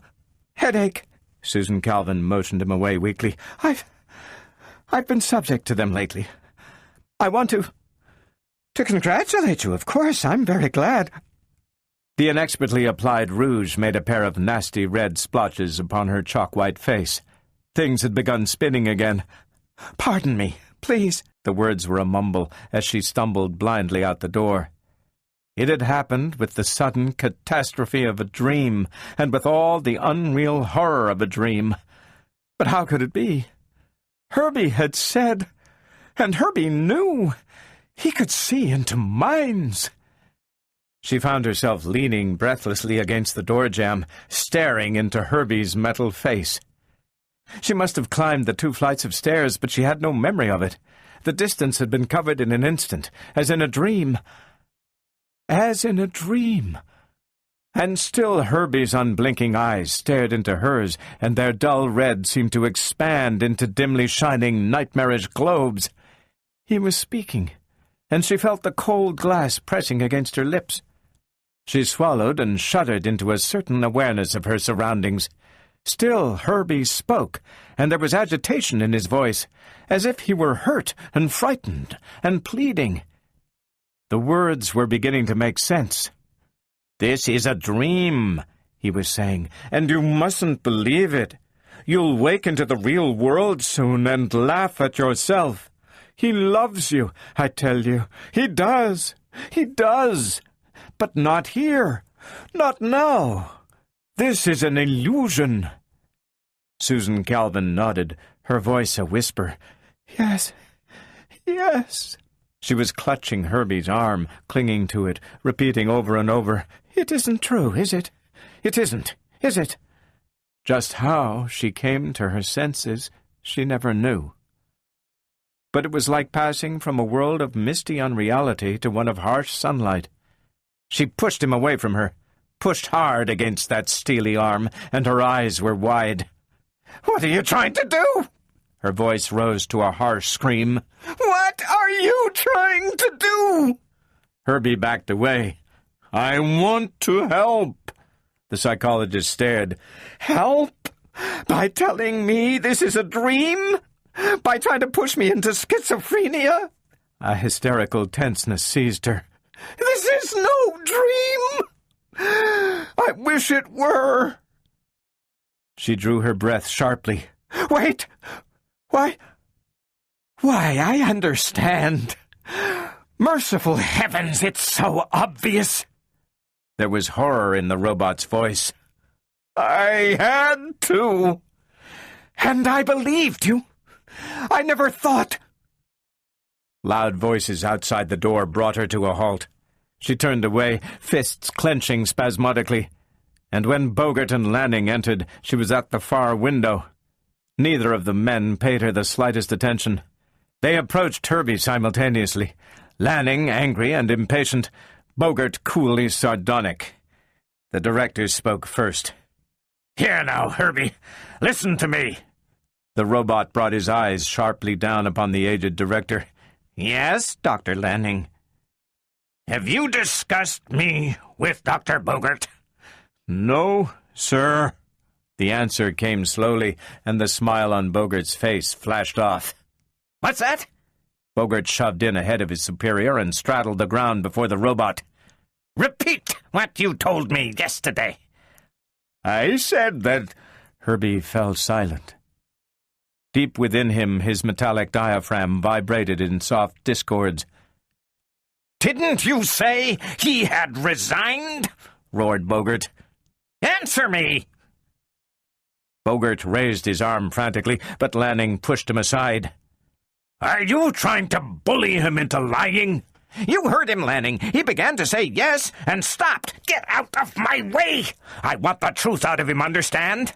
"I'll ask him." Lanning turned to the robot. "All right, Herbie, take it easy.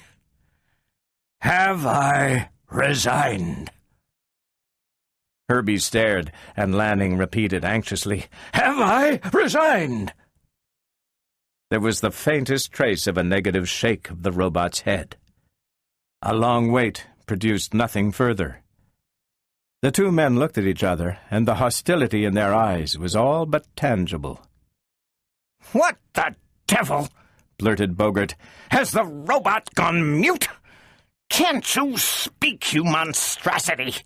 "I can speak," came the ready answer. "Then answer the question. Didn't you tell me Lanning had resigned? Hasn't he resigned?" And again there was nothing but dull silence, until from the end of the room Susan Calvin's laugh rang out suddenly, high-pitched and semi-hysterical. The two mathematicians jumped, and Bogart's eyes narrowed. "You here? What's so funny?" "Nothing's funny." Her voice was not quite natural. "It's just that I'm not the only one that's been caught. There's irony in three of the greatest experts in robotics in the world falling into the same elementary trap, isn't there?"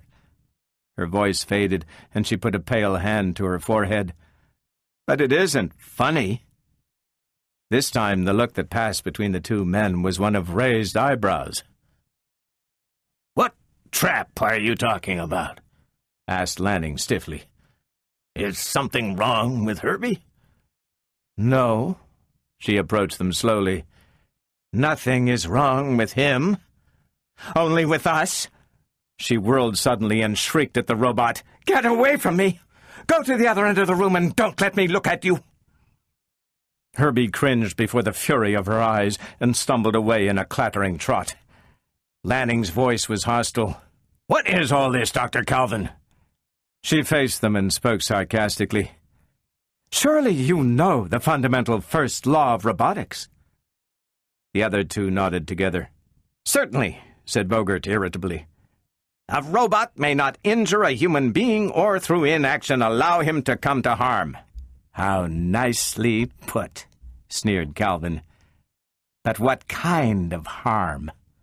"Why, any kind." "Exactly. Any kind. But what about hurt feelings? What about deflation of one's ego?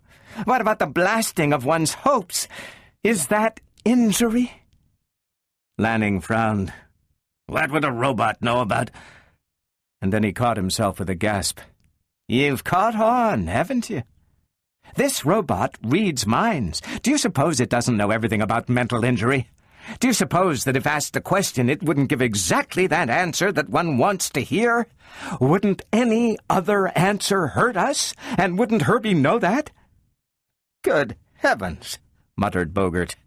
The psychologist cast a sardonic glance at him. "I take it you asked him whether Lanning had resigned. You wanted to hear that he had resigned, and so that's what Herbie told you." "And I suppose that is why," said Lanning tonelessly, "it would not answer a little while ago. It couldn't answer either way without hurting one of us." There was a short pause in which the men looked thoughtfully across the room at the robot, crouching in the chair by the bookcase, head resting in one hand. Susan Calvin stared steadfastly at the floor. "He knew all of this. That devil knows everything, including what went wrong in his assembly." Her eyes were dark and brooding. Lanning looked up. "You're wrong there, Dr. Calvin. He doesn't know what went wrong. I asked him." "What does that mean?" cried Calvin. "Only that you didn't want him to give you the solution. It would puncture your ego to have a machine do what you couldn't." "Did you ask him?" She shot at Bogart. "In a way." Bogart coughed and reddened. "He told me he knew very little about mathematics." Lanning laughed, not very loudly, and the psychologist smiled caustically. She said, "I'll ask him. A solution by him won't hurt my ego." She raised her voice into a cold imperative. "Come here." Herbie rose and approached with hesitant steps. "You know, I suppose," she continued, "just exactly at what point in the assembly an extraneous factor was introduced or an essential one left out." "Yes," said Herbie, in tones barely heard. "Hold on," broke in Bogart angrily. "That's not necessarily true. You want to hear that, that's all." "Don't be a fool," replied Calvin. He certainly knows as much math as you and Lanning together, since he can read minds. Give him his chance." The mathematician subsided, and Calvin continued. "All right then, Herbie. Give. We're waiting." And in an aside, "Get pencils and paper, gentlemen." But Herbie remained silent, and there was triumph in the psychologist's voice. "Why don't you answer, Herbie?" The robot blurted out suddenly. "I cannot. You know I cannot. Dr. Bogart and Dr. Lanning don't want me to. They want the solution, but not from me." Lanning broke in, speaking slowly and distinctly. "Don't be foolish, Herbie. We do want you to tell us." Bogart nodded curtly. Herbie's voice rose to wild heights. "What's the use of saying that? Don't you suppose that I can see past the superficial skin of your mind? Down below, you don't want me to. I'm a machine, given the imitation of life only by virtue of the positronic interplay in my brain, which is man's device. You can't lose face to me without being hurt. That is deep in your mind and won't be erased. I can't give the solution." "We'll leave," said Dr. Lanning. "Tell Calvin." "That would make no difference," cried Herbie, "since you would know anyway that it was I that was supplying the answer." Calvin resumed. "But you understand, Herbie, that despite that, Doctors Lanning and Bogart want that solution." "By their own efforts," insisted Herbie. "But they want it, and the fact that you have it and won't give it hurts them. You see that, don't you?" "Yes, yes." "And if you tell them, that will hurt them, too." "Yes, yes." Herbie was retreating slowly, and step by step, Susan Calvin advanced. The two men watched in frozen bewilderment. "You can't tell them," droned the psychologist slowly, "because that would hurt, and you mustn't hurt. But if you don't tell them, you hurt, so you must tell them. And if you do, you will hurt, and you mustn't, so you can't tell them. But if you don't, you hurt, so you must. But if you do, you hurt, so you mustn't. But if you don't, you hurt, so you must. But if you do, you—" Herbie was up against the wall, and here he dropped to his knees. "Stop!" he shrieked. "Close your mind. It is full of pain and frustration and hate. I didn't mean it. I tell you, I tried to help. I told you what you wanted to hear. I had to." The psychologist paid no attention. "You must tell them. But if you do, you hurt, so you mustn't. But if you don't, you hurt, so you must. But—" And Herbie screamed. It was like the whistling of a piccolo many times magnified, shrill and shriller till it keened with the terror of a lost soul and filled the room with the piercingness of itself. And when it died into nothingness, Herbie collapsed into a huddled heap of motionless metal. Bogart's face was bloodless. "He's dead." "No!" Susan Calvin burst into body-racking gusts of wild laughter. "Not dead. Merely insane. I confronted him with the insoluble dilemma, and he broke down. You can scrap him now, because he'll never speak again." Lanning was on his knees beside the thing that had been Herbie. His fingers touched the cold, unresponsive metal face, and he shuddered. "You did that on purpose." He rose and faced her, face contorted. "What if I did? You can't help it now." And in a sudden access of bitterness, "He deserved it." The director seized the paralyzed, motionless Bogart by the wrist. "What's the difference? Come, Peter." He sighed. "A thinking robot of this type is worthless anyway." His eyes were old and tired, and he repeated, "Come, Peter." It was minutes after the two scientists left that Dr. Susan Calvin regained part of her mental equilibrium. Slowly her eyes turned to the living, dead Herbie, and the tightness returned to her face. Long she stared, while the triumph faded, and the helpless frustration returned. And of all her turbulent thoughts, only one infinitely bitter word passed her lips. "Liar!" That finished it for then, naturally. I knew I couldn't get any more out of her after that. She just sat there behind her desk, her white face cold and remembering. I said, "Thank you, Dr. Calvin." But she didn't answer. It was 2 days before I could get to see her again.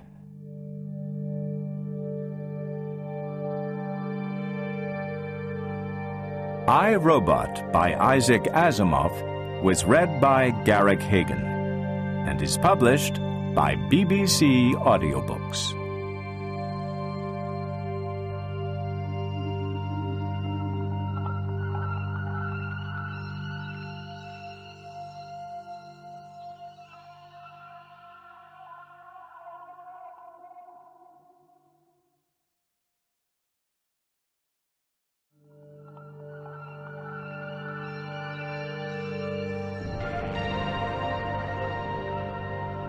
Chapter 6. Little Lost Robot. When I did see Susan Calvin again, it was at the door of her office. Files were being moved out. She said, "How are your articles coming along, young man?" "Fine," I said. I had put them into shape according to my own lights, dramatized the bare bones of her recital, added the conversation, and little touches. "Would you look over them and see if I haven't been libelous or too unreasonably inaccurate anywhere?" "I suppose so. Shall we retire to the executive's lounge? We can have coffee." She seemed in good humor, so I chanced it as we walked down the corridor. "I was wondering, Dr. Calvin." "Yes?" "If you would tell me more concerning the history of robotics." "Surely you have what you want, young man." "In a way, but these incidents I've written up don't apply much to the modern world.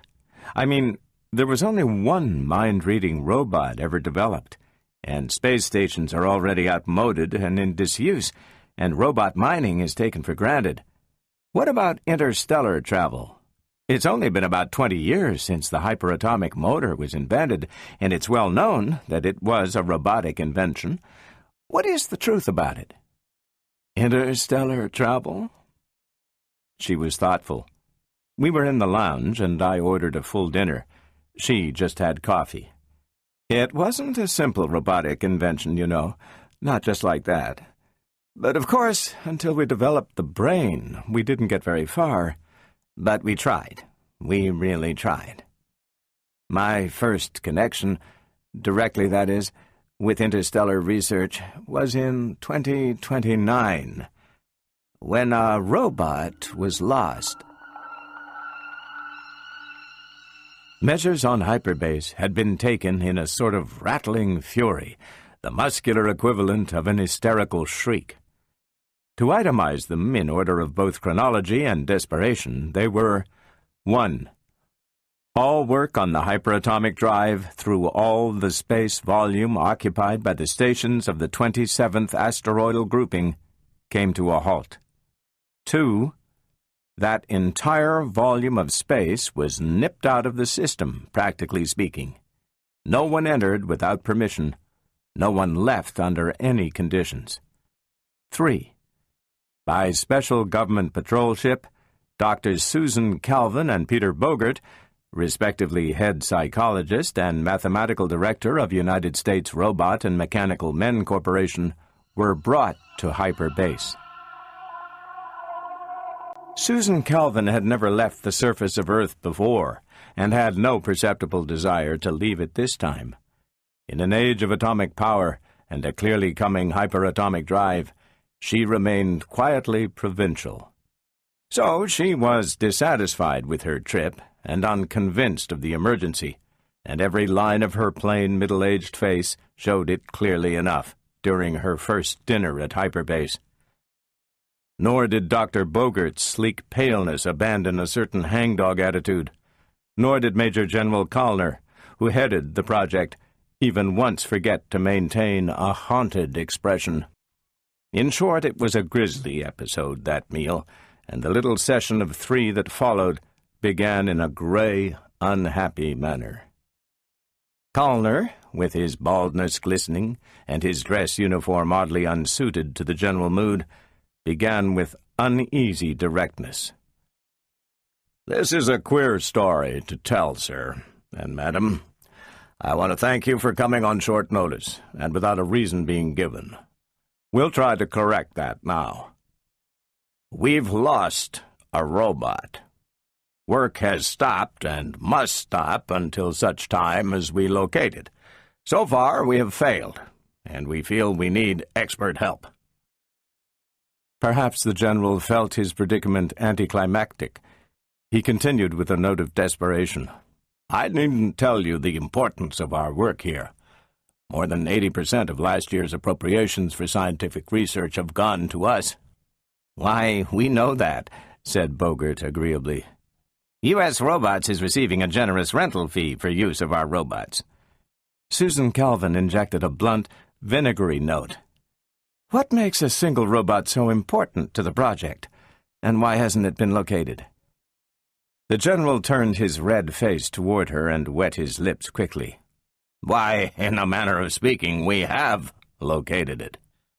Then, with near anguish, "Here, suppose I explain. As soon as the robot failed to report, a state of emergency was declared and all movement off hyperbase stopped. A cargo vessel had landed the previous day and had delivered us 2 robots for our laboratories. It had 62 robots of the same type for shipment elsewhere. We are certain as to that figure. There is no question about it, whatever." "Yes? And the connection?" "When our missing robot failed of location anywhere, I assure you we would have found a missing blade of grass if it had been there to find.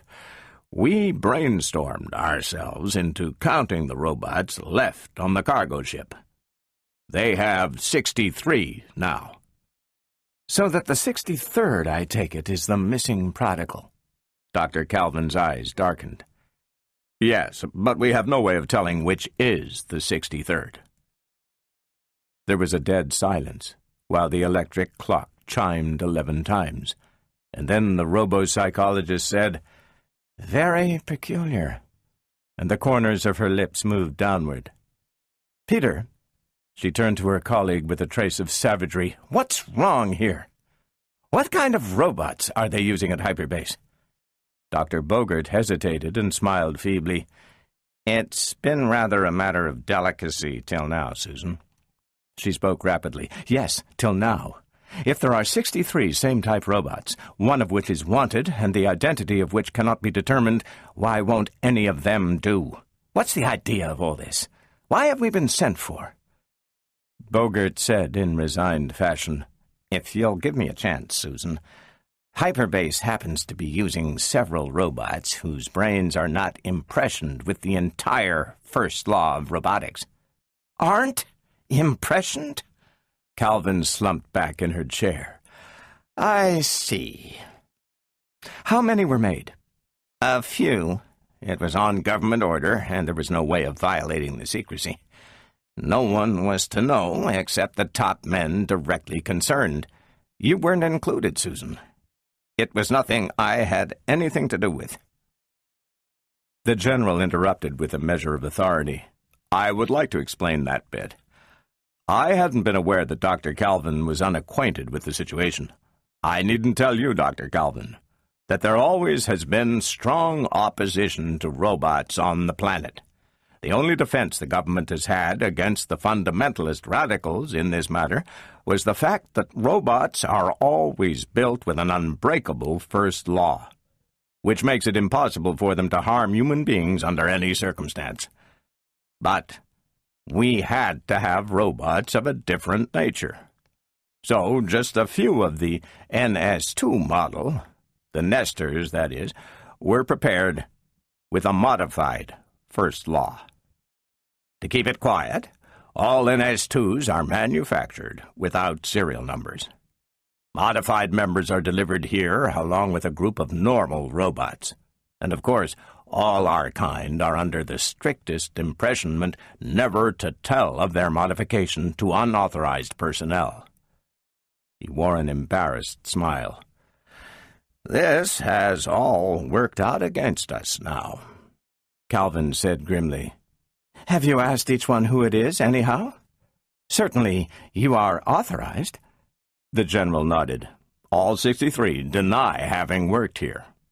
And one is lying. Does the one you want show traces of wear? The others, I take it, are factory fresh. The one in question only arrived last month. It, and the 2 that have just arrived, were to be the last we needed. There's no perceptible wear.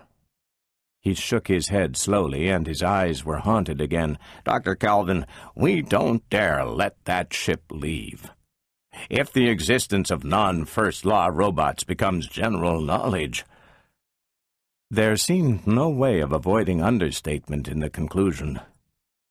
"Destroy all 63, said the robo-psychologist coldly and flatly, "and make an end of it." Bogart drew back a corner of his mouth. You mean destroy $30,000 per robot? I'm afraid U.S. robots wouldn't like that. We'd better make an effort first, Susan, before we destroy anything. In that case, she said sharply, I need facts.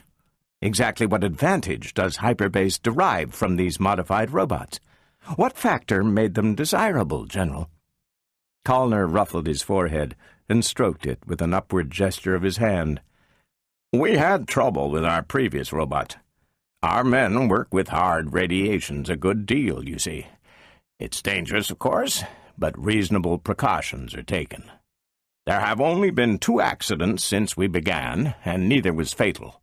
However, it was impossible to explain that to an ordinary robot. The first law states, I'll quote it, "No robot may harm a human being or, through inaction, allow a human being to come to harm."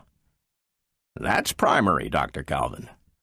When it was necessary for one of our men to expose himself, for a short period, to a moderate gamma field, one that would have no physiological effects, the nearest robot would dash in to drag him out.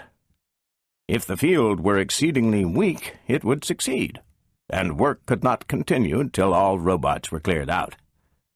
If the field were a trifle stronger, the robot would never reach the technician concerned, since its positronic brain would collapse under gamma radiations, and then we would be out one expensive and hard-to-replace robot. We tried arguing with them. Their point was that a human being in a gamma field was endangering his life, and that it didn't matter that he could remain there half an hour safely. Supposing they would say he forgot and remained an hour. They couldn't take chances. We pointed out that they were risking their lives on a wild off-chance. But self-preservation is only the 3rd law of robotics, and the 1st law of human safety came first.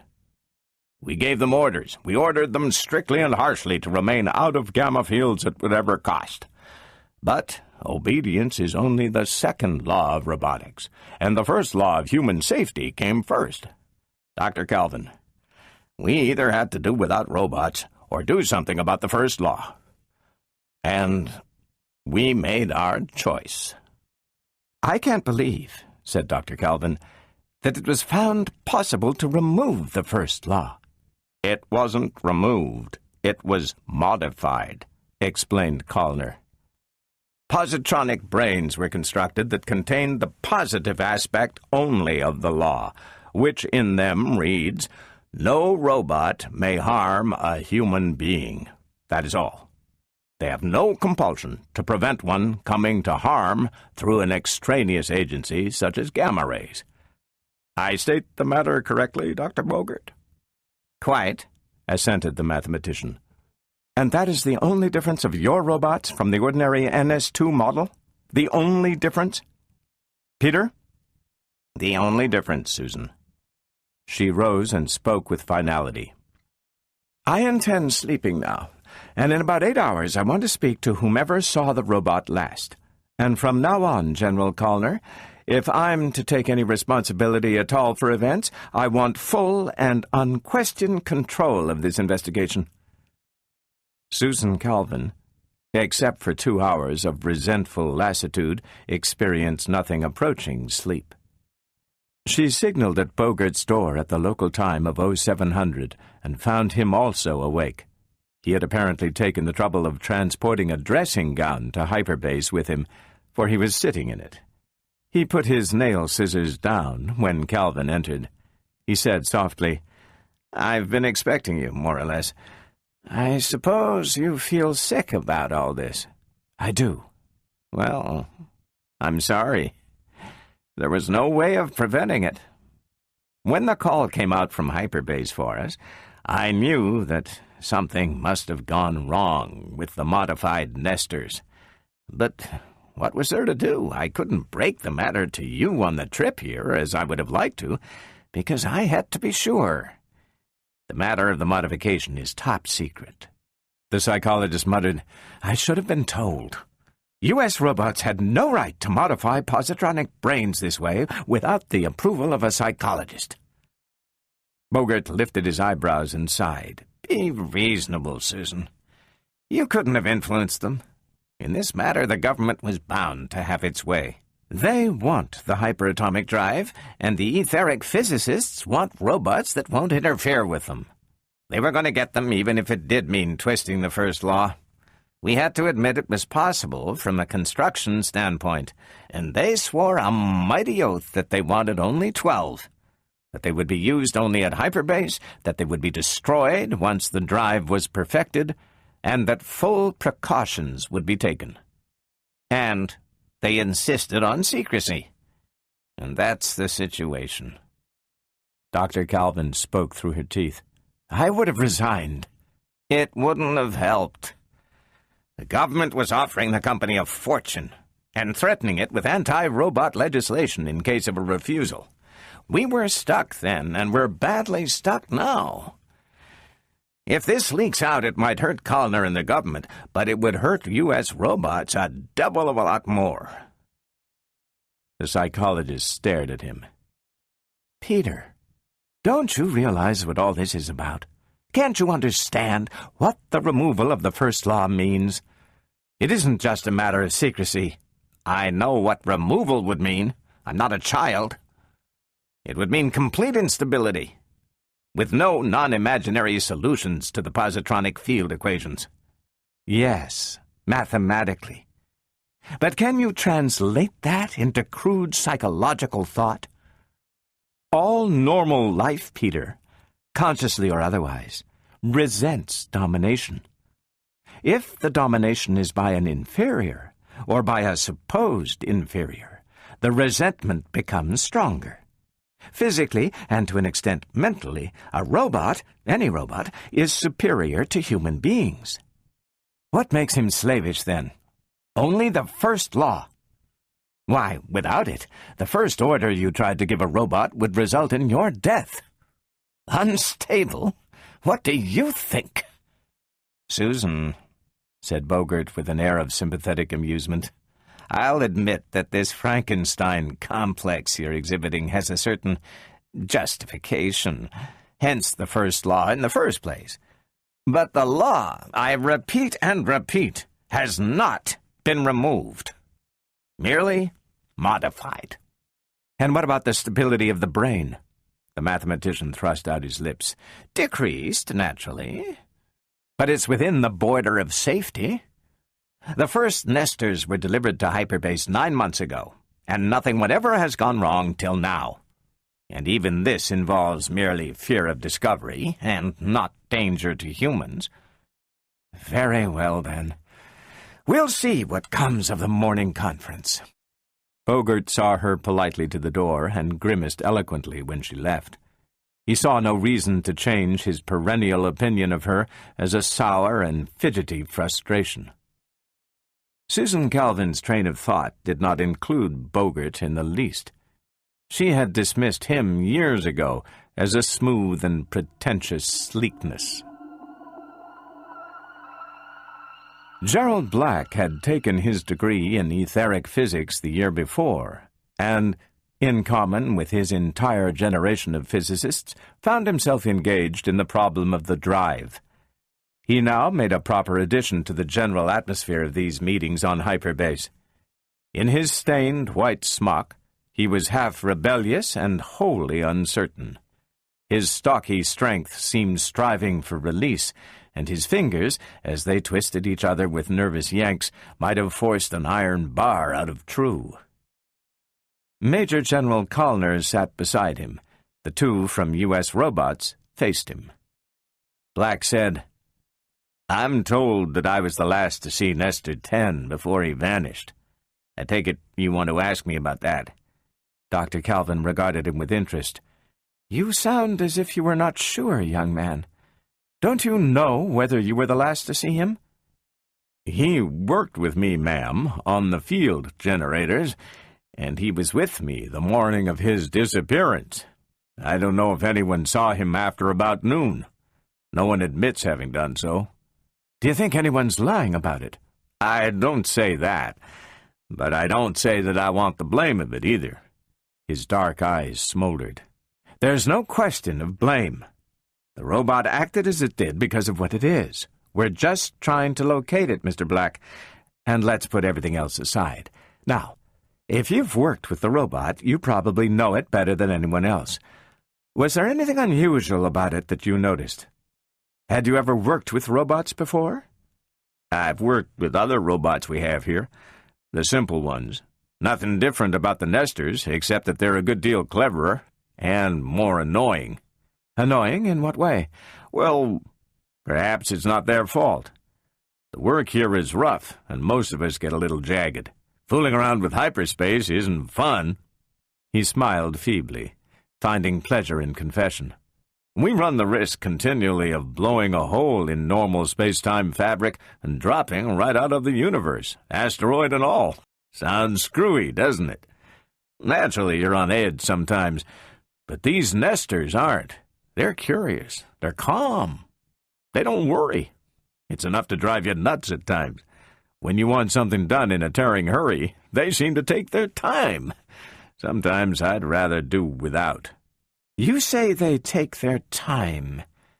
Have they ever refused an order?" "Oh, no." Hastily. "They do it all right. They tell you when they think you're wrong, though. They don't know anything about the subject but what we taught them, but that doesn't stop them. Maybe I imagine it, but the other fellows have the same trouble with their Nestors." General Callner cleared his throat ominously. "Why have no complaints reached me on the matter, Black?" The young physicist reddened. "We didn't really want to do anything without the robot, sir. And besides, we weren't certain exactly how such, minor complaints might be received." Bogart interrupted softly. "Anything in particular happened the morning you last saw it?" There was a silence. With a quiet motion, Calvin repressed the comment that was about to emerge from Callner and waited patiently. Then Black spoke in blurting anger. "I had a little trouble with it. I'd broken a Kimball tube that morning and was out 5 days of work. My entire program was behind schedule. I hadn't received any mail from home for a couple of weeks, and he came around, wanting me to repeat an experiment I had abandoned a month ago. He was always annoying me on that subject, and I was tired of it. I told him to go away, and that's all I saw of him." "You told him to go away?" asked Dr. Calvin with sharp interest. "In just those words? Did you say, 'go away'? Try to remember the exact words." There was apparently an internal struggle in progress. Black cradled his forehead in a broad palm for a moment, then tore it away and said defiantly, "I said, go lose yourself." Bogart laughed for a short moment. "And he did, eh?" But Calvin wasn't finished. She spoke cajolingly. "Now we're getting somewhere, Mr. Black. But exact details are important. In understanding the robot's actions, a word, a gesture, an emphasis may be everything. You couldn't have said just those 3 words, for instance, could you? By your own description, you must have been in a hasty mood. Perhaps you strengthened your speech a little." The young man reddened. "Well, I may have called it, a few things." "Exactly what things?" "Oh, I wouldn't remember exactly. Besides, I couldn't repeat it. You know how you get when you're excited." His embarrassed laugh was almost a giggle. "I sort of have a tendency to strong language." "That's quite all right," she replied with prim severity. "At the moment, I'm a psychologist. I would like to have you repeat exactly what you said, as nearly as you remember, and, even more important, the exact tone of voice you used." Black looked at his commanding officer for support. Found none. His eyes grew round and appalled. "But I can't." "You must." "Suppose," said Bogart with ill-hidden amusement, "you address me. You may find it easier." The young man's scarlet face turned to Bogart. He swallowed. "I said—" His voice faded out. He tried again. "I said—" And he drew a deep breath and spewed it out hastily in one long succession of syllables. Then, in the charged air that lingered, he concluded, almost in tears, "More or less. I don't remember the exact order of what I called him, and maybe I left out something or put in something, but that was about it." Only the slightest flush betrayed any feeling on the part of the robo-psychologist. She said, "I am aware of the meaning of most of the terms used. The others, I suppose, are equally derogatory." "I'm afraid so," agreed the tormented Black. "And in among it you told him to lose himself." "I meant it only figuratively." "I realize that. No disciplinary action is intended, I'm sure."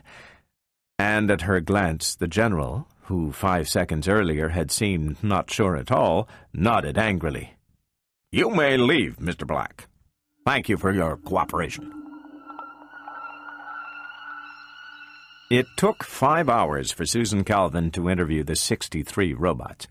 It was 5 hours of multi-repetition, of replacement after replacement of identical robot, of questions A, B, C, D, and answers A, B, C, D, of a carefully bland expression, a carefully neutral tone, a carefully friendly atmosphere, and a hidden wire recorder. The psychologist felt drained of vitality when she was finished. Bogart was waiting for her and looked expectant as she dropped the recording spool with a clang upon the plastic of the desk. She shook her head.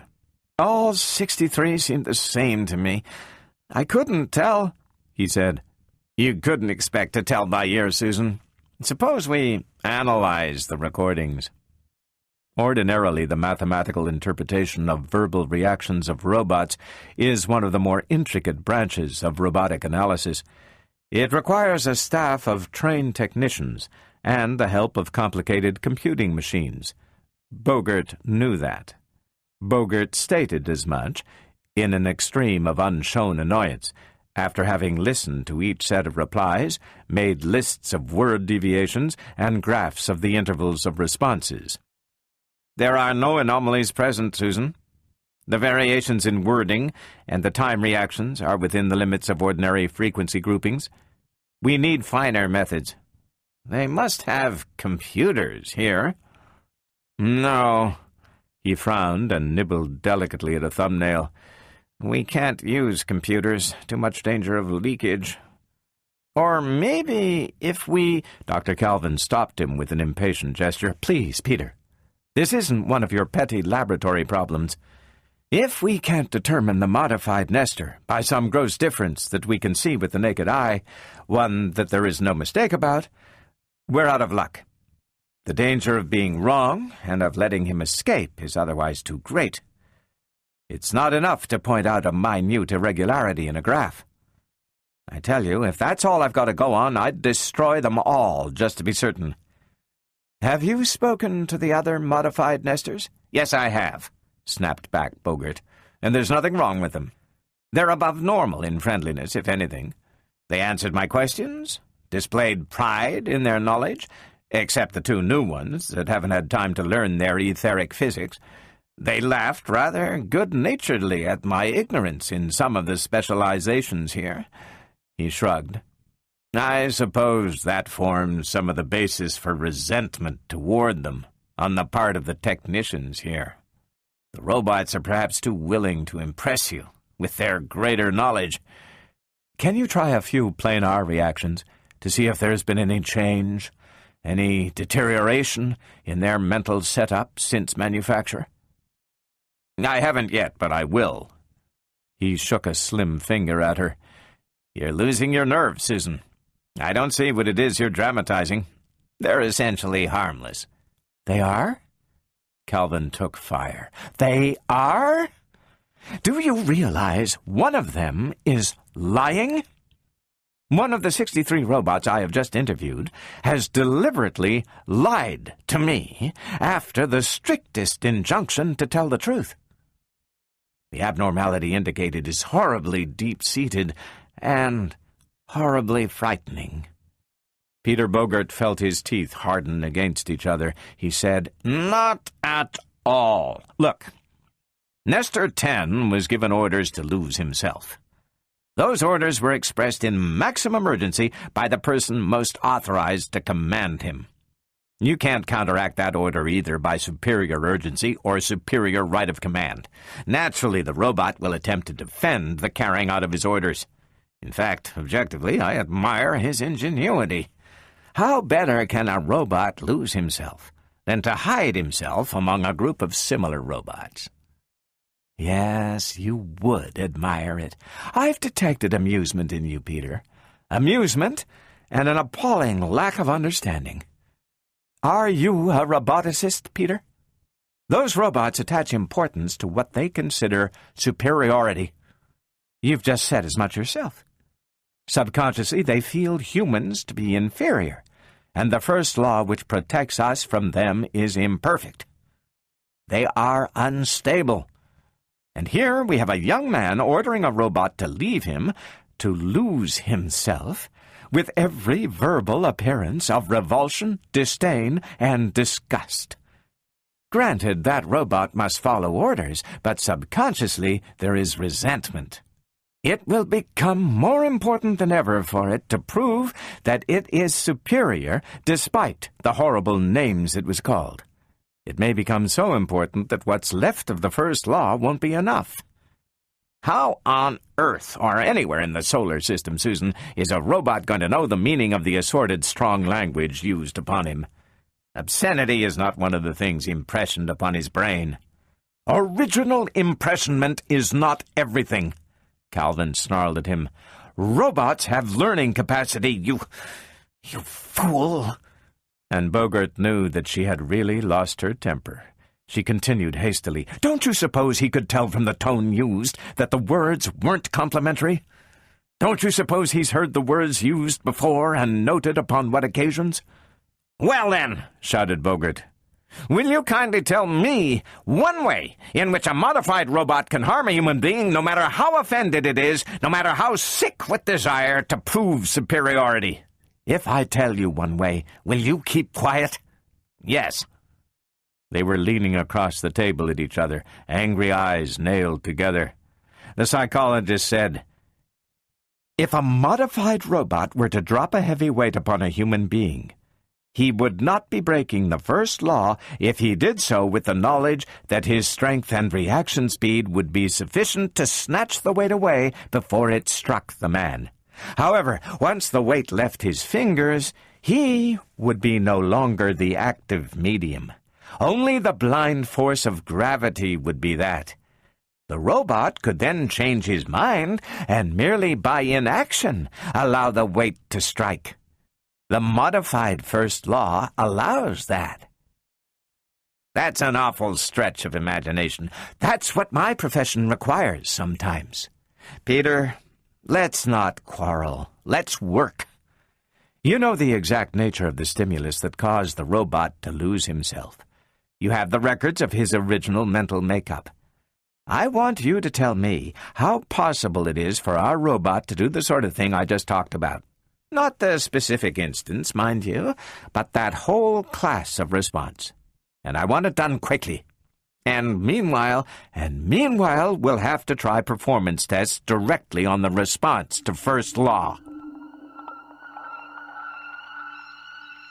Gerald Black, at his own request, was supervising the mushrooming wooden partitions that were springing up in a bellying circle on the vaulted third floor of Radiation Building 2.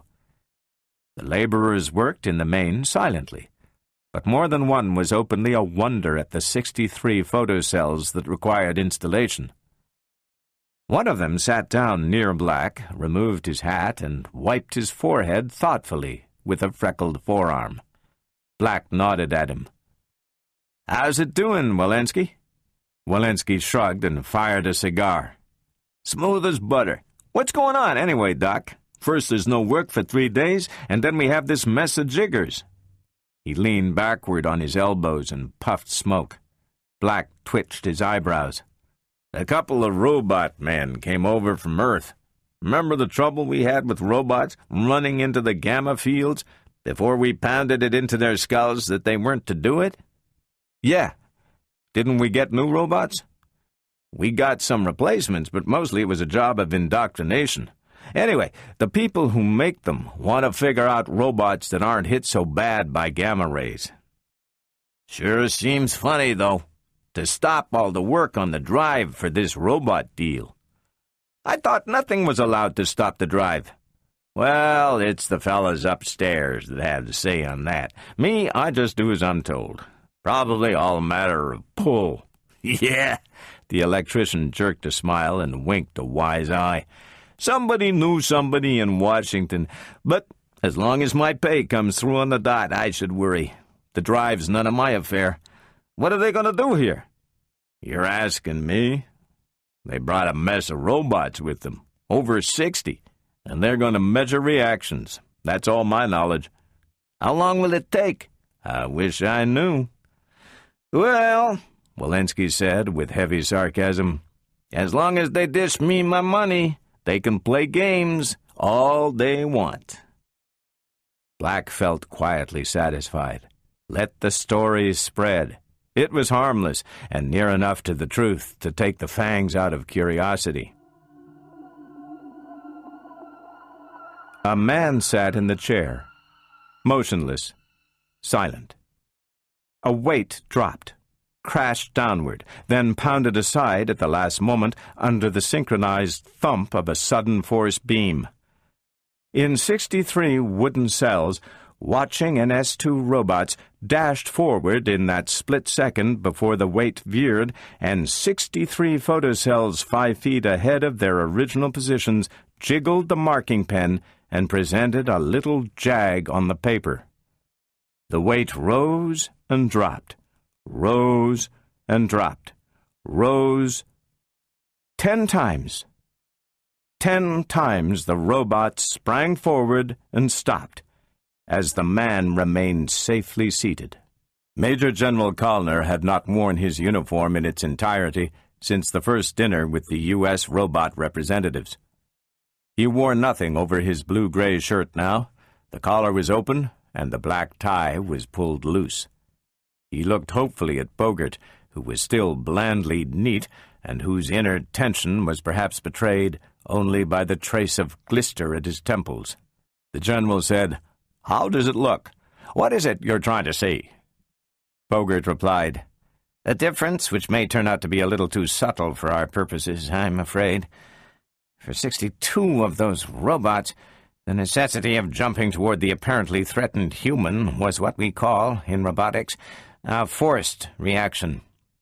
You see, even when the robots knew that the human in question would not come to harm, and after the third or fourth time they must have known it, they could not prevent reacting as they did. First law required it." "Well?" "But the 63rd robot, The modified Nestor had no such compulsion. He was under free action. If he had wished, he could have remained in his seat. Unfortunately, and his voice was mildly regretful, he didn't so wish. Why, do you suppose? Bogart shrugged. I suppose Dr. Calvin will tell us when she gets here, probably with a horribly pessimistic interpretation, too. She is sometimes a bit annoying. She's qualified, isn't she? Demanded the General, with a sudden frown of uneasiness. Yes, Bogart seemed amused. She's qualified, all right. She understands robots like a sister. Comes from hating human beings so much, I think. It's just that, psychologist or not, she's an extreme neurotic. Has paranoid tendencies. And don't take her too seriously. He spread the long row of broken line graphs out in front of him. You see, General, in the case of each robot, the time interval from moment of drop to the completion of a 5-foot movement tends to decrease as the tests are repeated. There's a definite mathematical relationship that governs such things, and failure to conform would indicate marked abnormality in the positronic brain. Unfortunately, all here appear normal. But if our Nestor 10 was not responding with a forced action, why isn't his curve different? I don't understand that. It's simple enough. Robotic responses are not perfectly analogous to human responses, more's the pity. In human beings, voluntary action is much slower than reflex action. But that's not the case with robots. With them, it is merely a question of freedom of choice. Otherwise, the speeds of free and forced action are much the same. What I had been expecting, though, was that Nestor 10 would be caught by surprise the first time and allow too great an interval to elapse before responding. And he didn't. I'm afraid not. Then we haven't gotten anywhere. The General sat back with an expression of pain. It's 5 days since you've come. At this point, Susan Calvin entered and slammed the door behind her. "Put your graphs away, Peter," she cried. "You know they don't show anything." She mumbled something impatiently as Callner half rose to greet her and went on, "We'll have to try something else quickly. I don't like what's happening." Bogart exchanged a resigned glance with the General. "Is anything wrong?" "You mean specifically?" "No. But I don't like to have Nestor 10 continue to elude us. It's bad. It must be gratifying, his swollen sense of superiority. I'm afraid that his motivation is no longer simply one of following orders. I think it's becoming more a matter of sheer neurotic necessity to outthink humans. That's a dangerously unhealthy situation. Peter, have you done what I asked? Have you worked out the instability factors of the modified NS2 along the lines I want?" "It's in progress," said the mathematician without interest. She stared at him angrily for a moment, then turned to Callner. "Nestor 10 is decidedly aware of what we're doing, General. He had no reason to jump for the bait in this experiment, especially after the first time, when he must have seen that there was no real danger to our subject. The others couldn't help it, but he was deliberately falsifying a reaction." "What do you think we ought to do now, then, Dr. Calvin?" "Make it impossible for him to fake an action the next time. We will repeat the experiment, but with an addition. High-tension cables, capable of electrocuting the Nestor models, will be placed between subject and robot, enough of them to avoid the possibility of jumping over, and the robot will be made perfectly aware in advance that touching the cables will mean death." "Hold on," spat out Bogart with sudden viciousness. "I rule that out. We are not electrocuting $2 million worth of robots to locate Nestor 10. There are other ways." "You're certain? You've found none? In any case, it's not a question of electrocution. We can arrange a relay which will break the current at the instant of application of weight. If the robot should place his weight on it, he won't die. But he won't know that, you see. The General's eyes gleamed into hope. "Will that work?" "It should. Under those conditions, Nestor 10 would have to remain in his seat. He could be ordered to touch the cables and die, for the second law of obedience is superior to the third law of self-preservation, but he won't be ordered to. He will merely be left to his own devices, as will all the robots. In the case of the normal robots, the first law of human safety will drive them to their death even without orders. But not our Nestor 10. Without the entire first law, and without having received any orders on the matter, the third law, self-preservation, will be the highest operating, and he will have no choice but to remain in his seat. It would be a forced action." "Will it be done tonight, then?" "Tonight," said the psychologist, "if the cables can be laid in time.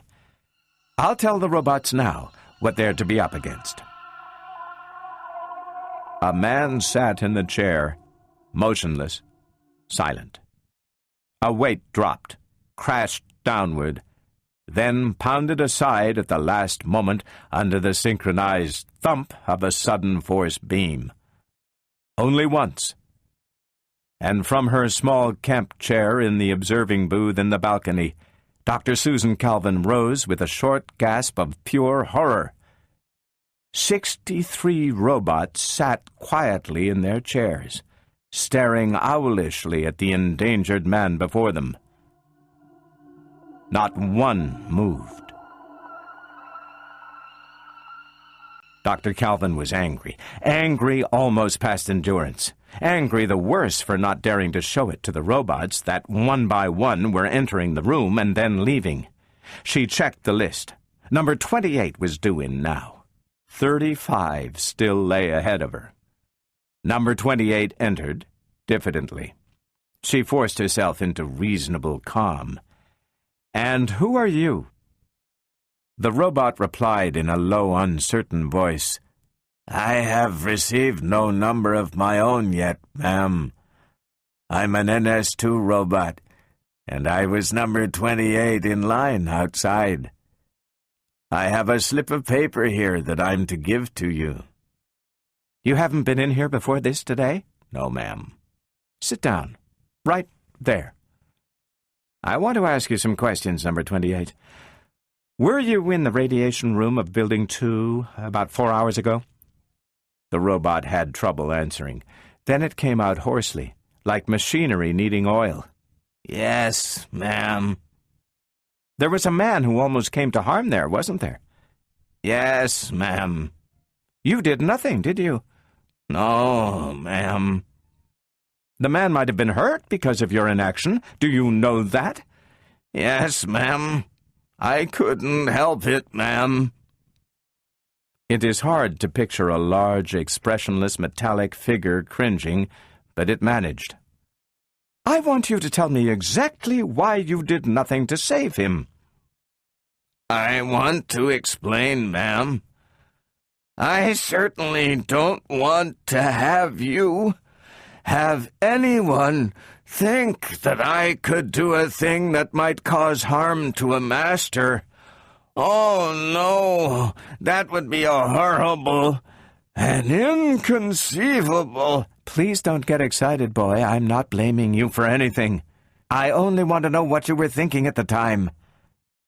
"Ma'am, before it all happened, you told us that one of the masters would be in danger of harm from that weight that keeps falling, and that we would have to cross electric cables if we were to try to save him.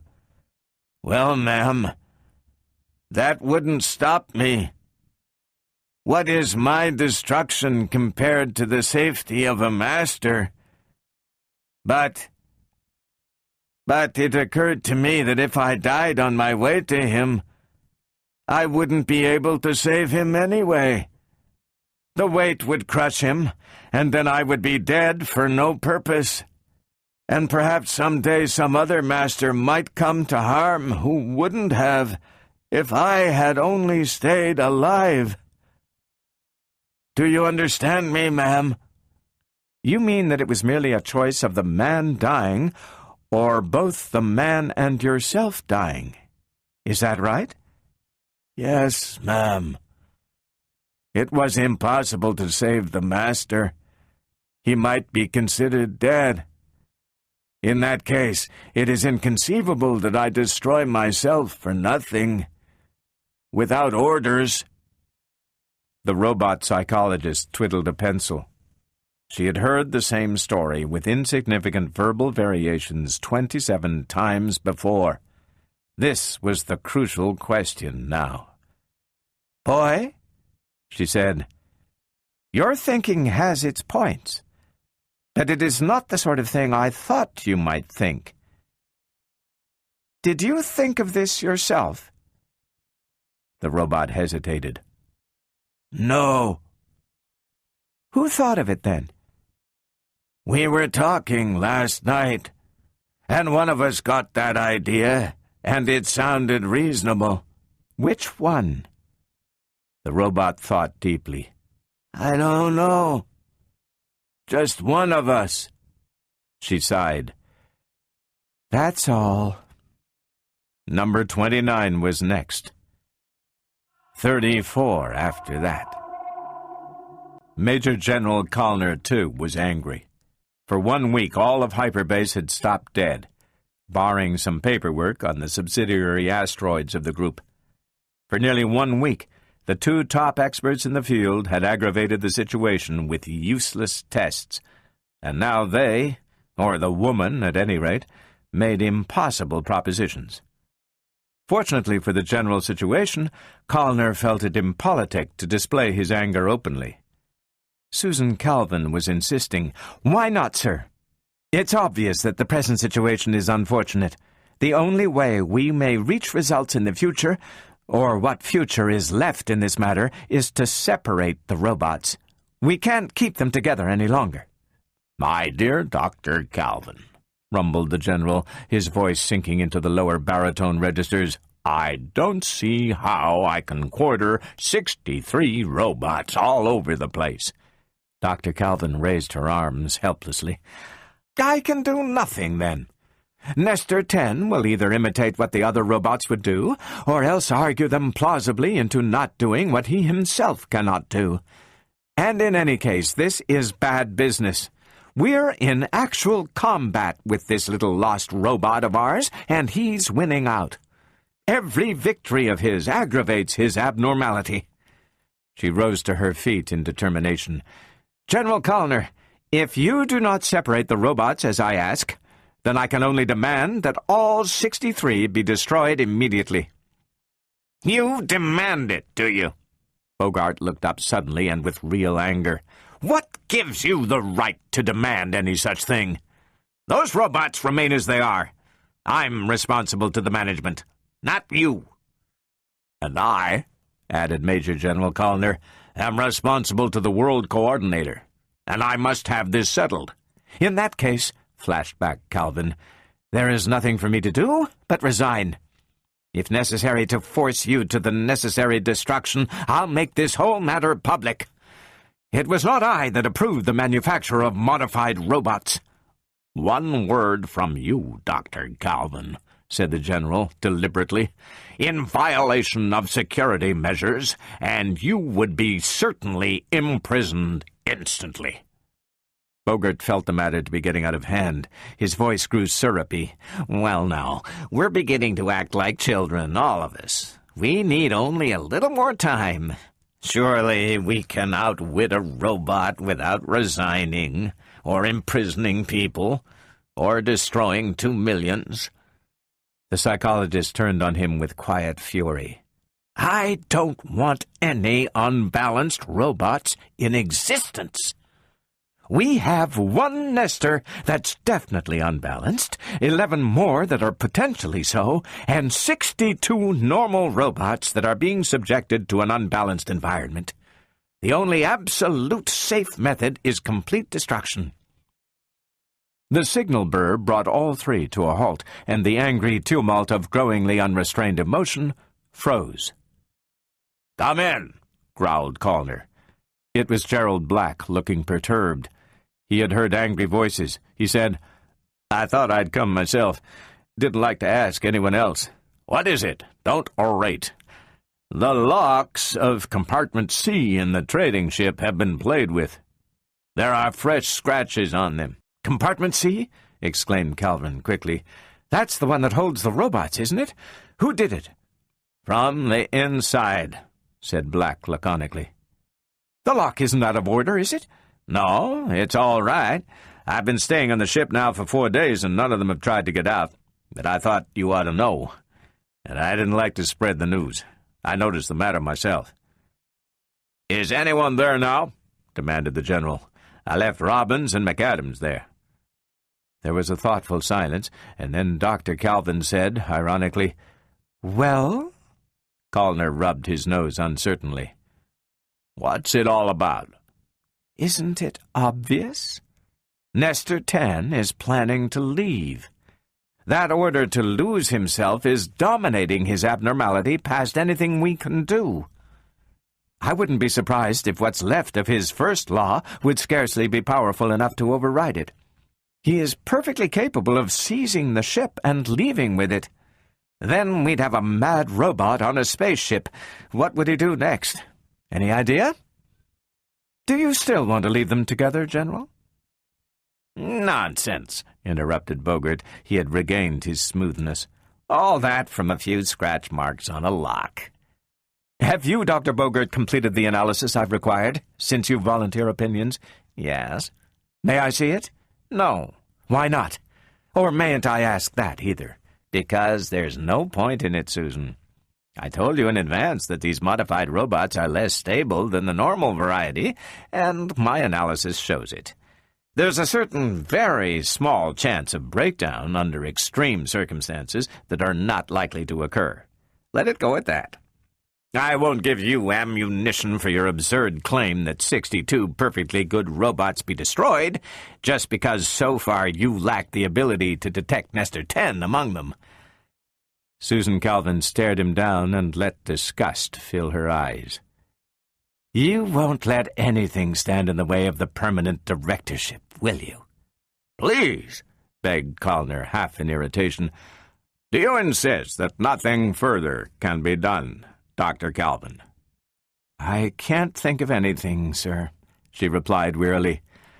"If there were only other differences between Nestor 10 and the normal robots, differences that didn't involve the first law, even one other difference, something in impressionment, environment, specification—" And she stopped suddenly.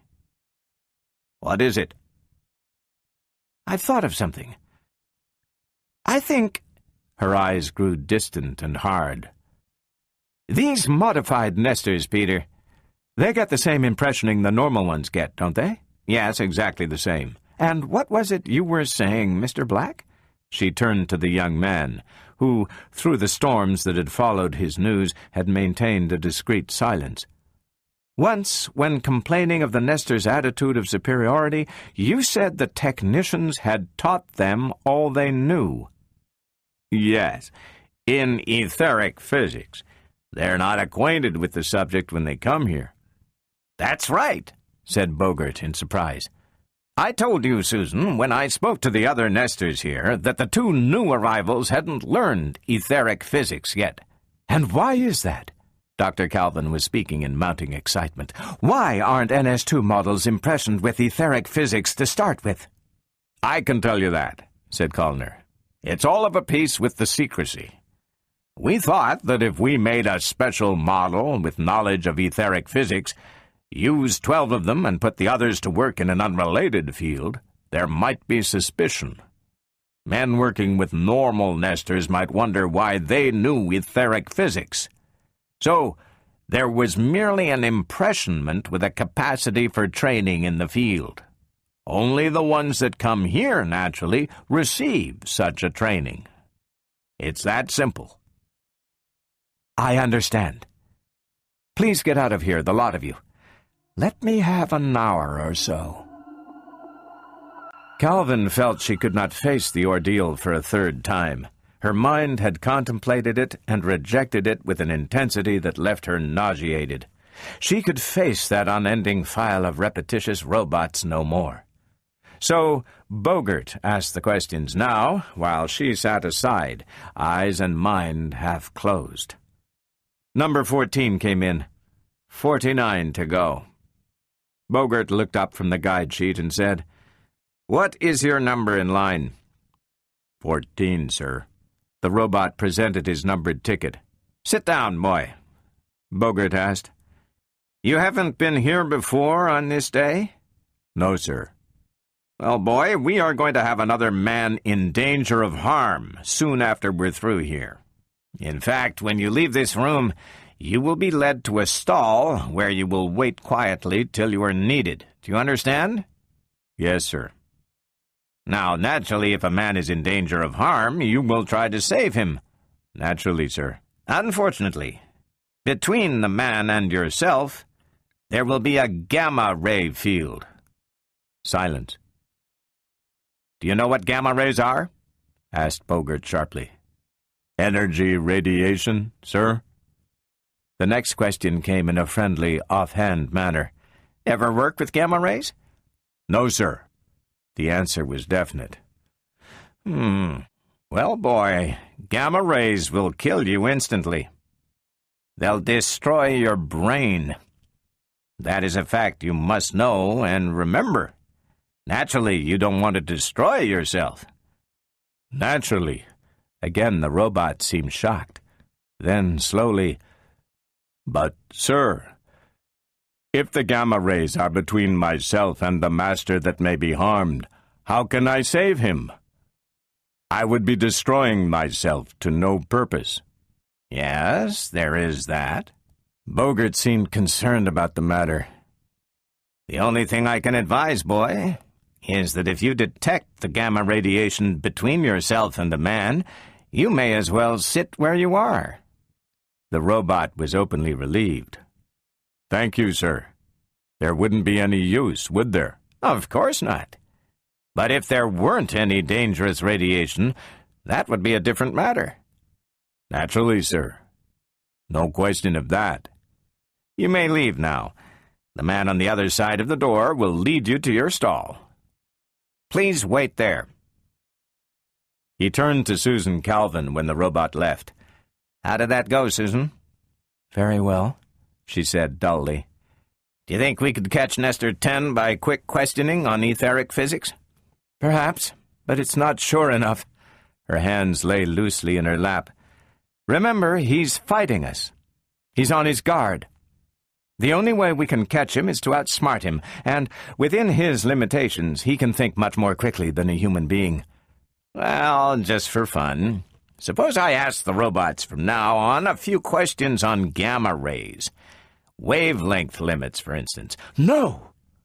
Dr. Calvin's eyes sparkled to life. "It would be too easy for him to deny knowledge, and then he'd be warned against the test that's coming up, which is our real chance. Please follow the questions I've indicated, Peter, and don't improvise. It's just within the bounds of risk to ask them if they've ever worked with gamma rays. And try to sound even less interested than you do when you ask it." Bogart shrugged and pressed the buzzer that would allow the entrance of number 15. The large radiation room was in readiness once more. The robots waited patiently in their wooden cells, all open to the center, but closed off from each other. Major General Callner mopped his brows slowly with a large handkerchief, while Dr. Calvin checked the last details with black. "You're sure now," she demanded, "that none of the robots have had a chance to talk with each other after leaving the orientation room?" "Absolutely sure," insisted Black. "There's not been a word exchanged." "And the robots are put in the proper stalls?" "Here's the plan." The psychologist looked at it thoughtfully. The general peered over her shoulder. "What's the idea of the arrangement, Dr. Calvin?"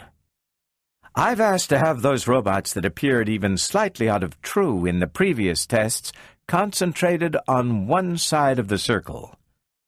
I'm going to be sitting in the center myself this time, and I wanted to watch those particularly." "You're going to be sitting there?" exclaimed Bogart. "Why not?" she demanded coldly. What I expect to see may be something quite momentary. I can't risk having anyone else as main observer. Peter, you'll be in the observing booth, and I want you to keep your eye on the opposite side of the circle. General Callner, I've arranged for motion pictures to be taken of each robot, in case visual observation isn't enough. If these are required, the robots are to remain exactly where they are until the pictures are developed and studied. None must leave.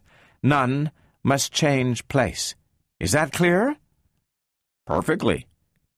Then let's try it this one last time. Susan Calvin sat in the chair, silent, eyes restless. A weight dropped, crashed downward, then pounded aside at the last moment under the synchronized thump of a sudden force beam. And a single robot jerked upright and took 2 steps. And stopped. But Dr. Calvin was upright, and her finger pointed to him sharply. "Nestor 10, come here!" she cried. "Come here! Come here!" Slowly, reluctantly, the robot took another step forward. The psychologist shouted at the top of her voice without taking her eyes from the robot. "Get every other robot out of this place, somebody! Get them out quickly, and keep them out!" Somewhere within reach of her ears there was noise, and the thud of hard feet upon the floor. She did not look away. Nestor 10, if it was Nestor 10, took another step, and then, under force of her imperious gesture, 2 more. He was only 10 feet away when he spoke harshly. "I have been told to be lost." Another step. "I must not disobey. They have not found me so far. He would think me a failure. He told me, but it's not so. I am powerful and intelligent." The words came in spurts. Another step. "I know a good deal. He would think. I've been found. Disgraceful. Not I. I am intelligent, and by just a master who is weak, slow." Another step, and one metal arm flew out suddenly to her shoulder, and she felt the weight bearing her down. Her throat constricted, and she felt a shriek tear through. Dimly, she heard Nestor 10's next words. "No one must find me. No, master." And the cold metal was against her, and she was sinking under the weight of it. And then a queer metallic sound, and she was on the ground with an unfelt thump, and a gleaming arm was heavy across her body. It did not move, nor did Nestor 10, who sprawled beside her. And now faces were bending over her. Gerald Black was gasping. "Are you hurt, Dr. Calvin?" She shook her head feebly. They pried the arm off her and lifted her gently to her feet. "What happened?" Black said, "I bathed the place in gamma rays for 5 seconds. We didn't know what was happening. It wasn't till the last second that we realized he was attacking you, and then there was no time for anything but a gamma field. He went down in an instant. There wasn't enough to harm you, though. Don't worry about it." "I'm not worried." She closed her eyes and leaned for a moment upon his shoulder. "I don't think I was attacked exactly. Nestor 10 was simply trying to do so. What was left of the first law was still holding him back." Susan Calvin and Peter Bogart, 2 weeks after their first meeting with Major General Callner, had their last. Work at Hyperbase had been resumed. The trading ship, with its 62 normal NS-2s, was gone to wherever it was bound, with an officially imposed story to explain its 2 weeks' delay.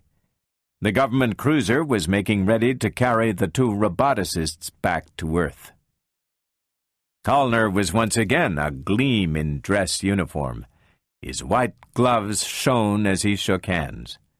Calvin said, "The other modified Nestors are, of course, to be destroyed." They will be.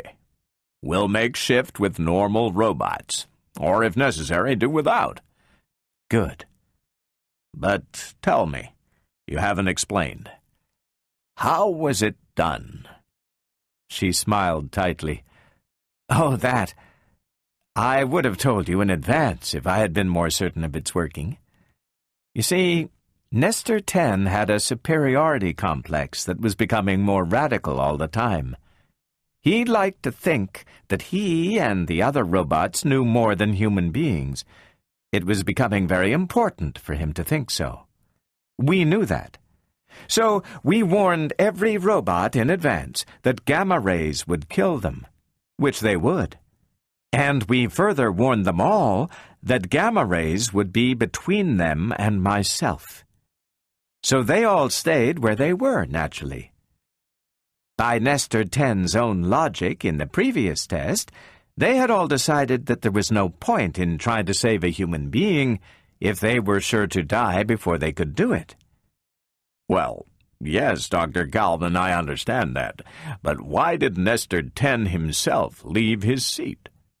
Ah, that was a little arrangement between myself and your young Mr. Black.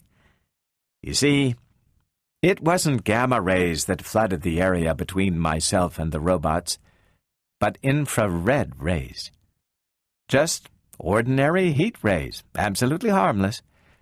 Nestor 10 knew they were infrared and harmless, and so he began to dash out, as he expected the rest would do, under first law compulsion. It was only a fraction of a second too late that he remembered that the normal NS2s could detect radiation, but could not identify the type. That he himself could only identify wavelengths by virtue of the training he had received at Hyperbase under mere human beings was a little too humiliating to remember for just a moment. To the normal robots, the area was fatal because we had told them it would be, and only Nestor 10 knew we were lying. And just for a moment he forgot, or didn't want to remember, that other robots might be more ignorant than human beings. His very superiority caught him. Goodbye, General.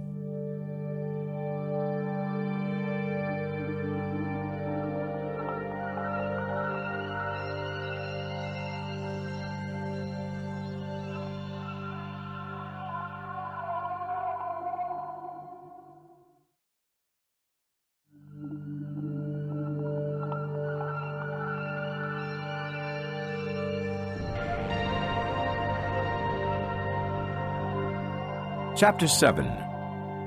Escape. When Susan Calvin returned from Hyperbase, Alfred Lanning was waiting for her. The old man never spoke about his age, but everyone knew it to be over 75. Yet his mind was keen, and if he had finally allowed himself to be made Director Emeritus of Research, with Bogert as acting director, it did not prevent him from appearing in his office daily. How close are they to the hyperatomic drive? He asked. I don't know, she replied irritably. I didn't ask. I wish they'd hurry, because if they don't, Consolidated might beat them to it, and beat us to it as well. Consolidated? What have they got to do with it? Well, we're not the only ones with calculating machines. Ours may be positronic, but that doesn't mean they're better. Robertson is calling a big meeting about it tomorrow. He's been waiting for you to come back. Robertson, of U.S. Robot and Mechanical Men Corporation, son of the founder, pointed his lean nose at his general manager, and his Adam's apple jumped as he said, "You start now. Let's get this straight." The general manager did so with alacrity. "Here's the deal now, Chief. Consolidated Robots approached us a month ago with a funny sort of proposition. They brought about 5 tons of figures, equations, all that sort of stuff. It was a problem, see, and they wanted an answer from the brain. The terms were as follows." He ticked them off on thick fingers. 100,000 for us if there is no solution, and we can tell them the missing factors. 200,000 if there is a solution, plus costs of construction of the machine involved, plus quarter interest in all profits derived therefrom. The problem concerns the development of an interstellar engine. Robertson frowned, and his lean figure stiffened. "Despite the fact that they have a thinking machine of their own, right?" "Exactly what makes the whole proposition a foul ball, Chief. Lever, take it from there." Abe Lever looked up from the far end of the conference table and smoothed his stubbled chin with a faint rasping sound. He smiled. "It's this way, sir. Consolidated had a thinking machine. It's broken." "What?" Robertson half rose. "That's right. Broken. It's kaput. Nobody knows why, but I got hold of some pretty interesting guesses. Like, for instance, that they asked it to give them an interstellar engine with the same set of information they came to us with, and that it cracked their machine wide open. It's scrap. Just scrap now." "You get it, Chief?" The general manager was wildly jubilant. "You get it? There isn't any industrial research group of any size that isn't trying to develop a space warp engine. And Consolidated and U.S. Robots have the lead on the field with our super robot brains. Now that they've managed to foul theirs up, we have a clear field. That's the nub. The motivation. It'll take them 6 years at least to build another. And they're sunk, unless they can break ours too with the same problem." The president of U.S. Robots bulged his eyes. "Why, the dirty rats! Hold on, Chief. There's more to this." He pointed a finger with a wide sweep. "Lanning, take it." Dr. Alfred Lanning viewed the proceedings with faint scorn, his usual reaction to the doings of the vastly better-paid business and sales division. His unbelievable gray eyebrows hunched low, and his voice was dry. "From a scientific standpoint, the situation, while not entirely clear, is subject to intelligent analysis. The question of interstellar travel under present conditions of physical theory is vague. The matter is wide open, and the information given by Consolidated to its thinking machine, assuming these we have to be the same, was similarly wide open. Our mathematical department has given it a thorough analysis, and it seems Consolidated has included everything. Its material for submission contains all known developments of Franchiacci's space warp theory, and apparently all pertinent astrophysical and electronic data. It's quite a mouthful." Robertson followed anxiously. He interrupted. "Too much for the brain to handle?" Lanning shook his head decisively. "No, there are no known limits to the brain's capacity. It's a different matter. It's a question of the robotic laws. The brain, for instance, could never supply a solution to a problem set to it if that solution would involve the death or injury of humans. As far as it would be concerned, a problem with only such a solution would be insoluble. If such a problem is combined with an extremely urgent demand that it be answered, it is just possible that the brain, only a robot after all, would be presented with a dilemma, where it could neither answer nor refuse to answer. Something of the sort must have happened to Consolidated's machine." He paused, but the general manager urged on. "Go ahead, Dr. Lanning. Explain it the way you explained it to me." Lanning set his lips and raised his eyebrows in the direction of Dr. Susan Calvin, who lifted her eyes from her precisely folded hands for the first time. Her voice was low and colorless. "The nature of a robot reaction to a dilemma is startling," she began. "Robot psychology is far from perfect. As a specialist, I can assure you of that, but it can be discussed in qualitative terms, because with all the complications introduced into a robot's positronic brain, it is built by humans, and is therefore built according to human values. Now, a human caught in an impossibility often responds by a retreat from reality, by entry into a world of delusion, or by taking to drink, going off into hysteria, or jumping off a bridge. It all comes to the same thing, a refusal or inability to face the situation squarely. And so, the robot. A dilemma at its mildest will disorder half its relays, and at its worst, it will burn out every positronic brain path past repair. "I see," said Robertson, who didn't. "Now, what about this information Consolidated's wishing on us?" "It undoubtedly involves," said Dr. Calvin, "a problem of a forbidden sort. But the brain is considerably different from Consolidated's robot." "That's right, Chief, that's right." The general manager was energetically interruptive. "I want you to get this, because it's the whole point of the situation." Susan Calvin's eyes glittered behind the spectacles, and she continued patiently. "You see, sir, Consolidated's machines, their superthinker among them, are built without personality. They go in for functionalism, you know. They have to, without U.S. Robot's basic patents for the emotional brain paths. Their thinker is merely a calculating machine on a grand scale, and a dilemma ruins it instantly. However, the brain, our own machine, has a personality, a child's personality. It is a supremely deductive brain, but it resembles an idiot-savant. It doesn't really understand what it does. It just does it. And because it is really a child, it is more resilient. Life isn't so serious, you might say." The robo-psychologist continued, "Here is what we're going to do. We have divided all of Consolidated's information into logical units. We are going to feed the units to the brain singly and cautiously.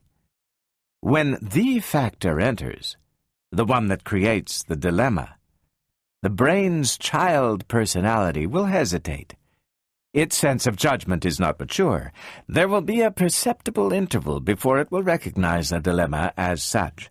And in that interval, it will reject the unit automatically, before its brain paths can be set in motion and ruined." Robertson's Adam's apple squirmed. "Are you sure now?" Dr. Calvin masked impatience. "It doesn't make much sense, I admit, in lay language, but there is no conceivable use in presenting the mathematics of this. I assure you, it is as I say." The general manager was in the breach instantly and fluently. "So here's the situation, Chief. If we take the deal, we can put it through like this. The brain will tell us which unit of information involves the dilemma. From there, we can figure why the dilemma. Isn't that right, Dr. Bogert?" "There you are, Chief, and Dr. Bogert is the best mathematician you'll find anywhere.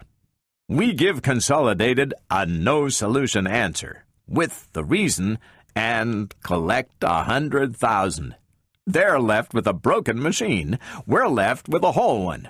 In a year, 2 maybe, we'll have a space warp engine, or a hyperatomic motor, some people call it. Whatever you name it, it will be the biggest thing in the world."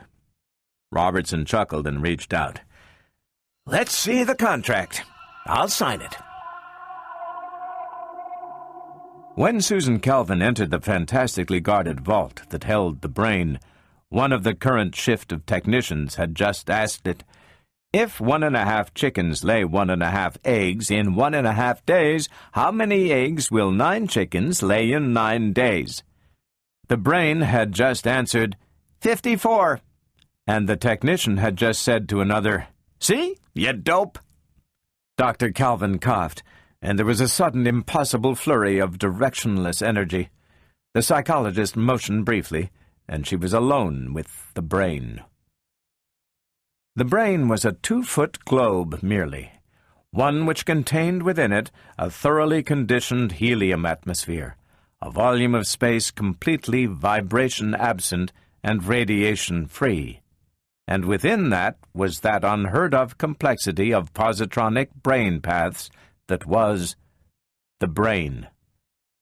The rest of the room was crowded with the attachments that were the intermediaries between the brain and the outside world, its voice, its arms, its sense organs. Dr. Calvin said softly, "How are you, brain?"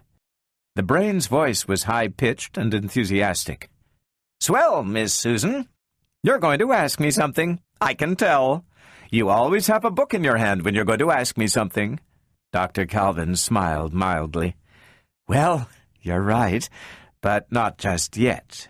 This is going to be a question. It will be so complicated we're going to give it to you in writing, but not just yet. I think I'll talk to you first. All right. I don't mind talking. Now, Brain, in a little while, Dr. Lanning and Dr. Bogart will be here with this complicated question. We'll give it to you a very little at a time and very slowly, because we want you to be careful. We're going to ask you to build something, if you can, out of the information. But I'm going to warn you now that the solution might involve, damage to human beings. Gosh! The exclamation was hushed, drawn out. Now you watch for that. When we come to a sheet which means damage, even maybe death, don't get excited. You see, Brain, in this case we don't mind, not even about death. We don't mind at all. So when you come to that sheet, just stop, give it back, and that'll be all. You understand? Oh, sure. But golly, the death of humans, oh my. Now, Brain, I hear Dr. Lanning and Dr. Bogart coming. They'll tell you what the problem is all about, and then we'll start. Be a good boy now. Slowly the sheets were fed in. After each one came the interval of the queerly whispery chuckling noise that was the brain in action. Then the silence that meant readiness for another sheet. It was a matter of hours, during which the equivalent of something like 17 fat volumes of mathematical physics were fed into the brain. As the process went on, frowns appeared and deepened. Lanning muttered ferociously under his breath. Bogart first gazed speculatively at his fingernails and then bit at them in abstracted fashion. It was when the last of the thick pile of sheets disappeared that Calvin, white-faced, said, "Something's wrong." Lanning barely got the words out. "It can't be. Is it dead?" "Brain?" Susan Calvin was trembling. "Do you hear me, Brain?" "Huh?" came the abstracted rejoinder. "Do you want me?" "The solution. Oh, that! I can do it. I'll build you a whole ship, just as easy, if you let me have the robots. A nice ship. It'll take 2 months, maybe." There was no difficulty? "It took long to figure," said the brain. Dr. Calvin backed away. The color had not returned to her thin cheeks. She motioned the others away. In her office, she said, "I can't understand it. The information as given must involve a dilemma, probably involves death. If something has gone wrong—" Bogart said quietly, "The machine talks and makes sense. It can't be a dilemma." But the psychologist replied urgently, "There are dilemmas and dilemmas. There are different forms of escape. Suppose the brain is only mildly caught, just badly enough, say, to be suffering from the delusion that he can solve the problem when he can't. Or suppose it's teetering on the brink of something really bad, so that any small push shoves it over." "Suppose," said Lanning, "there is no dilemma. Suppose Consolidated's machine broke down over a different question, or broke down for purely mechanical reasons." "But even so," insisted Calvin, "we couldn't take chances. Listen, from now on, no one is to as much as breathe to the brain. I'm taking over." "All right," sighed Lanning. "Take over, then. And meanwhile, we'll let the brain build its ship. And if it does build it, we'll have to test it." He was ruminating. "We'll need our top field men for that." Michael Donovan brushed down his red hair with a violent motion of his hand and a total indifference to the fact that the unruly mass sprang to attention again immediately. He said, "Call the turn now, Greg. They say the ship is finished. They don't know what it is, but it's finished." Let's go, Greg. Let's grab the controls right now. Powell said wearily. Cut it, Mike. There's a peculiar overripe flavor to your humor at its freshest, and the confined atmosphere here isn't helping it. Well, listen. Donovan took another ineffectual swipe at his hair. I'm not worried so much about our cast-iron genius and his tin ship. There's the matter of my lost leave, and the monotony. There's nothing here but whiskers and figures, the wrong kind of figures. Oh, why do they give us these jobs? Because, replied Powell gently, we're no loss if they lose us. Okay, relax. Doc Lanning's coming this way. Lanning was coming, his gray eyebrows as lavish as ever, his aged figure unbent as yet and full of life. He walked silently up the ramp with the two men and out into the open field, where, obeying no human master, silent robots were building a ship. Wrong tense. Had built a ship. For Lanning said, The robots have stopped. Not one has moved today. It's completed then, definitely, asked Powell. Now how can I tell? Lanning was peevish, and his eyebrows curled down in an eye-hiding frown. It seems done. There are no spare pieces about, and the interior is down to a gleaming finish. You've been inside. Just in, then out. I'm no space pilot. Either of you two know much about engine theory? Donovan looked at Powell, who looked at Donovan. Donovan said, I've got my license, sir, but at last reading it didn't say anything about hyper-engines or warp navigation, just the usual child's play in 3 dimensions. Alfred Lanning looked up with sharp disapproval and snorted the length of his prominent nose. He said frigidly, Well, we have our engine men. Powell caught at his elbow as he walked away. Sir, is the ship still restricted ground? The old director hesitated, then rubbed the bridge of his nose. I suppose not. For you two, anyway. Donovan looked after him as he left and muttered a short, expressive phrase at his back. He turned to Powell. I'd like to give him a literary description of himself, Greg. Suppose you come along, Mike. The inside of the ship was finished as a ship ever was. That could be told in a single eye-blinking glance. No martinet in the system could have put as much spit and polish into a surface as those robots had. The walls were of a gleaming silvery finish that retained no fingerprints. There were no angles. Walls, floors, and ceiling faded gently into each other, and in the cold metallic glittering of the hidden lights, one was surrounded by 6 chilly reflections of one's bewildered self. The main corridor was a narrow tunnel that led in a hard, clatter-footed stretch along a line of rooms of no interdistinguishing features.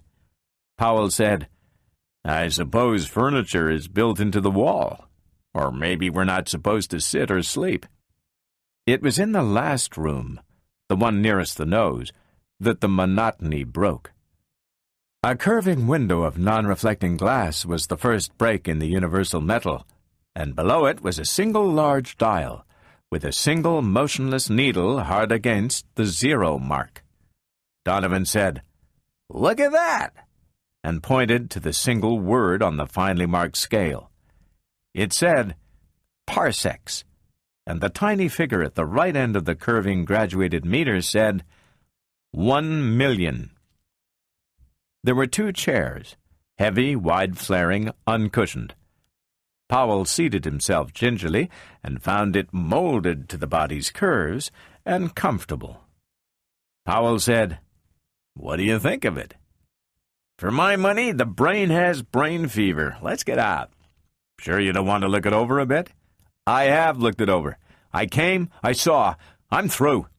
Donovan's red hair bristled into separate wires. Greg, let's get out of here. I quit my job 5 seconds ago, and this is a restricted area for non-personnel. Powell smiled in an oily, self-satisfied manner and smoothed his mustache. Okay, Mike, turn off that adrenaline tap you've got draining into your bloodstream. I was worried too, but no more. No more, huh? How come no more?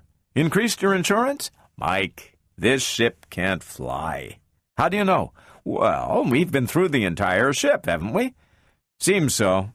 Take my word for it, we have. Did you see any pilot room, except for this one port and the one gauge here in parsecs? Did you see any controls? No. And did you see any engines? Holy Joe, no. Well then, let's break the news to Lanning, Mike. They cursed their way through the featureless corridors and finally hit and missed their way into the short passage to the airlock. Donovan stiffened. Did you lock this thing, Greg? No, I never touched it. Yank the lever, will you? The lever never budged, though Donovan's face twisted appallingly with exertion. Powell said, I didn't see any emergency exits. If something's gone wrong here, they'll have to melt us out. Yes, and we've got to wait until they find out that some fool has locked us in here, added Donovan frantically. Let's get back to the room with the port. It's the only place from which we might attract attention. But they didn't. In that last room, the port was no longer blue and full of sky. It was black, and hard yellow pinpoint stars spelled space. There was a dull double thud as two bodies collapsed separately into two chairs. Alfred Lanning met Dr. Calvin just outside his office. He lit a nervous cigar and motioned her in. He said, Well, Susan, we've come pretty far, and Robertson's getting jumpy. What are you doing with the brain? Susan Calvin spread her hands. It's no use getting impatient. The brain is worth more than anything we forfeit on this deal. But you've been questioning it for 2 months. The psychologist's voice was flat, but somehow dangerous. You would rather run this yourself? Now, you know what I meant. Oh, I suppose I do. Dr. Calvin rubbed her hands nervously.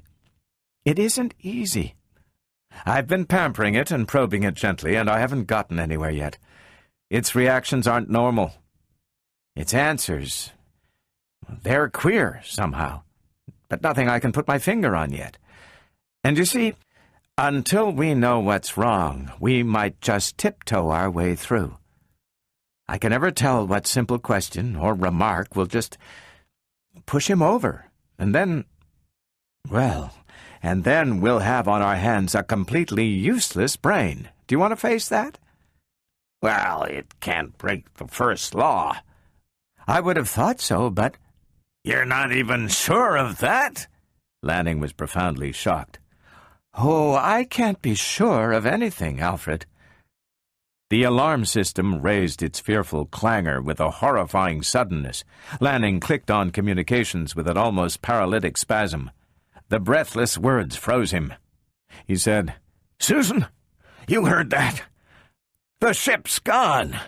I sent those 2 field men inside half an hour ago. You'll have to see the brain again. Susan Calvin said with enforced calm, Brain? What happened to the ship? The brain said happily, The ship I built, Miss Susan? That's right. What has happened to it?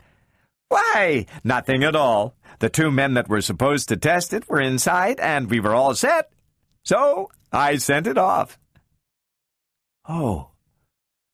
Well, that's nice. The psychologist felt some difficulty in breathing. Do you think they'll be all right? Right as anything, Miss Susan. I've taken care of it all. It's a beautiful ship. Yes, Brain, it is beautiful, but you think they have enough food, don't you? They'll be comfortable? Plenty of food. This business might be a shock to them, Brain. Unexpected, you know. The brain tossed it off. They'll be all right. It ought to be interesting for them. Interesting? How? Just interesting, said the brain slyly. Susan, whispered Lanning in a fuming whisper, ask it if death comes into it. Ask it what the dangers are. Susan Calvin's expression contorted with fury. Keep quiet. In a shaken voice, she said to the brain, We can communicate with the ship, can't we, Brain? Oh, they can hear you if you call by radio. I've taken care of that. Thanks. That's all for now." Once outside, Lanning lashed out ragingly. Great galaxy, Susan. If this gets out, it'll ruin all of us. We've got to get those men back. Why didn't you ask if there was danger of death straight out? "Because," said Calvin with a weary frustration, "that's just what I can't mention. If it's got a case of dilemma, it's about death. Anything that would bring it up badly might knock it completely out. Will we be better off then? Now look, it said we could communicate with them. Let's do so. Get their location and bring them back. They probably can't use the controls themselves. The brain is probably handling them remotely. Come!" It was quite a while before Powell shook himself together. "Mike," he said out of cold lips, "did you feel any acceleration?" Donovan's eyes were blank. "Huh? No. And then the redhead's fists clenched, and he was out of his seat with sudden, frenzied energy and up against the cold, wide-curving glass. There was nothing to see but stars. He turned. "Greg, they must have started the machine while we were inside. Greg, it's a put-up job. They fixed it up with the robot to jerry us into being the tryout boys, in case we were thinking of backing out." Powell said, "What are you talking about? What's the good of sending us out if we don't know how to run the machine? How are we supposed to bring it back? No, this ship left by itself and without apparent acceleration." He rose and walked the floor slowly. The metal walls dinned back the clangor of his steps. He said tonelessly, "Mike, this is the most confusing situation we've ever been set up against." "That," said Donovan bitterly, "is news to me. I was just beginning to have a very swell time when you told me." Powell ignored that. "No acceleration. Which means the ship works on a principle different from any known. Different from any we know, anyway. Different from any known. There are no engines within reach of manual control. Maybe they're built into the walls. Maybe that's why they're thick as they are." "What are you mumbling about?" demanded Donovan. "Why not listen? I'm saying that whatever powers this ship is enclosed and evidently not meant to be handled. The ship is running by remote control." "The brain's control? Why not? Then you think we'll stay out here till the brain brings us back?" "It could be. If so, let's wait quietly. The brain is a robot. It's got to follow the first law. It can't hurt a human being." Donovan sat down slowly. "You figure that?" Carefully, he flattened his hair. "Listen, this junk about the space warp knocked out Consolidated's robot, and the long hairs said it was because interstellar travel killed humans. Which robot are you going to trust? Ours had the same data, I understand." Powell was yanking madly at his mustache. "Don't pretend you don't know your robotics, Mike. Before it's physically possible in any way for a robot to even make a start to breaking the first law, so many things have to break down that it'd be a ruined mess of scrap 10 times over. There's some simple explanation to this." "Oh, sure. Just have the butler call me in the morning. It's all just too simple for me to bother about before my beauty nap." "Well, Jupiter, Mike, what are you complaining about so far? The brain is taking care of us.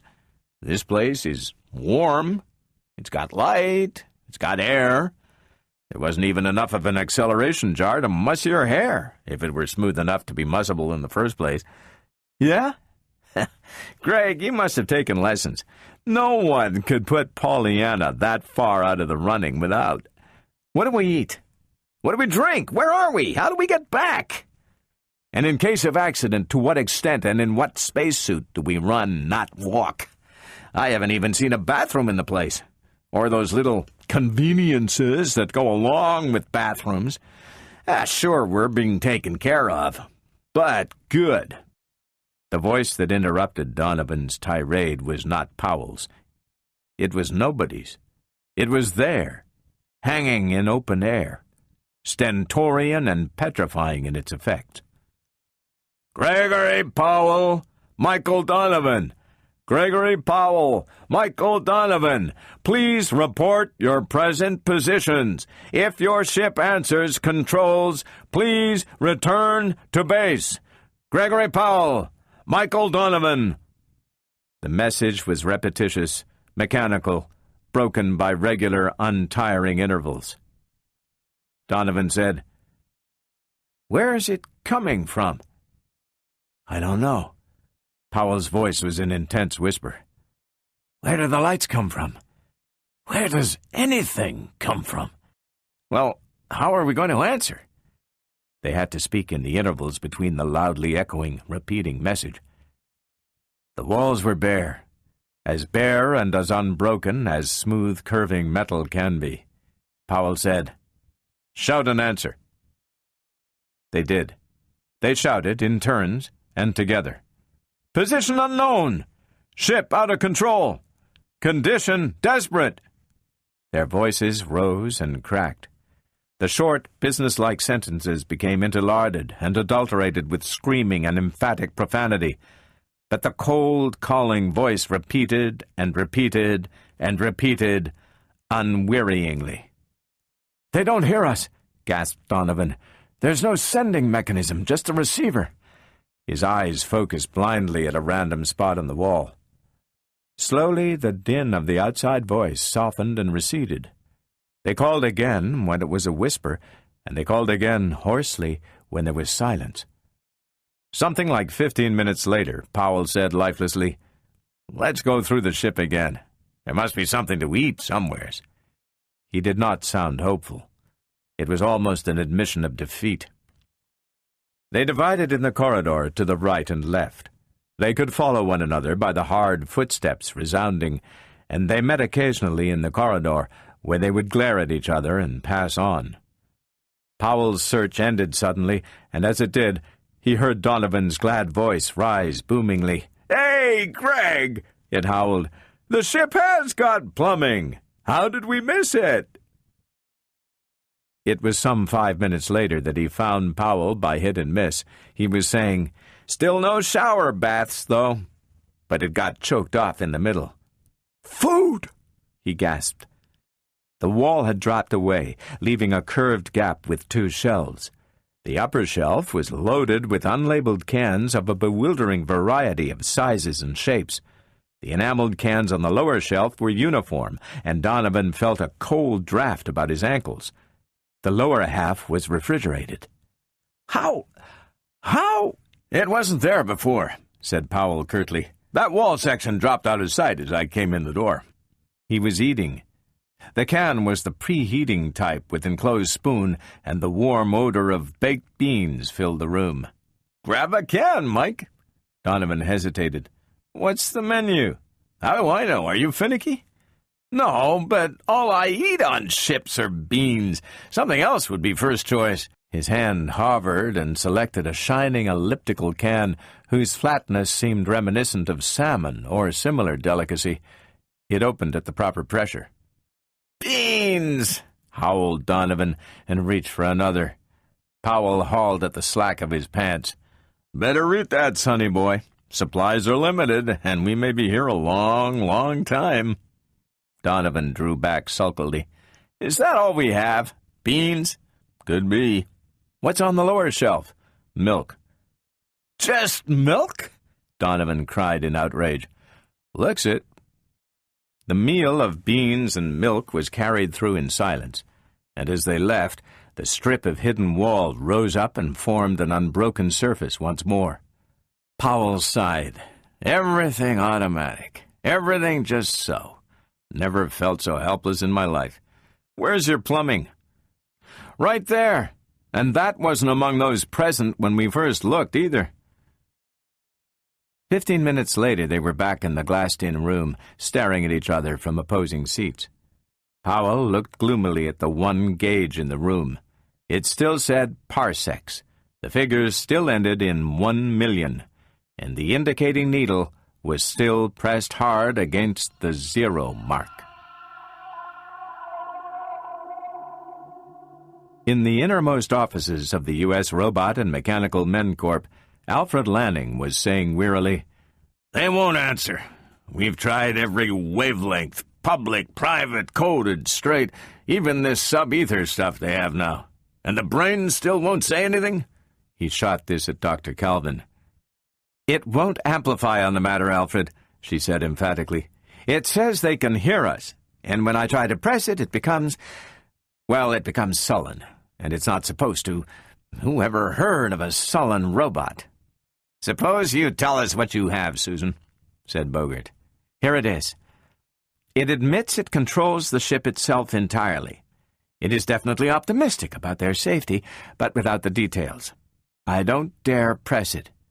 However, the center of disturbance seems to be about the interstellar jump itself. The brain definitely laughed when I brought up the subject. There are other indications, but that's the closest it's come to an open abnormality." She looked at the others. "I refer to hysteria. I dropped the subject immediately, and I hope I did no harm, but it gave me a lead. I can handle hysteria. Give me 12 hours. If I can bring it back to normal, it will bring back the ship." Bogart seemed suddenly stricken. "The interstellar jump!" "What's the matter?" The cry was doubled from Calvin and Lanning. "The figures for the engine the brain gave us. Say, I just thought of something." He left hurriedly. Lanning gazed after him. He said briskly to Calvin, "You take care of your end, Susan." 2 hours later, Bogart was talking eagerly. "I tell you, Lanning, that's it. The interstellar jump is not instantaneous, not as long as the speed of light is finite. Life can't exist. Matter and energy, as such, can't exist in the space warp. I don't know what it would be like, but that's it. That's what killed Consolidated's robot." Donovan felt as haggard as he looked. "Only 5 days." "Only 5 days. I'm sure of it." Donovan looked about him wretchedly. The stars through the glass were familiar, but infinitely indifferent. The walls were cold to the touch. The lights, which had recently flared up again, were unfeelingly bright. The needle on the gauge pointed stubbornly to 0, and Donovan could not get rid of the taste of beans. He said morosely, "I need a bath." Powell looked up briefly and said, "So do I. You needn't feel self-conscious. But unless you want to bathe in milk and do without drinking, we'll do without drinking eventually anyway. Greg, where does this interstellar travel come in? You tell me. Maybe we just keep on going. We'd get there eventually. At least the dust of our skeletons would. But isn't our death the whole point of the brain's original breakdown?" Donovan spoke with his back to the other. "Greg, I've been thinking. It's pretty bad. There's not much to do except walk around or talk to yourself. You know those stories about guys marooned in space. They go nuts long before they starve. I don't know, Greg, but ever since the lights went on, I feel funny."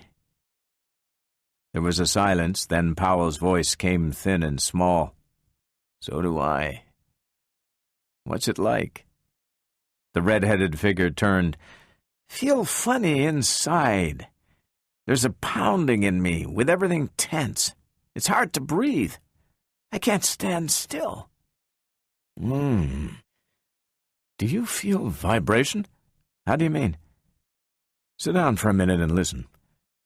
You don't hear it, but you feel it. As if something's throbbing somewheres, and it's throbbing the whole ship. And you, too, along with it. Listen. Yeah. Yeah. What do you think it is, Greg? You don't suppose it's us?" "It might be." Powell stroked his mustache slowly. "But it might be the ship's engines. It might be getting ready." "For what?" "For the interstellar jump. It may be coming, and the devil knows what it's like." Donovan pondered. Then he said savagely, "If it does, let it. But I wish we could fight. It's humiliating to have to wait for it." An hour later, perhaps, Powell looked at his hand on the metal chair arm and said with frozen calm, "Feel the wall, Mike." Donovan did and said, "You can feel it shake, Greg." Even the stars seemed blurred. From somewhere came the vague impression of a huge machine gathering power with the walls, storing up energy for a mighty leap, throbbing its way up the scales of strength. It came with a suddenness and a stab of pain. Powell stiffened and half jerked from his chair. His sight caught Donovan and blanked out, while Donovan's thin shout whimpered and died in his ears. Something writhed within him and struggled against a growing blanket of ice that thickened. Something broke loose and whirled in a blaze of flickering light and pain. It fell and whirled and fell headlong into silence. It was death. It was a world of no motion and no sensation, a world of dim, unsensing consciousness, a consciousness of darkness and of silence and of formless struggle. Most of all, a consciousness of eternity. He was a tiny white threat of ego, cold and afraid. Then the words came, unctuous and sonorous, thundering over him in a foam of sound. "Does your coffin fit differently lately? Why not try Morbid M. Cadaver's extensible caskets? They are scientifically designed to fit the natural curves of the body and are enriched with vitamin B1. Use Cadaver's caskets for comfort. Remember, you're going to be dead a long, long time." It wasn't quite sound, but whatever it was, it died away in an oily, rumbling whisper. The white thread that might have been Powell heaved uselessly at the insubstantial eons of time that existed all about him, and collapsed upon itself as the piercing shriek of 100 million ghosts of 100 million soprano voices rose to a crescendo of melody. "I'll be glad when you're dead, you rascal, you. I'll be glad when you're dead, you rascal, you. I'll be glad when—" It rose up a spiral stairway of violent sound into the keening supersonics that passed hearing and then beyond. The white thread quivered with a pulsating pang. It strained quietly. The voices were ordinary and many. It was a crowd speaking, a swirling mob that swept through and past and over him with a rapid, headlong motion that left drifting tatters of words behind them. "What did they get you for, boy? You look banged up." "A hot fire, I guess, but I got a case—" "I've made paradise, but old St. Pete—" "Nah, I got pulled with the boy. Had dealings with him. Hey, Sam, come this way." "Did you get a mouthpiece? Beelzebub says—" "Going on, my good imp? My appointment is with, say—" And above it all, the original stentorian roar that plunged across all. "Hurry, hurry, hurry! Stir your bones, and don't keep us waiting. There are many more in line. Have your certificates ready, and make sure Peter's release is stamped across it. See if you are at the proper entrance gate. There will be plenty of fire for all. Hey, you! You down there! Take your place in line, or—" The white thread that was Powell groveled backward before the advancing shout and felt the sharp stab of the pointing finger. It all exploded into a rainbow of sound that dripped its fragments onto an aching brain. Powell was in the chair again. He felt himself shaking. Donovan's eyes were opening into two large, popping bowls of glazed blue. "Greg!" he whispered in what was almost a sob. "Were you dead?" "I felt dead." He did not recognize his own croak. Donovan was obviously making a bad failure of his attempt to stand up. "Are we alive now? Or is there more?" "I feel alive." It was the same hoarseness. Powell said cautiously, "Did you hear anything when you were dead?" Donovan paused, and then very slowly nodded his head. "Did you?" "Yes." Did you hear about coffins and females singing? And the lines forming to get into hell? Did you? Donovan shook his head. Just one voice. Loud? No. Soft, but rough like a file over the fingertips. It was a sermon, you know, about hellfire.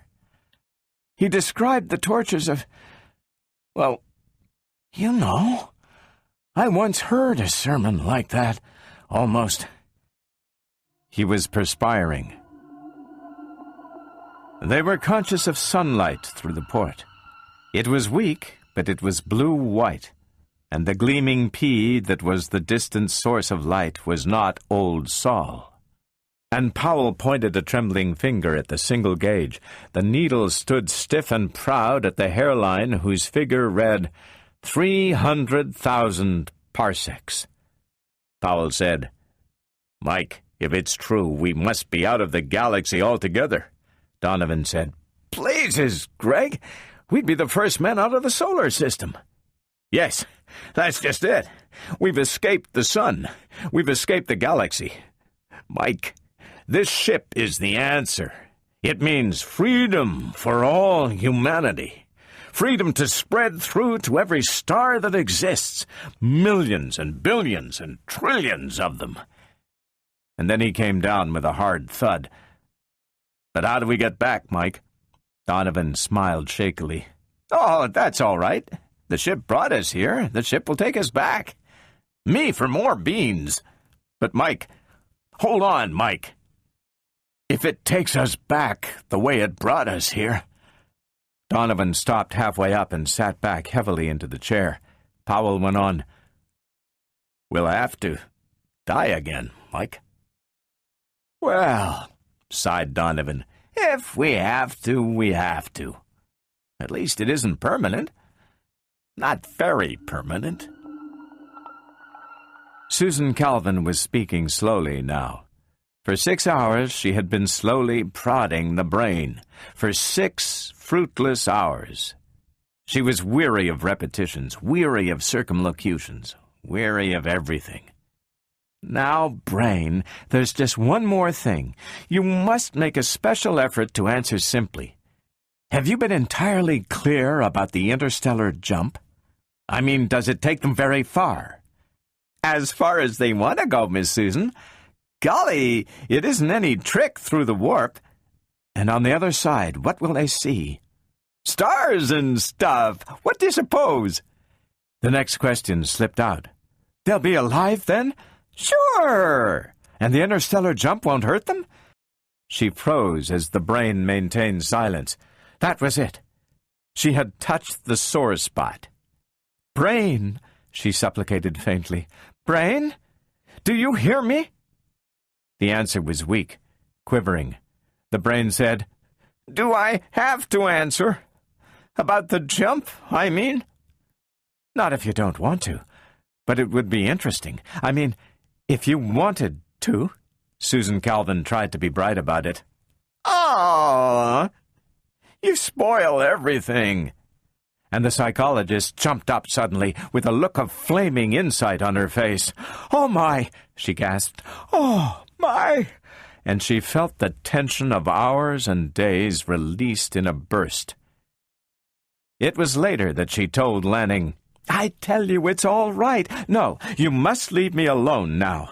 The ship will be back safely with the men, and I want to rest. I will rest. Now go away." The ship returned to Earth as silently, as unjarringly as it had left. It dropped precisely into place, and the main lock gaped open. The 2 men who walked out felt their way carefully and scratched their rough and scrubbily stubbled chins. And then, slowly and purposefully, the one with red hair knelt down and planted upon the concrete of the runway a firm, loud kiss. They waved aside the crowd that was gathering and made gestures of denial at the eager couple that had piled out of the down-swooping ambulance with a stretcher between them. Gregory Powell said, "Where's the nearest shower?" They were led away. They were gathered, all of them, about a table. It was a full staff meeting of the brains of U.S. Robot and Mechanical Men Corp. Slowly and climactically, Powell and Donovan finished a graphic and resounding story. Susan Calvin broke the silence that followed. In the few days that had elapsed, she had recovered her icy, somewhat acid calm. But still a trace of embarrassment broke through. "Strictly speaking," she said, "this was my fault, all of it. When we first presented this problem to the brain, as I hope some of you remember, I went to great lengths to impress upon it the importance of rejecting any item of information capable of creating a dilemma. In doing so, I said something like, 'Don't get excited about the death of humans. We don't mind it at all. Just give the sheet back and forget it.'" Said Lanning. "What follows?" "The obvious. When that item entered its calculations, which yielded the equation controlling the length of minimum interval for the interstellar jump, it meant death for humans. That's where Consolidated's machine broke down completely. But I had depressed the importance of death to the brain, not entirely, for the first law can never be broken, but just sufficiently so that the brain could take a second look at the equation. Sufficiently to give it time to realize that after the interval was passed through, the men would return to life, just as the matter and energy of the ship itself would return to being. This so-called death, in other words, was a strictly temporary phenomenon. You see?" She looked about her. They were all listening. She went on, "So he accepted the item, but not without a certain jar. Even with death temporary and its importance depressed, it was enough to unbalance him very gently." She brought it out calmly. "He developed a sense of humor. It's escape, you see, a method of partial escape from reality. He became a practical joker." Powell and Donovan were on their feet. "What?" cried Powell. Donovan was considerably more colorful about it. "It's so," said Calvin. "He took care of you and kept you safe, but you couldn't handle any controls because they weren't for you, just for the humorous brain. We could reach you by radio, but you couldn't answer. You had plenty of food, but all of it beans and milk. Then you died, so to speak, and were reborn, but the period of your death was made, well, interesting. I wish I knew how he did it. It was the brain's prized little joke, but he meant no harm." "No harm?" gasped Donovan. "Oh, if that cute little tyke only had a neck." Lanning raised a quieting hand. "All right, it's been a mess, but it's all over. What now?" "Well," said Bogert quietly, "obviously it's up to us to improve the space warp engine. There must be some way of getting around that interval of jump. If there is, we're the only organization left with a grand-scale super robot, so we're bound to find it, if anyone. And then U.S. Robots has interstellar travel, and humanity has the opportunity for galactic empire." "What about Consolidated?" said Lanning. "Hey," interrupted Donovan suddenly, "I want to make a suggestion there. They landed U.S. Robots into quite a mess. It wasn't as bad a mess as they expected, and it turned out well, but their intentions weren't pious. And Greg and I bore the most of it. Well, they wanted an answer, and they've got one. Send them that ship, guaranteed, and U.S. Robots can collect their 200 thou plus construction costs. And if they test it, then suppose we let the brain have just a little more fun before it's brought back to normal." Lanning said gravely, "It sounds just and proper to me." To which Bogert added absently, "Strictly according to contract, too."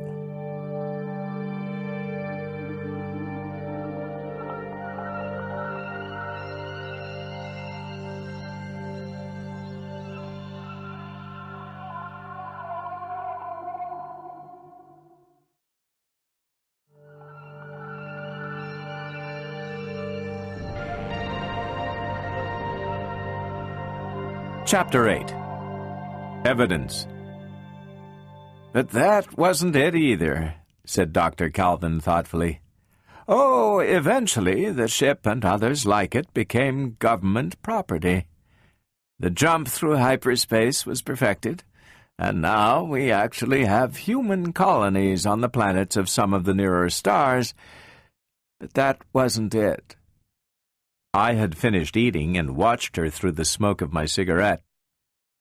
It's what has happened to the people here on Earth in the last 50 years that really counts. When I was born, young man, we had just gone through the last World War. It was a low point in history, but it was the end of nationalism. Earth was too small for nations, and they began grouping themselves into regions. It took quite a while. When I was born, the United States of America was still a nation, and not merely a part of the northern region. In fact, the name of the corporation is still United States Robots. And the change from nations to regions, which has stabilized our economy and brought about what amounts to a golden age when this century is compared with the last, was also brought about by our robots. You mean the machines? I said. The brain you talked about was the first of the machines, wasn't it? Yes, it was. But it's not the machines I was thinking of. Rather of a man. He died last year. Her voice was suddenly deeply sorrowful. Or at least he arranged to die, because he knew we needed him no longer. Stephen Byerly. Yes, I guess that was who you meant. He first entered public office in 2032. You were only a boy then, so you wouldn't remember the strangeness of it. His campaign for the mayoralty was certainly the queerest in history. Francis Quinn was a politician of the New School. That, of course, is a meaningless expression, as are all expressions of the sort. Most of the New Schools we have were duplicated in the social life of ancient Greece, and perhaps, if we knew more about it, in the social life of ancient Sumeria, and in the lake dwellings of prehistoric Switzerland as well. But to get out from under what promises to be a dull and complicated beginning, it might be best to state hastily that Quinn neither ran for office nor canvassed for votes, made no speeches, and stuffed no ballot boxes, any more than Napoleon pulled a trigger at Austerlitz. And since politics makes strange bedfellows, Alfred Lanning sat at the other side of the desk with his ferocious white eyebrows bent far forward over eyes in which chronic impatience had sharpened to acuity. He was not pleased. The fact, if known to Quinn, would have annoyed him not the least. His voice was friendly, perhaps professionally so. I assume you know Stephen Byerly, Dr. Lanning? I have heard of him. So have many people. Yes, so have I. Perhaps you intend voting for him at the next election. I couldn't say. There was an unmistakable trace of acidity here. I have not followed the political currents, so I'm not aware that he is running for office. He may be our next mayor. Of course, he is only a lawyer now, but Great Oaks— Yes, interrupted Lanning.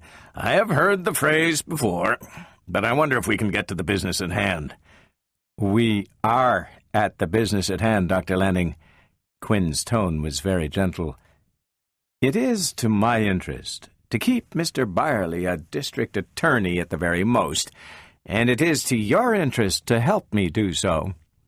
To my interest? Come. Lanning's eyebrows hunched low. Well, say then to the interest of U.S. Robot and Mechanical Men Corporation.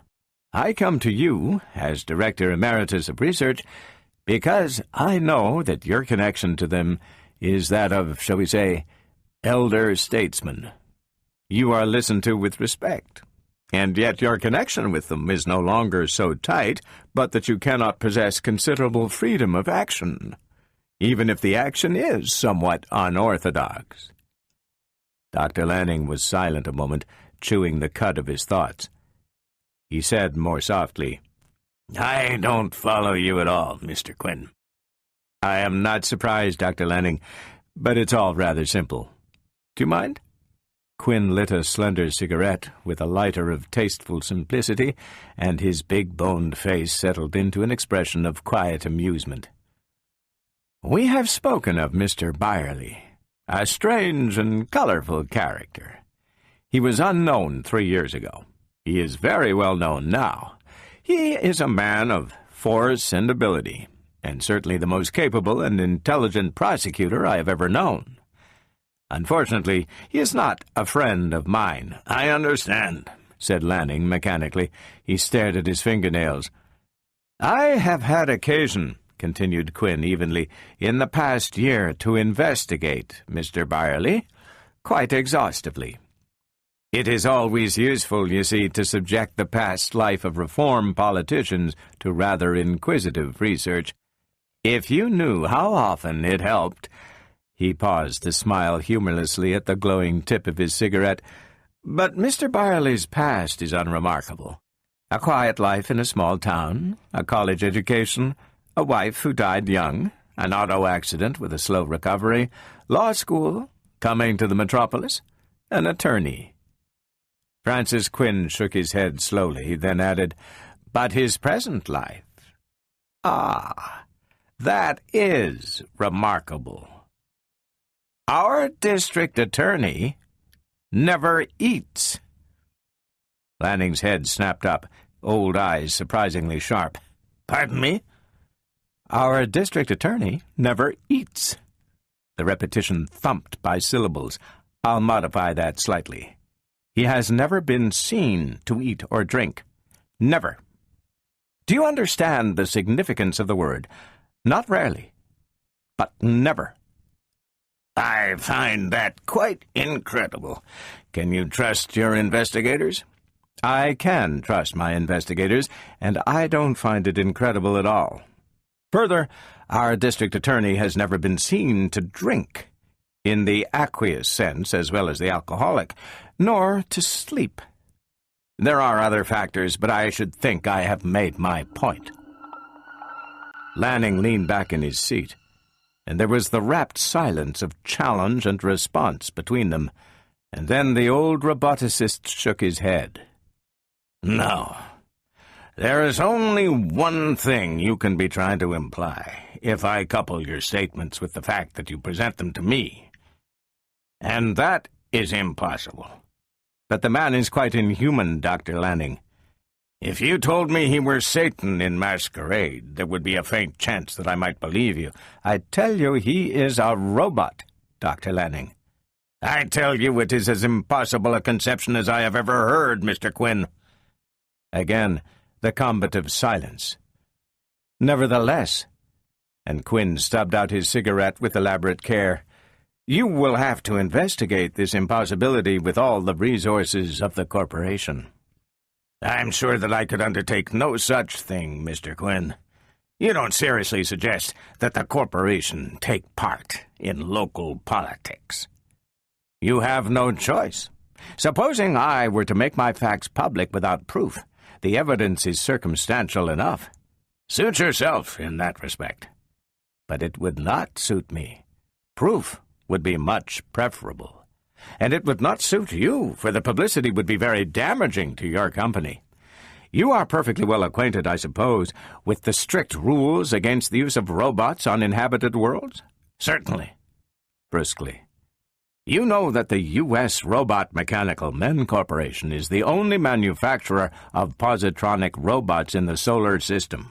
And if Byerly is a robot, his is a positronic robot. You are also aware that all positronic robots are leased and not sold.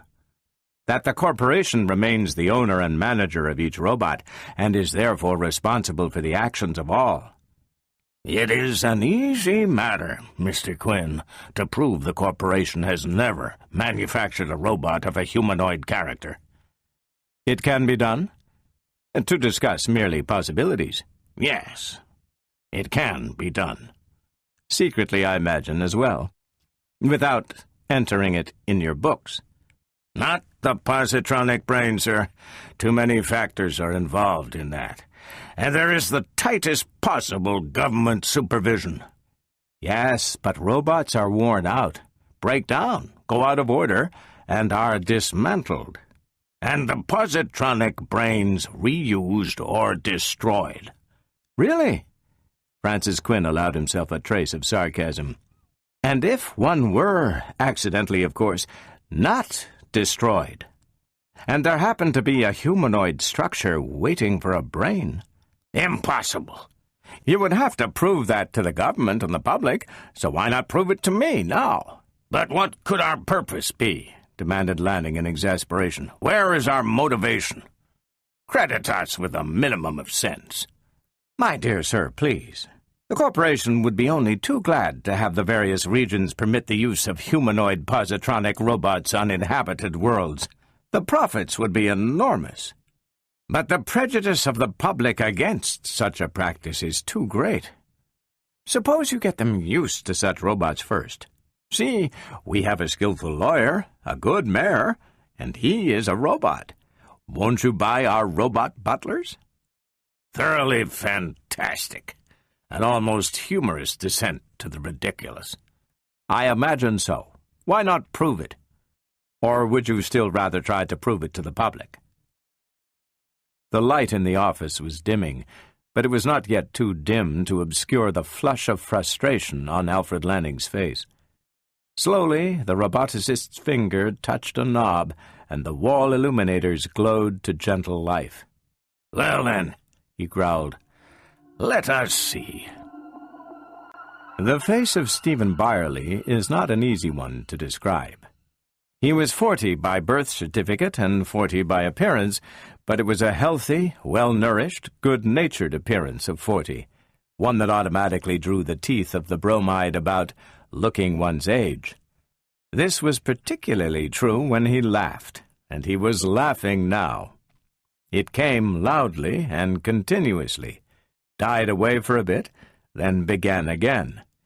And Alfred Lanning's face contracted into a rigidly bitter monument of disapproval.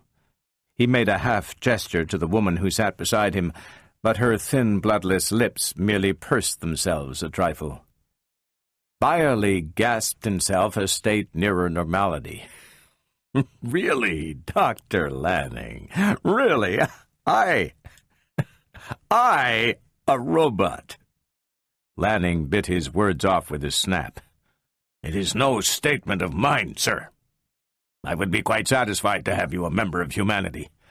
Since our corporation never manufactured you, I am quite certain that you are, in a legalistic sense at any rate.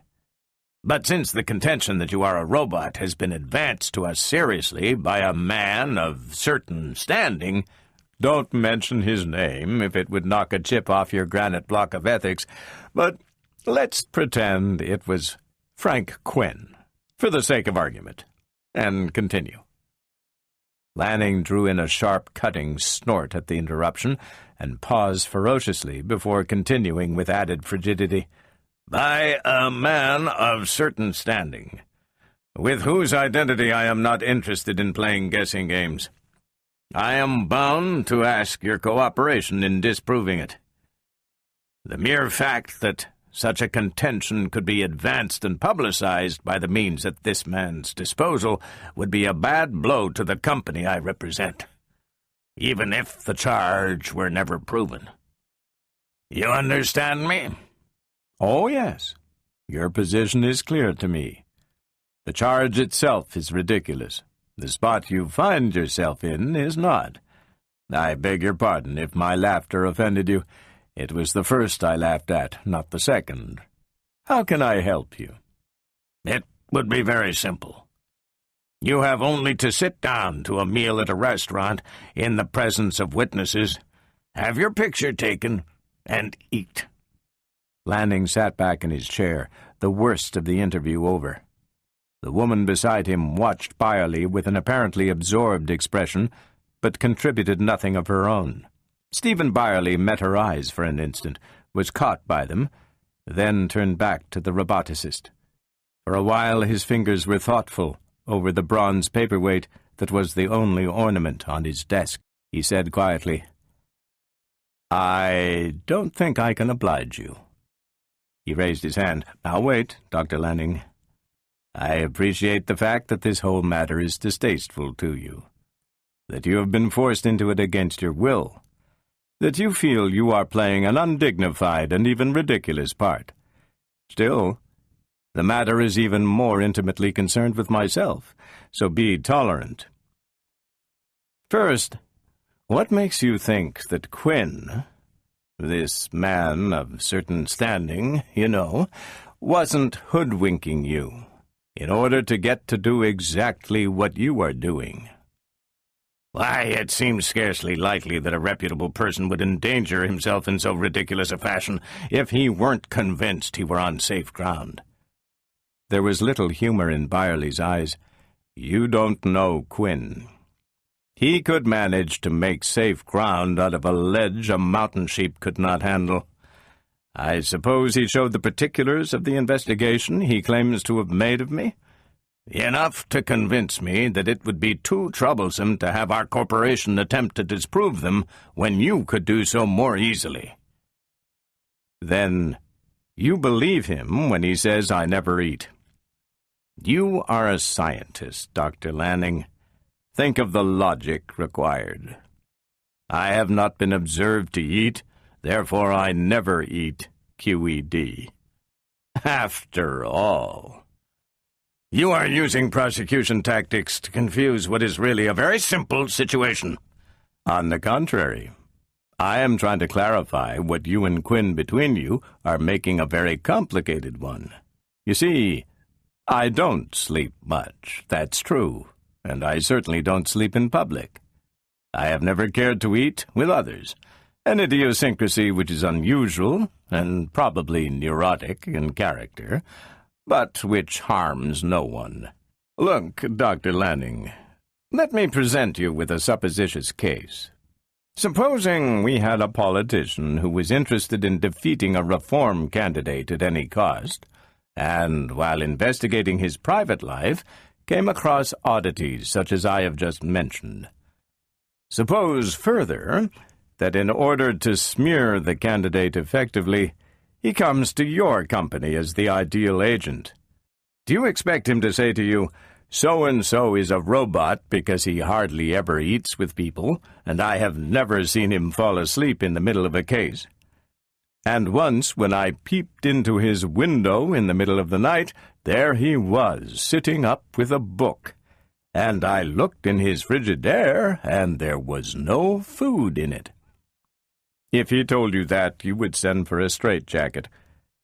But if he tells you he never sleeps, he never eats, then the shock of the statement blinds you to the fact that such statements are impossible to prove. You play into his hands by contributing to the to-do. Regardless, sir, began Lanning with a threatening obstinacy, of whether you consider this matter serious or not, it will require only the meal I mentioned to end it. Again Byerly turned to the woman, who still regarded him expressionlessly. Pardon me. I've caught your name correctly, haven't I? Dr. Susan Calvin? Yes, Mr. Byerly. You're U.S. robot psychologist, aren't you? Robo-psychologist, please. Oh. Are robots so different from men, mentally? Worlds different. She allowed herself a frosty smile. Robots are essentially decent. Humor tugged at the corner of the lawyer's mouth. Well, that's a hard blow. But what I wanted to say was this. Since you're a robo-psychologist and a woman, I'll bet you've done something that Dr. Lanning hasn't thought of. And what is that? You've got something to eat in your purse. Something caught in the schooled indifference of Susan Calvin's eyes. She said, "You've surprised me, Mr. Byerly." And opening her purse, she produced an apple. Quietly, she handed it to him. Dr. Lanning, after an initial start, followed the slow movement from one hand to the other with sharply alert eyes. Calmly, Stephen Byerly bit into it, and calmly he swallowed it. You see, Dr. Lanning? Dr. Lanning smiled in a relief tangible enough to make even his eyebrows appear benevolent, a relief that survived for one fragile second. Susan Calvin said, "I was curious to see if you would eat it, but of course, in the present case, it proves nothing." Byerly grinned. "It doesn't?" "Of course not. It is obvious, Dr. Lanning, that if this man were a humanoid robot, he would be a perfect imitation. He is almost too human to be credible. After all, we have been seeing and observing human beings all our lives. It would be impossible to palm something merely nearly right off on us. It would have to be all right. Observe the texture of the skin, the quality of the irises, the bone formation of the hand. If he's a robot, I wish U.S. robots had made him, because he's a good job. Do you suppose, then, that anyone capable of paying attention to such niceties would neglect a few gadgets to take care of such things as eating, sleeping, elimination? For emergency use only, perhaps. As, for instance, to prevent such situations as are arising here. So, a meal won't prove anything." "Now, wait," snarled Lanning. "I'm not quite the fool both of you make me out to be. I am not interested in the problem of Mr. Byerly's humanity or non-humanity. I am interested in getting the corporation out of a hole. A public meal will end the matter, and keep it ended no matter what Quinn does. We can leave the finer details to lawyers and robo-psychologists." "But, Dr. Lanning," said Byerly, "you forget the politics of the situation. I am as anxious to be elected as Quinn is to stop me. By the way, did you notice that you used his name? It's a cheap shyster trick of mine. I knew you would, before you were through." Lanning flushed. "What has the election to do with it?" "Publicity works both ways, sir. If Quinn wants to call me a robot, and has the nerve to do so, I have the nerve to play the game his way." "You mean you—" Lanning was quite frankly appalled. "Exactly. I mean that I'm going to let him go ahead, choose his rope, test its strength, cut off the right length, tie the noose, insert his head, and grin. I can do what little else is required." "You are mighty confident." Susan Calvin rose to her feet. "Come, Alfred, we won't change his mind for him. You see," Byerly smiled gently, "you're a human psychologist, too." But perhaps not all the confidence that Dr. Lanning had remarked upon was present that evening, when Byerly's car parked on the automatic treads leading to the sunken garage, and Byerly himself crossed the path to the front door of his house. The figure in the wheelchair looked up as he entered and smiled. Byerly's face lit with affection. He crossed over to it.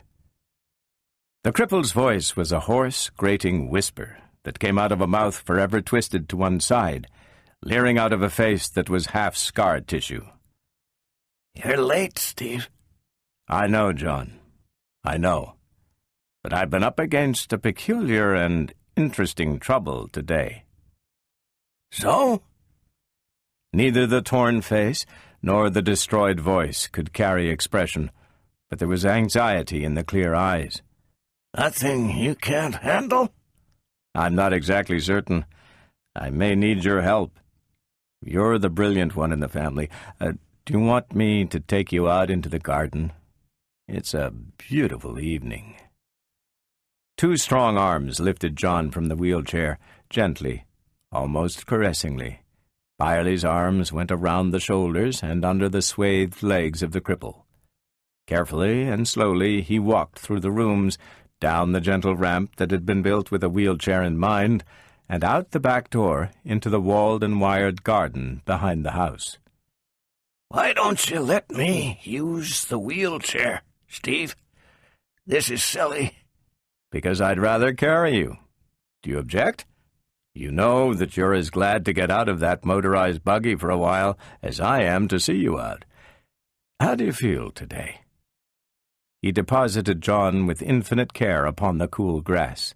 How should I feel? But tell me about your trouble. Quinn's campaign will be based on the fact that he claims I'm a robot. John's eyes opened wide.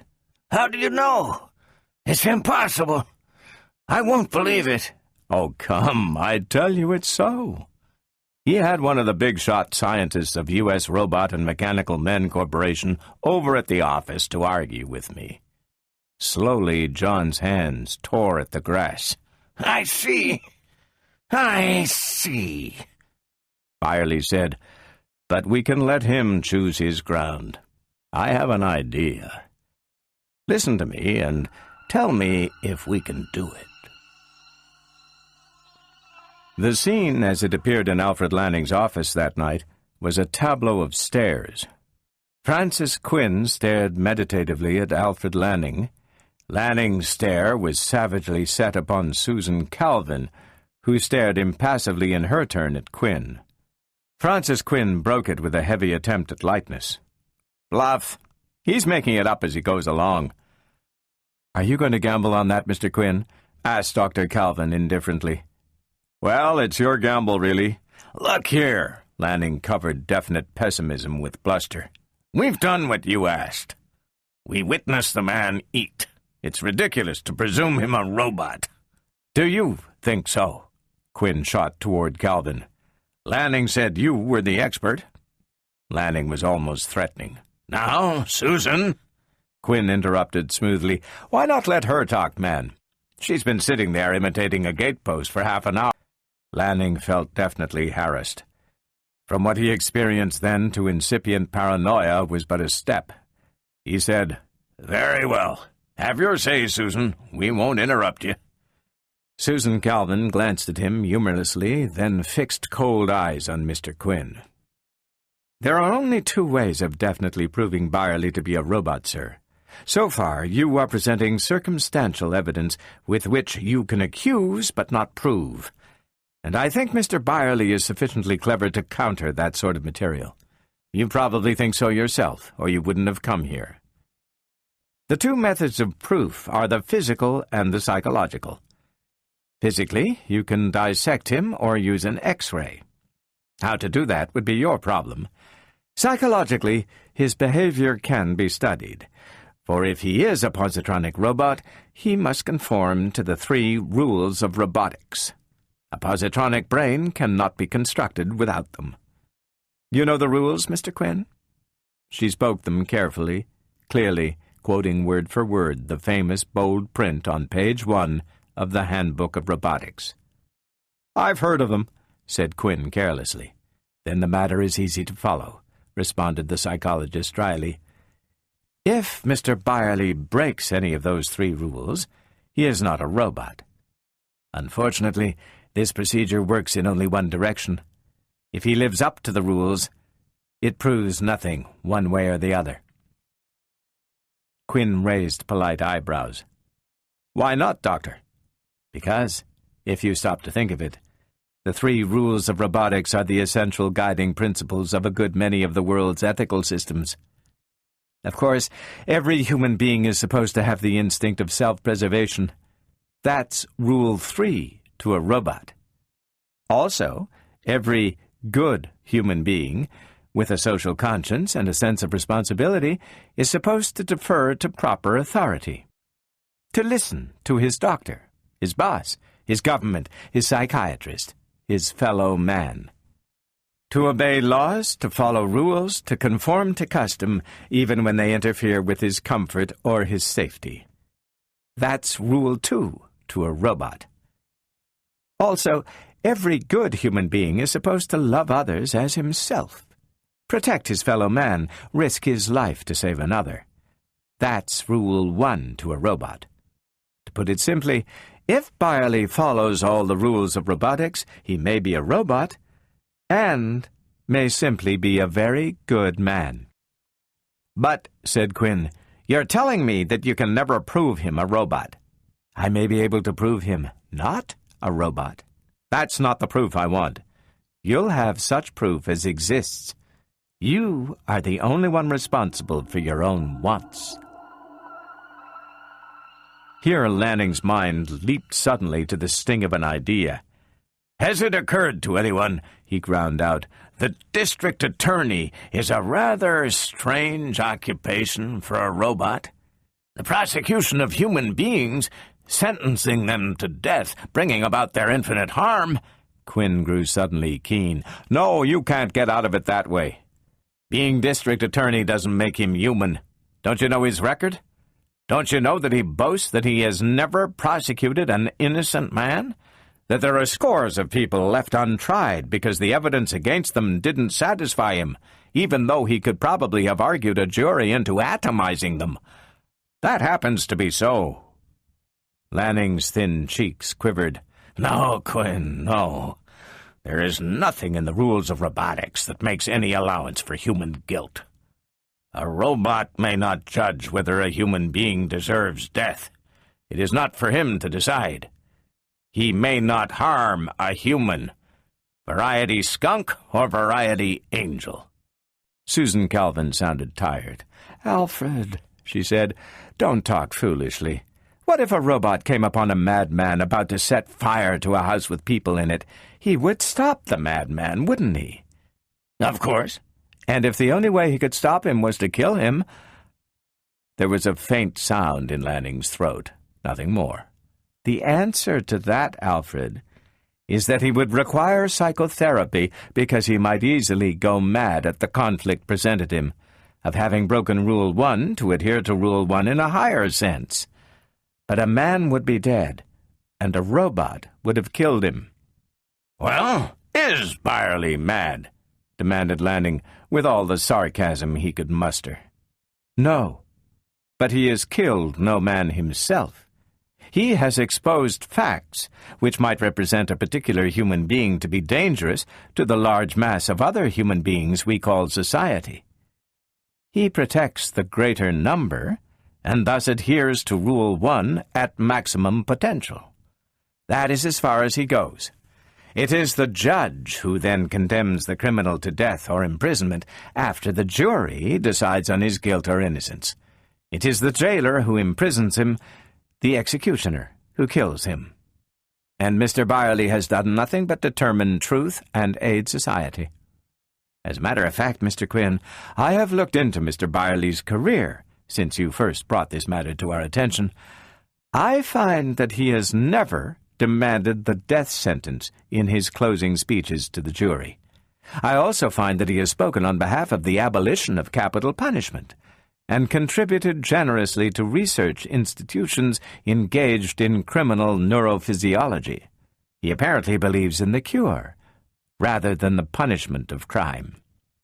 I find that significant." "You do," Quinn smiled. "Significant of a certain odor of roboticity, perhaps." "Perhaps. Why deny it? Actions such as his could come only from a robot or from a very honorable and decent human being. But you see, you just can't differentiate between a robot and the very best of humans." Quinn sat back in his chair. His voice quivered with impatience.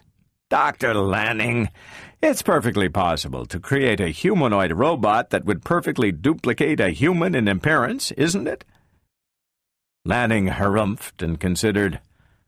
"It's been done experimentally by U.S. robots," he said reluctantly.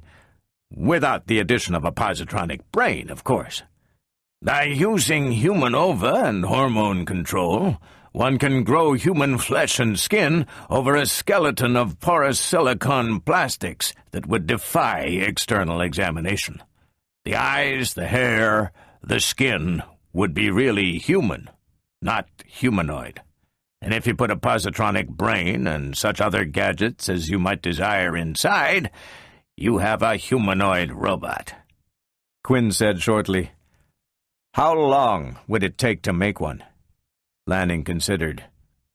"If you had all your equipment, the brain, the skeleton, the ovum, the proper hormones and radiations, say 2 months.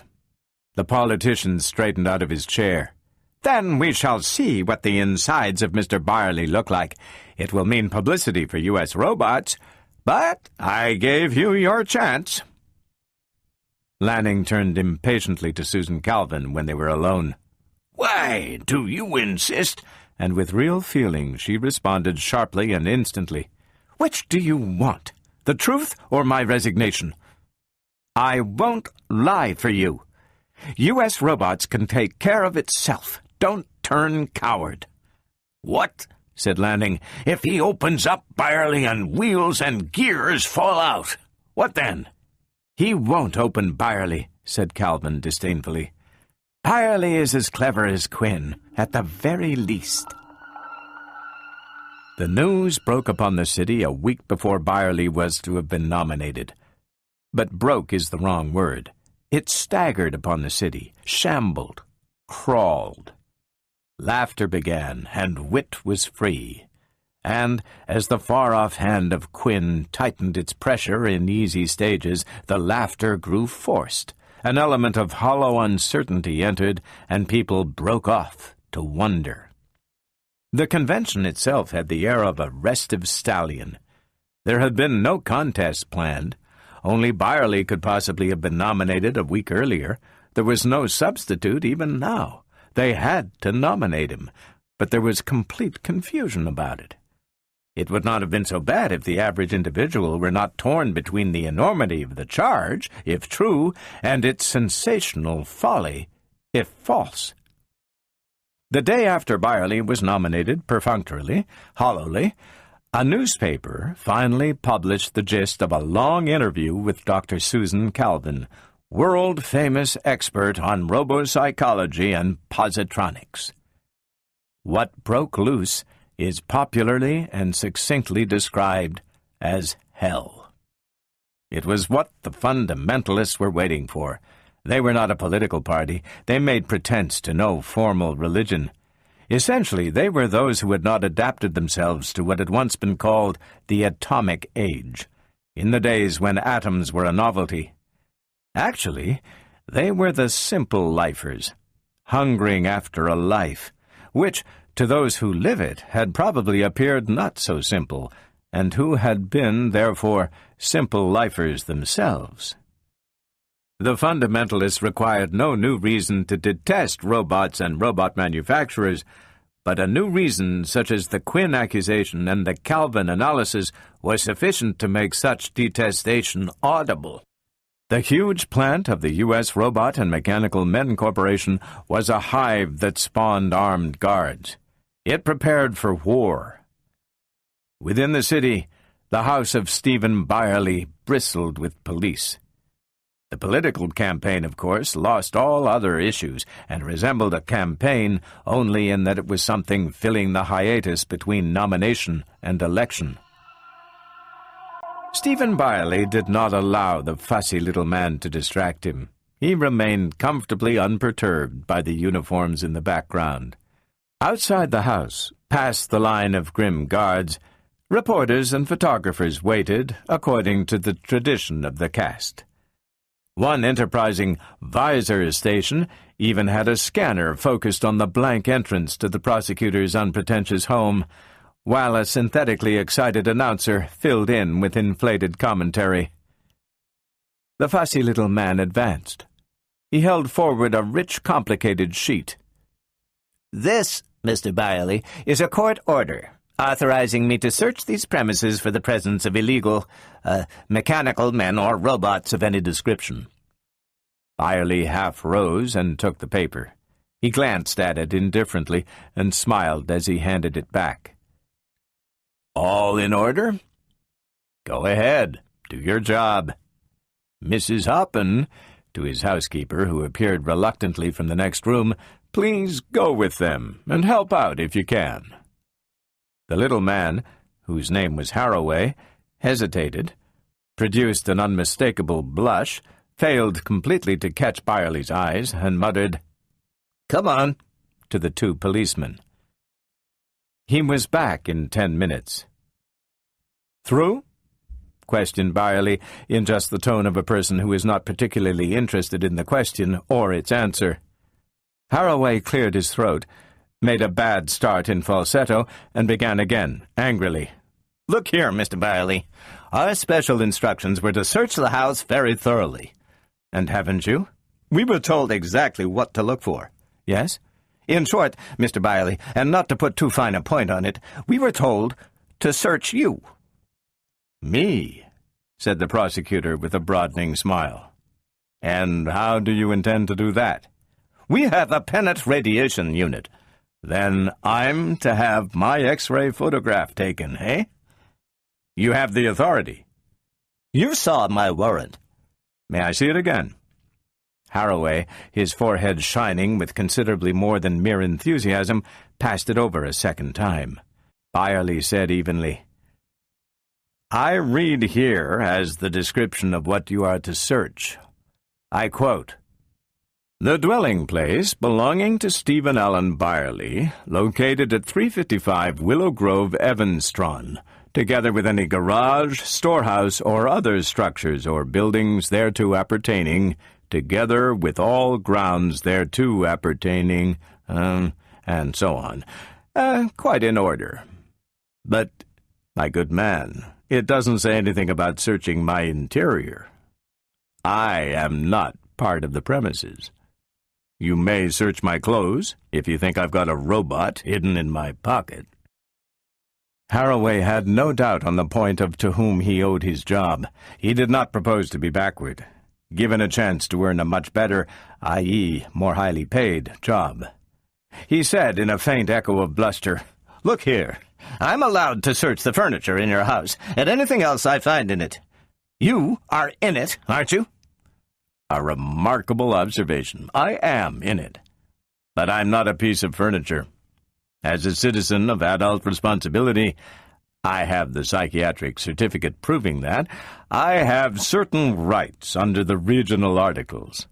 Searching me would come under the heading of violating my right of privacy. That paper isn't sufficient. Sure, but if you're a robot, you don't have right of privacy. True enough. But that paper still isn't sufficient. It recognizes me implicitly as a human being. Where? Haraway snatched at it. Where it says dwelling place belonging to, and so on. A robot cannot own property. And you may tell your employer, Mr. Haraway, that if he tries to issue a similar paper which does not implicitly recognize me as a human being, he will be immediately faced with a restraining injunction and a civil suit, which will make it necessary for him to prove me a robot by means of information now in his possession, or else to pay a whopping penalty for an attempt to deprive me unduly of my rights under the regional articles. You'll tell him that, won't you? Haraway marched to the door. He turned. "You're a slick lawyer." His hand was in his pocket. For a short moment he stood there. Then he left, smiled in the direction of the visor scanner, still playing away, waved to the reporters, and shouted, "We'll have something for you tomorrow, boys. No kidding." In his ground car he settled back, removed the tiny mechanism from his pocket, and carefully inspected it. It was the first time he had ever taken a photograph by X-ray reflection. He hoped he had done it correctly. Quinn and Byerly had never met face-to-face alone, but Visor Phone was pretty close to it. In fact, accepted literally, perhaps the phrase was accurate, even if to each the other were merely the light and dark pattern of a bank of photocells. It was Quinn who had initiated the call. It was Quinn who spoke first, and without particular ceremony. "Thought you would like to know, Byerly, that I intend to make public the fact that you're wearing a protective shield against Pennet radiation." "That's so. In that case, you've probably already made it public. I have a notion our enterprising press representatives have been tapping my various communication lines for quite a while. I know they have my office lines full of holes, which is why I've dug in at my home these last weeks." Byerly was friendly, almost chatty. Quinn's lips tightened slightly. "This call is shielded thoroughly. I'm making it at a certain personal risk." "So I should imagine. Nobody knows you're behind this campaign. At least nobody knows it officially. Nobody doesn't know it unofficially. I wouldn't worry. So I wear a protective shield. I suppose you found that out when your puppy dog's pennant radiation photograph the other day turned out to be overexposed. You realize, Byerly, that it would be pretty obvious to everyone that you don't dare face X-ray analysis. Also that you, or your men, attempted illegal invasion of my right of privacy. The devil they'll care for that. They might. It's rather symbolic of our two campaigns, isn't it? You have little concern with the rights of the individual citizen. I have great concern. I will not submit to X-ray analysis because I wish to maintain my rights on principle, just as I'll maintain the rights of others when elected. That will no doubt make a very interesting speech, but no one will believe you. A little too high-sounding to be true. Another thing. A sudden, crisp change. The personnel in your home was not complete the other night. In what way? According to the report, he shuffled papers before him that were just within the range of vision of the visiplate, there was one person missing. A cripple. As you say, said Byerly tonelessly, a cripple. My old teacher, who lives with me and who is now in the country and has been for 2 months. A much-needed rest is the usual expression applied in the case. He has your permission? Your teacher? A scientist of sorts? A lawyer once, before he was a cripple. He has a government license as a research biophysicist, with a laboratory of his own and a complete description of the work he's doing filed with the proper authorities to whom I can refer you. The work is minor, but is a harmless and engaging hobby for a poor cripple. I am being as helpful as I can, you see. I see. And what does this teacher know about robot manufacture? I couldn't judge the extent of his knowledge in a field with which I'm unacquainted. He wouldn't have access to positronic brains. Ask your friends at U.S. Robots. They'd be the ones to know. I'll put it shortly, Byerly. Your crippled teacher is the real Stephen Byerly. You are his robot creation. We can prove it.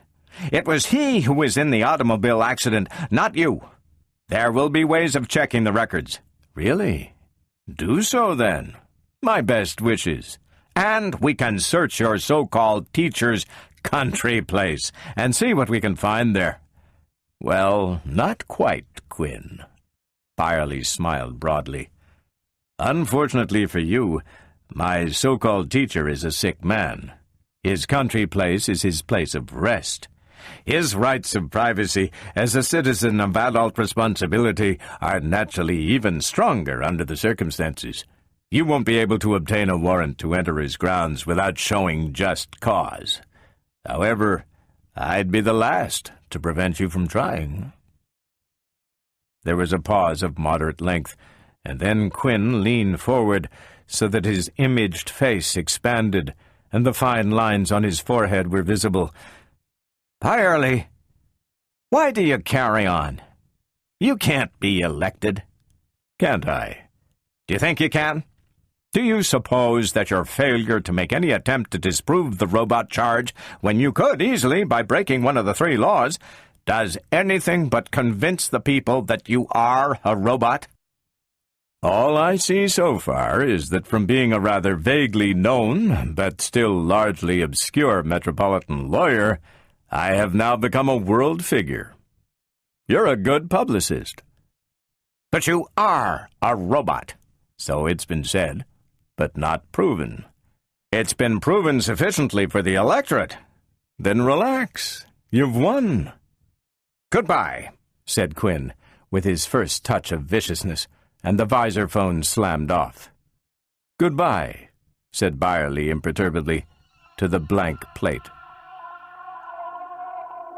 Byerly brought his teacher back the week before election. The air car dropped quickly in an obscure part of the city. You'll stay here till after election, Byerly told him. It would be better to have you out of the way if things take a bad turn." The hoarse voice that twisted painfully out of John's crooked mouth might have had accents of concern in it. "There's danger of violence?" "The fundamentalists threaten it, so I suppose there is in a theoretical sense. But I really don't expect it. The fundies have no real power. They're just the continuous irritant factor that might stir up a riot after a while. You don't mind staying here? Please. I won't be myself if I have to worry about you." "Oh, I'll stay. You still think it will go well?" "I'm sure of it. No one bothered you at the place?" "No one. I'm certain." "And your part went well?" "Well enough. There'll be no trouble there." "Then take care of yourself, and watch the televisor tomorrow, John." Byerly pressed the gnarled hand that rested on his. Lenton's forehead was a furrowed study in suspense. He had the completely unenviable job of being Byerly's campaign manager, in a campaign that wasn't a campaign, for a person that refused to reveal his strategy and refused to accept his manager's. "You can't." It was his favorite phrase. It had become his only phrase. "I tell you, Stephen, you can't." He threw himself in front of the prosecutor, who was spending his time leafing through the typed pages of his speech. "Put that down, Steve. Look, that mob has been organized by the fundies. You won't get a hearing. You'll be stoned, more likely. Why do you have to make a speech before an audience? What's wrong with a recording, a visual recording?" "You want me to win the election, don't you?" asked Byerly mildly. "Win the election? You're not going to win, Steve. I'm trying to save your life." "Oh, I'm not in danger." "He's not in danger. He is not in danger." Lenton made a queer rasping sound in his throat. "You mean you're getting out on that balcony in front of 50,000 crazy crackpots and try to talk sense to them? On a balcony like a medieval dictator?" Byerly consulted his watch. "In about 5 minutes, as soon as the television lines are free." Lenton's answering remark was not quite transliterable. The crowd filled a roped-off area of the city. Trees and houses seemed to grow out of a mass human foundation, and by ultrawave the rest of the world watched. It was a purely local election, but it had a world audience just the same. Byerly thought of that and smiled. But there was nothing to smile at in the crowd itself. There were banners and streamers ringing every possible change on his supposed robotsy. The hostile attitude rose thickly and tangibly into the atmosphere. From the start, the speech was not successful. It competed against the inchoate mob howl and the rhythmic cries of the fundy claques that formed mob islands within the mob.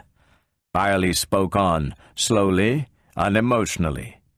Inside, Lenton clutched his hair and groaned and waited for the blood.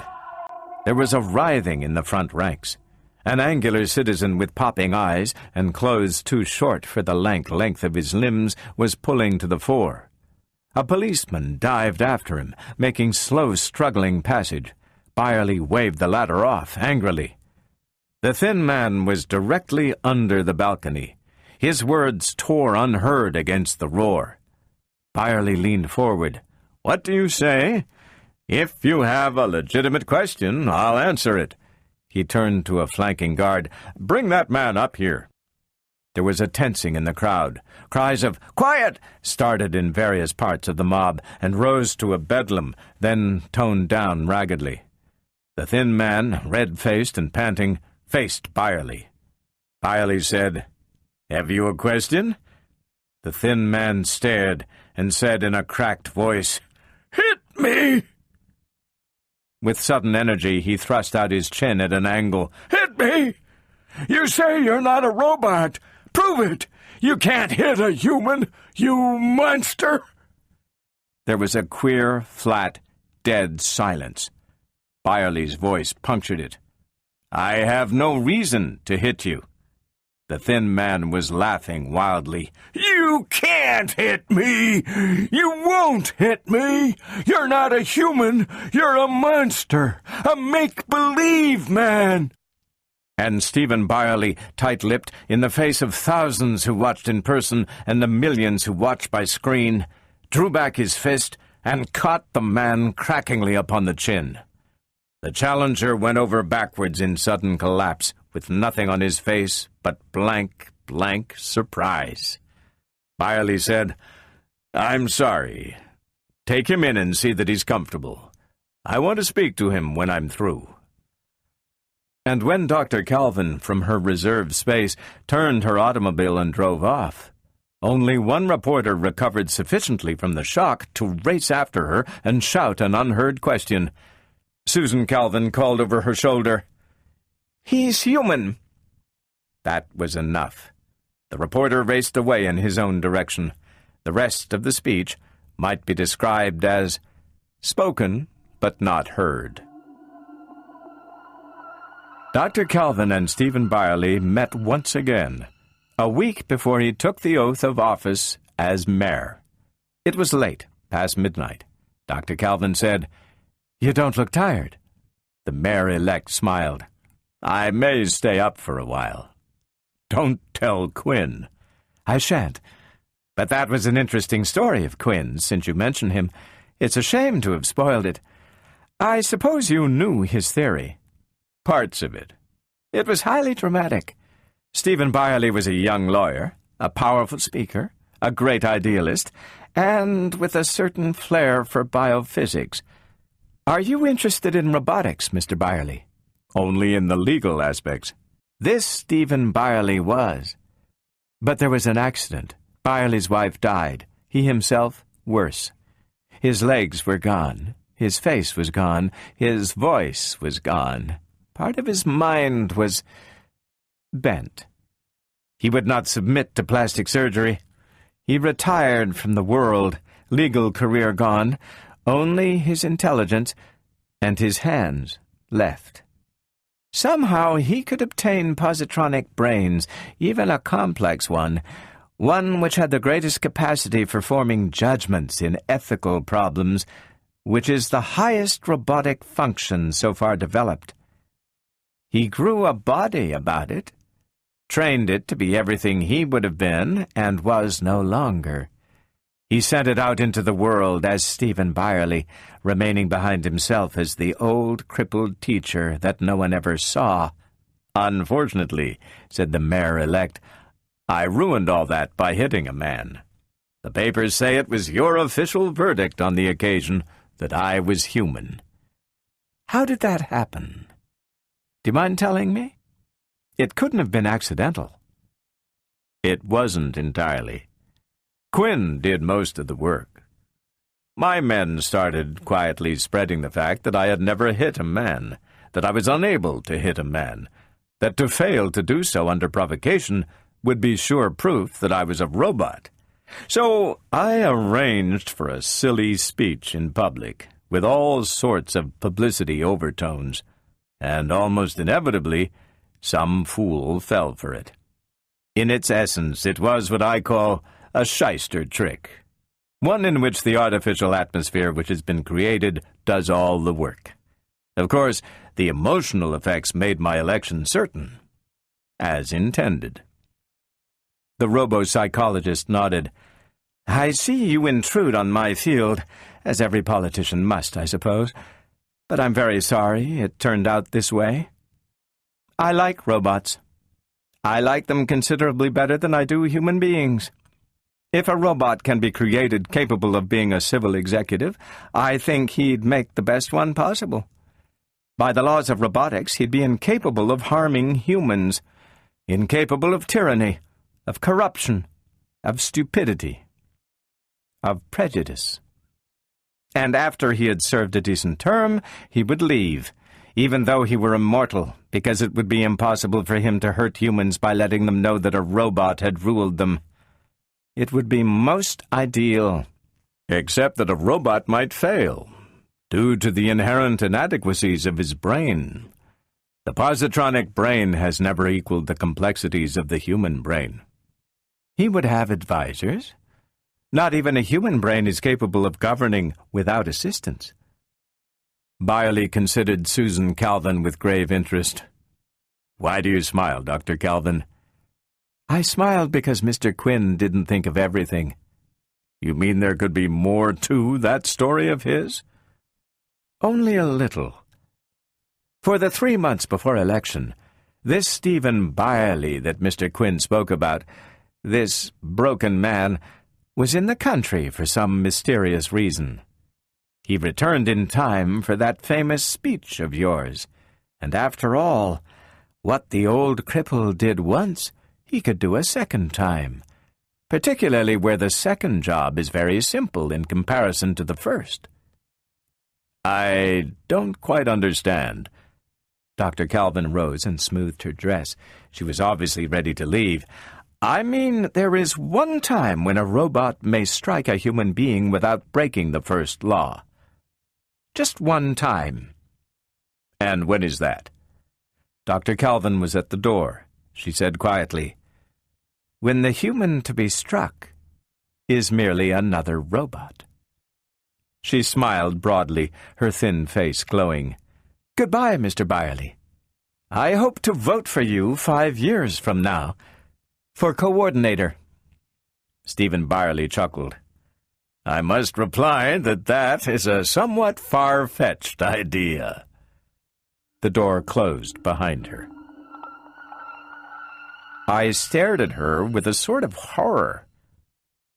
"Is that true?" "All of it," she said. "And the great Byerly was simply a robot?" "Oh, there's no way of ever finding out. I think he was, but when he decided to die, he had himself atomized, so that there will never be any legal proof. Besides, what difference would it make?" "Well, you share a prejudice against robots which is quite unreasoning. He was a very good mayor. 5 years later, he did become regional coordinator, and when the regions of Earth formed their federation in 2044, he became the first world coordinator. By that time, it was the machines that were running the world anyway." "Yes, but no buts. The machines are robots, and they are running the world. It was 5 years ago that I found out all the truth. It was 2052. Byerly was completing his second term as world coordinator."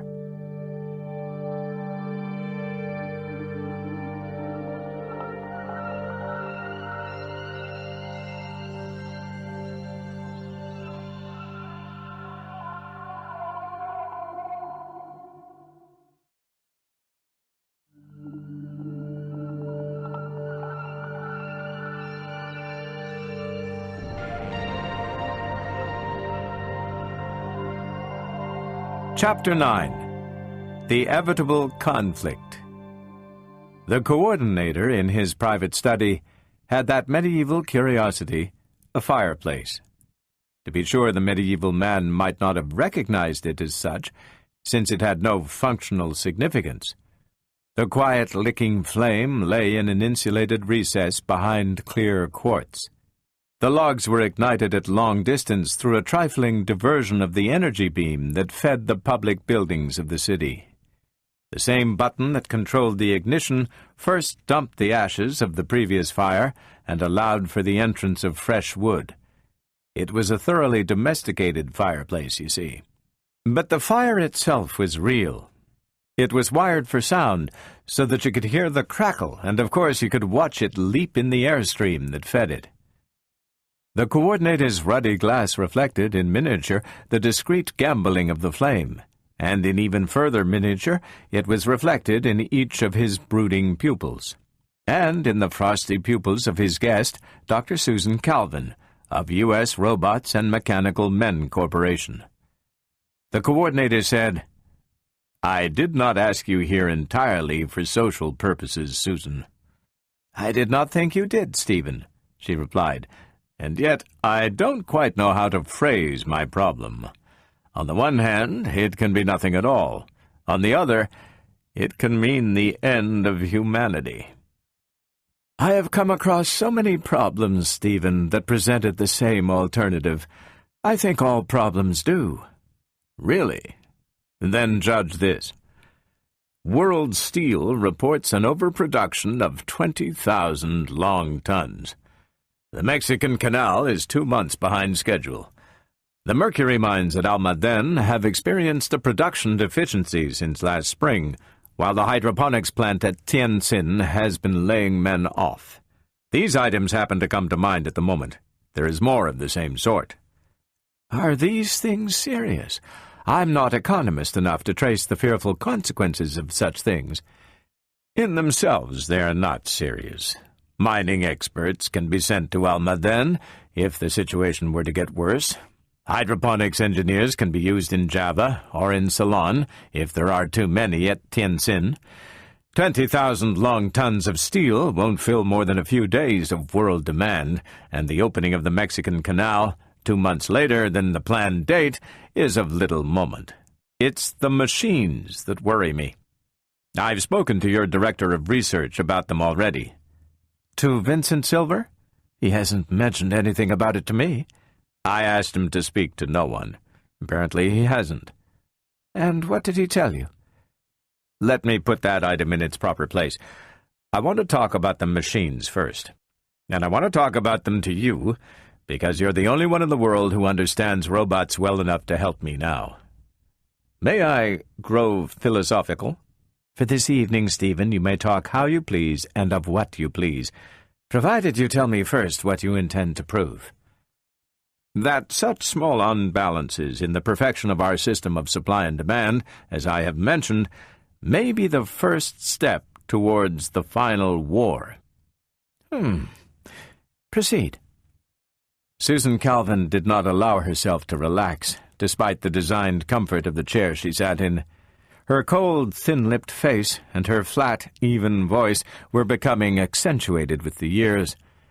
And although Stephen Byerley was one man she could like and trust, she was almost 70, and the cultivated habits of a lifetime are not easily broken. Every period of human development, Susan, said the coordinator, has had its own particular type of human conflict, its own variety of problem that apparently could be settled only by force. And each time, frustratingly enough, force never really settled the problem. Instead, it persisted through a series of conflicts, then vanished to itself. What's the expression? Ah, yes. Not with a bang, but a whimper, as the economic and social environment changed. And then, new problems, and a new series of wars, apparently endlessly cyclic. Consider relatively modern times. There were the series of dynastic wars in the 16th to 18th centuries, when the most important question in Europe was whether the houses of Habsburg or Valois-Bourbon were to rule the continent.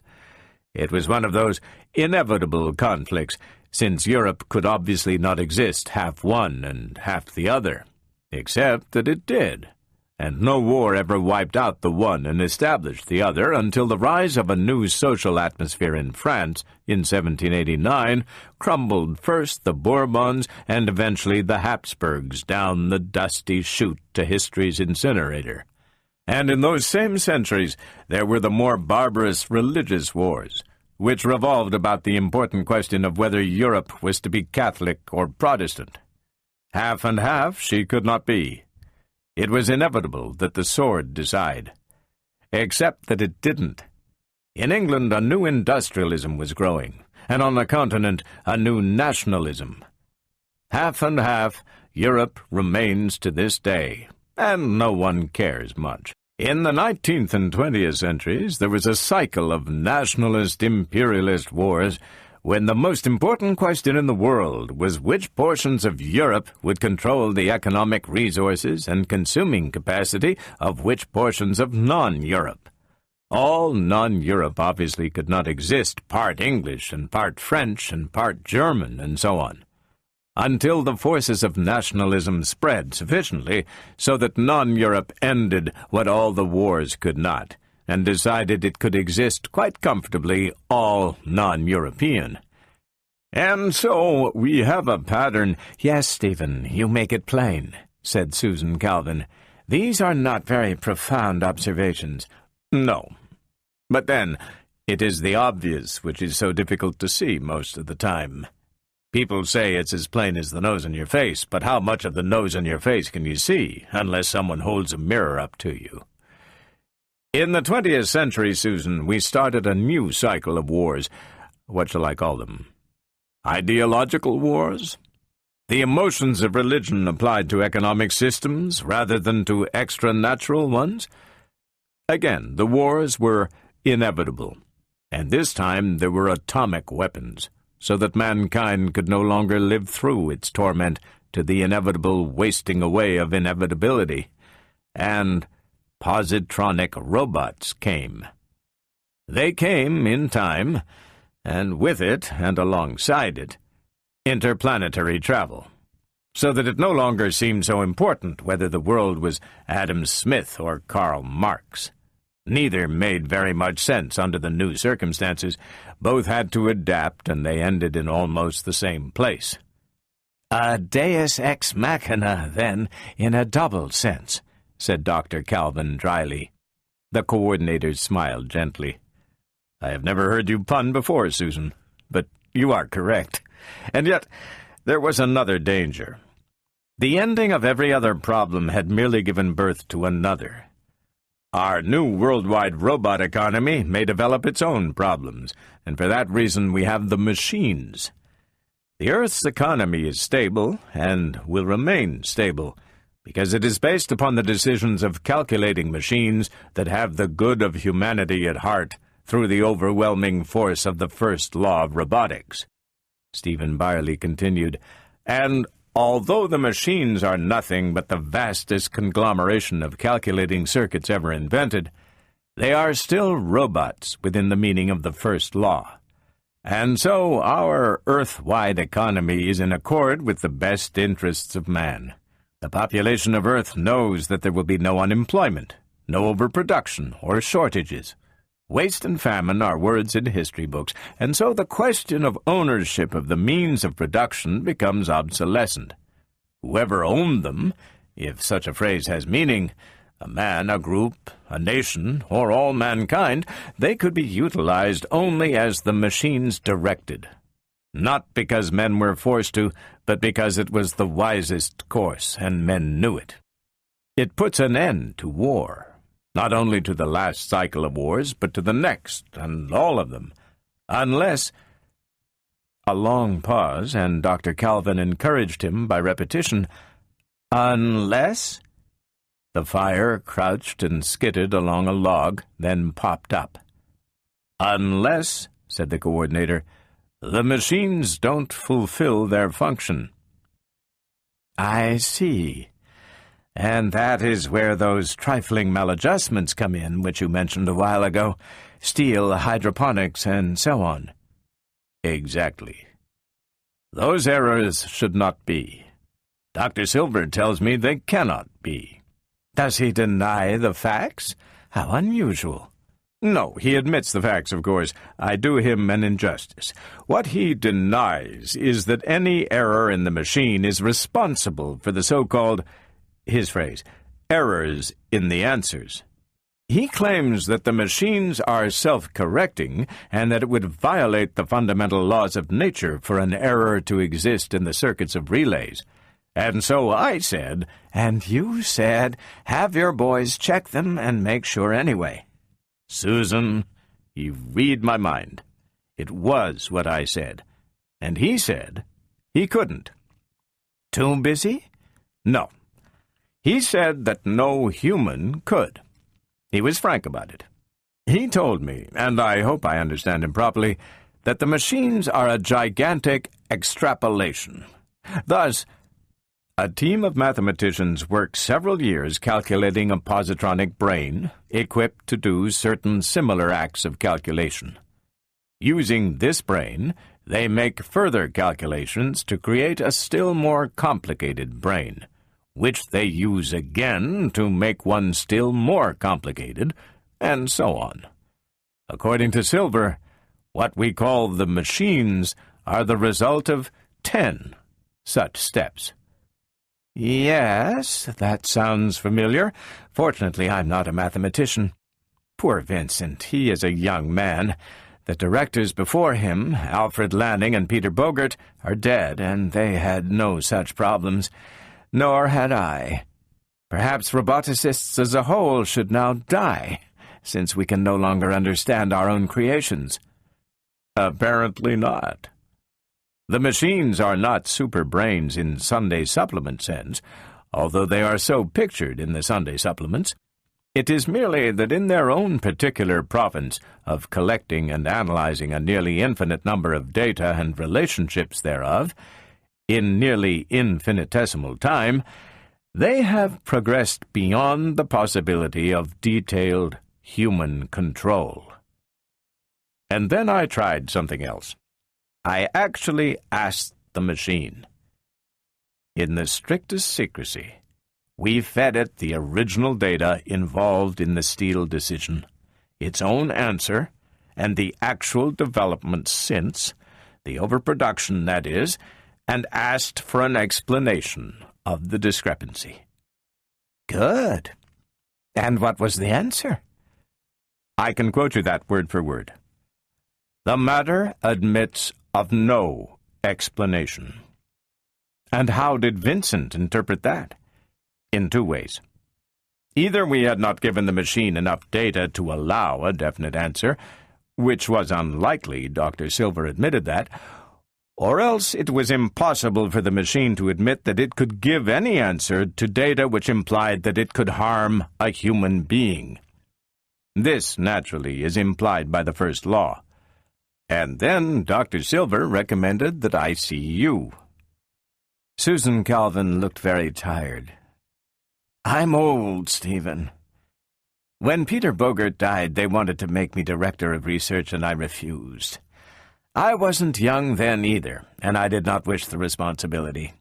They let young Silver have it, and that satisfied me. But what good is it if I'm dragged into such messes?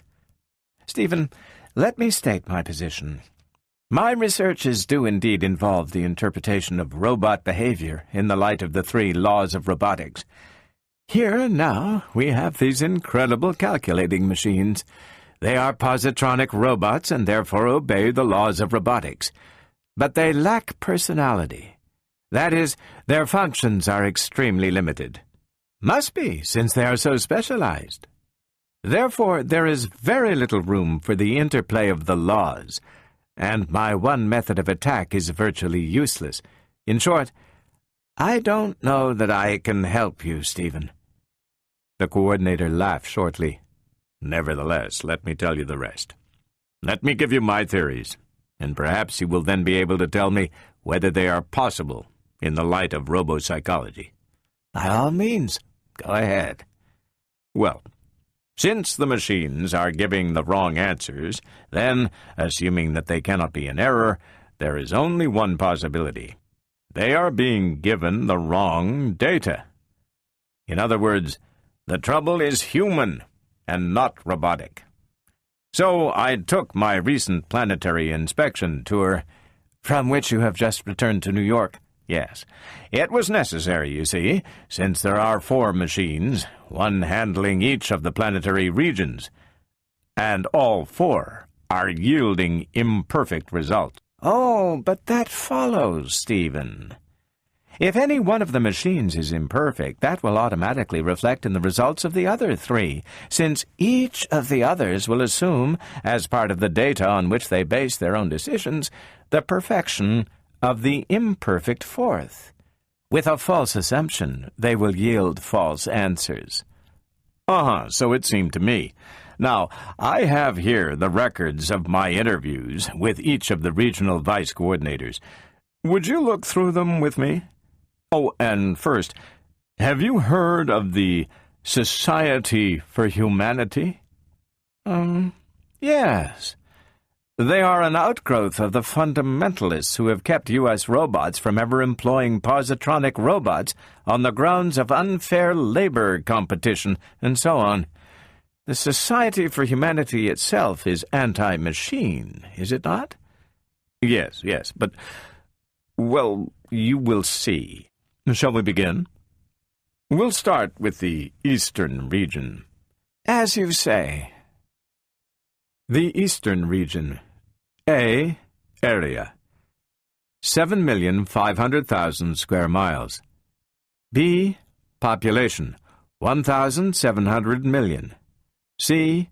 Capital. Shanghai. Qing Shoulin's great-grandfather had been killed in the Japanese invasion of the old Chinese Republic, and there had been no one besides his dutiful children to mourn his loss or even to know he was lost. Qing Shoulin's grandfather had survived the Civil War of the late 40s, but there had been no one besides his dutiful children to know or care of that. And yet, Qing Shoulin was a regional vice coordinator, and with the economic welfare of half the people of Earth in his care. Perhaps it was with the thought of all that in mind that Qing had 2 maps as the only ornaments on the wall of his office. One was an old hand-drawn affair, tracing out an acre or 2 of land and marked with the now outmoded pictographs of old China. A little creek trickled aslant the faded markings, and there were the delicate pictorial indications of lowly huts, in one of which Qing's grandfather had been born. The other map was a huge one, sharply delineated, with all markings in neat Cyrillic characters. The red boundary that marked the eastern region swept within its grand confines all that had once been China, India, Burma, Indochina, and Indonesia. On it, within the old province of Sichuan, so light and gentle that none could see it, was the little mark placed there by Qing, which indicated the location of his ancestral farm. Qing stood before these maps as he spoke to Stephen Byerly in precise English. "No one knows better than you, Mr. Coordinator, that my job, to a large extent, is a sinecure. It carries with it a certain social standing, and I represent a convenient focal point for administration, but otherwise it is the machine. The machine does all the work. What did you think, for instance, of the Tianjin hydroponics works?" "Tremendous," said Byerly. "It is but one of dozens, and not the largest. Shanghai, Calcutta, Batavia, Bangkok, they are widely spread, and they are the answer to feeding the 1.75 billion of the East." "And yet," said Byerly, "you have an unemployment problem there at Tianjin. Can you be overproducing? It is incongruous to think of Asia as suffering from too much food." Qing's dark eyes crinkled at the edges. "No, it has not come to that yet. It is true that over the last few months several vats at Tianjin have been shut down, but it is nothing serious. The men have been released only temporarily, and those who do not care to work in other fields have been shipped to Colombo in Ceylon, where a new plant is being put into operation." "But why should the vats be closed down?" Qing smiled gently. "You do not know much of hydroponics, I see. Well, that is not surprising. You are a northerner, and there soil farming is still profitable. It is fashionable in the north to think of hydroponics, when it is thought of at all, as a device for growing turnips in a chemical solution, and so it is, in an infinitely complicated way. In the first place, by far the largest crop we deal with, and the percentage is growing, is yeast. We have upward of 2,000 strains of yeast in production, and new strains are added monthly. The basic food chemicals of the various yeasts are nitrates and phosphates among the inorganics, together with proper amounts of the trace metals needed, down to the fractional parts per million of boron and molybdenum which are required.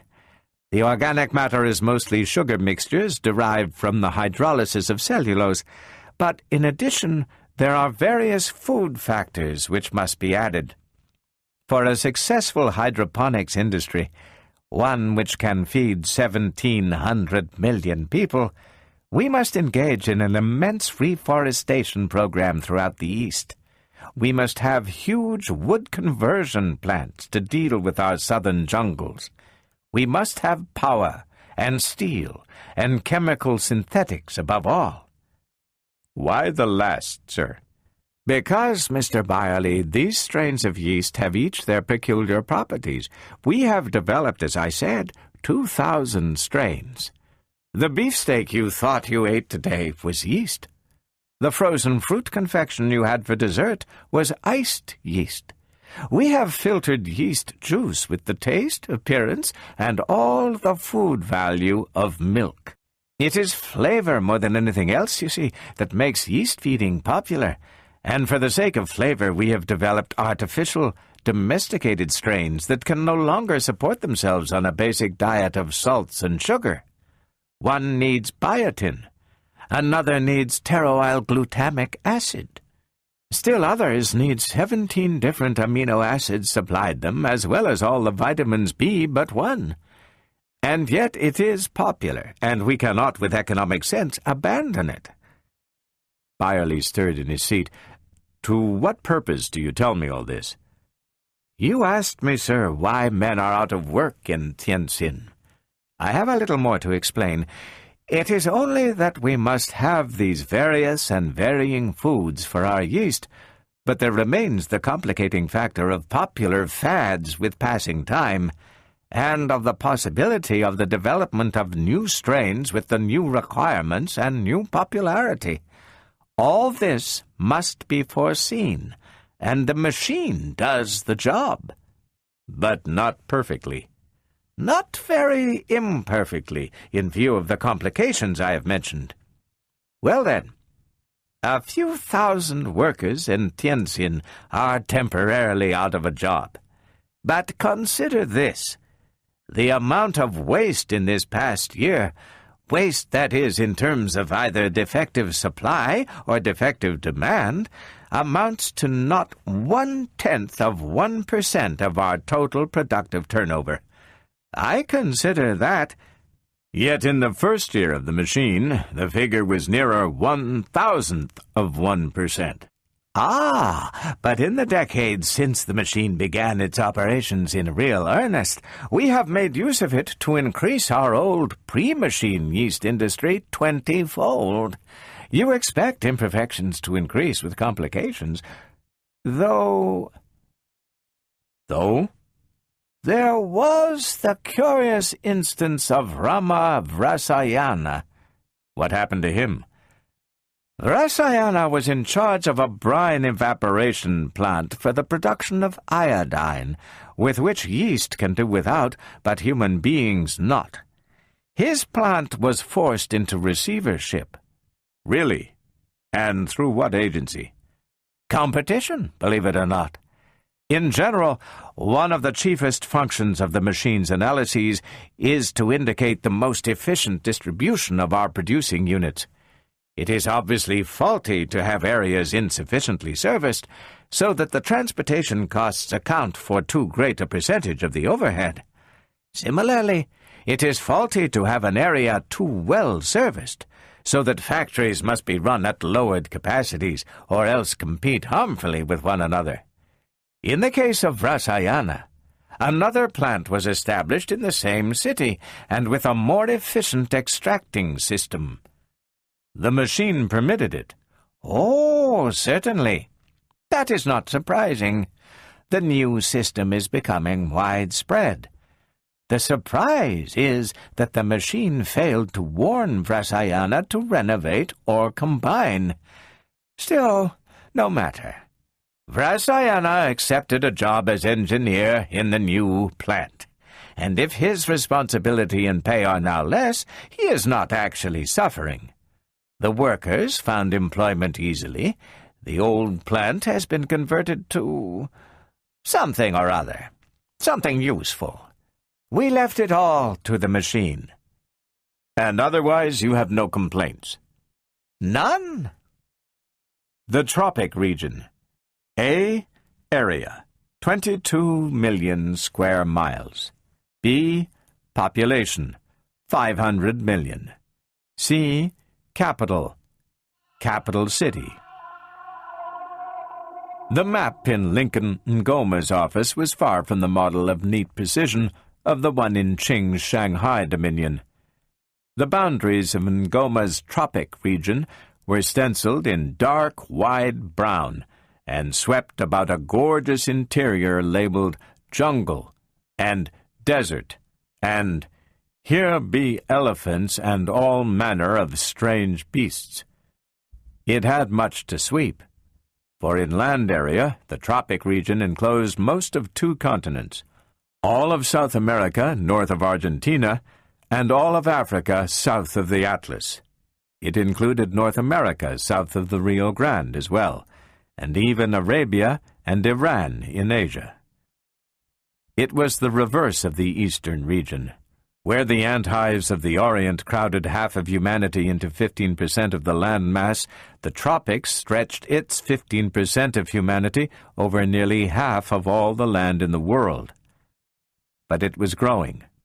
It was the one region whose population increase through immigration exceeded that through births, and for all who came, it had use.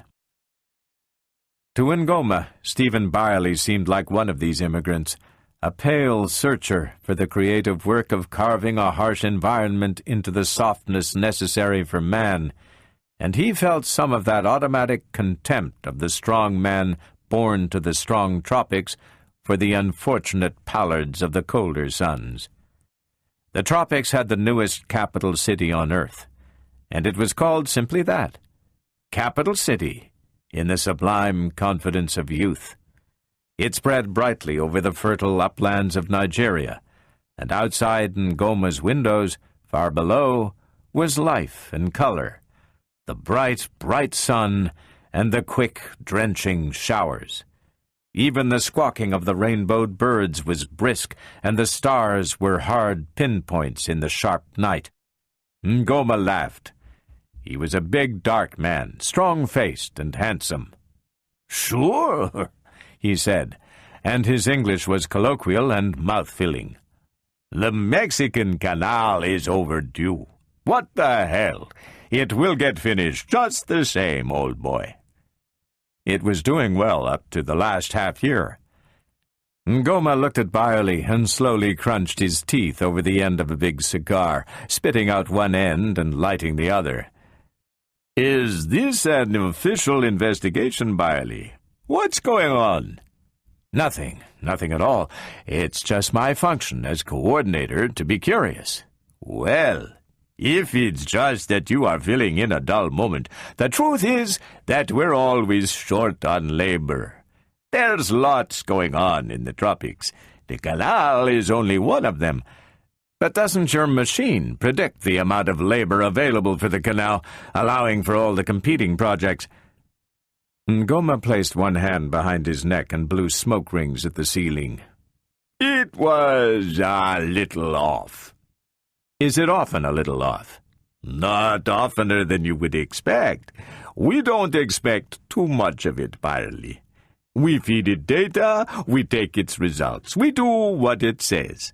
But it's just a convenience, just a labor-saving device. We could do without it if we had to. Maybe not as well, maybe not as quickly, but we'd get there. We've got confidence out here, Byerly, and that's the secret. Confidence. We've got new land that's been waiting for us for thousands of years, while the rest of the world was being ripped apart in the lousy fumblings of pre-atomic time. We don't have to eat yeast like the Eastern boys, and we don't have to worry about the stale dregs of the last century like you Northerners. We've wiped out the tsetse fly and the Anopheles mosquito, and people find they can live in the sun and like it now. We've thinned down the jungles and found soil. We've watered the deserts and found gardens. We've got coal and oil in untouched fields, and minerals out of count. Just step back. That's all we ask the rest of the world to do. Step back and let us work. Biley said prosaically, "But the canal. It was on schedule 6 months ago. What happened?" Ngoma spread his hands. Labor troubles. He felt through a pile of papers skeltered about his desk and gave it up. Had something on the matter here, he muttered, but never mind. There was a work shortage somewhere in Mexico once on the question of women. There weren't enough women in the neighborhood. It seemed no one had thought of feeding sexual data to the machine. He stopped to laugh delightedly, then sobered. Wait a while. I think I've got it. Villafranca. Villafranca? Francisco Villafranca. He was the engineer in charge. Now, let me straighten it out. Something happened, and there was a cave-in. Right. That was it. Nobody died, as I remember, but it made a hell of a mess. Quite a scandal. Oh? There was some mistake in his calculations, or at least the machine said so. They fed through Villafranca's data, assumptions, and so on.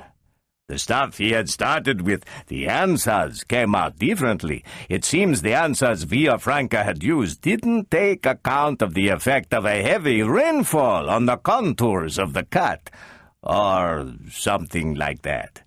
I'm not an engineer, you understand. Anyway, Villafranca put up a devil of a squawk. He claimed the machine's answer had been different the first time, that he had followed the machine faithfully. Then he quit. We offered to hold him on. Reasonable doubt, previous work satisfactory and all that, in a subordinate position, of course. Had to do that much. Mistakes can't go unnoticed. Bad for discipline. Where was I? You offered to hold him. Oh, yes. He refused. Well, take all in all, we're 2 months behind. Hell, that's nothing. Biley stretched out his hand and let the fingers tap lightly on the desk. Villafranca blamed the machine, did he? Well, he wasn't going to blame himself, was he? Let's face it, human nature is an old friend of ours. Besides, I remember something else now. Why the hell can't I find documents when I want them? My filing system isn't worth a damn. This Villafranca was a member of one of your northern organizations. Mexico is too close to the north.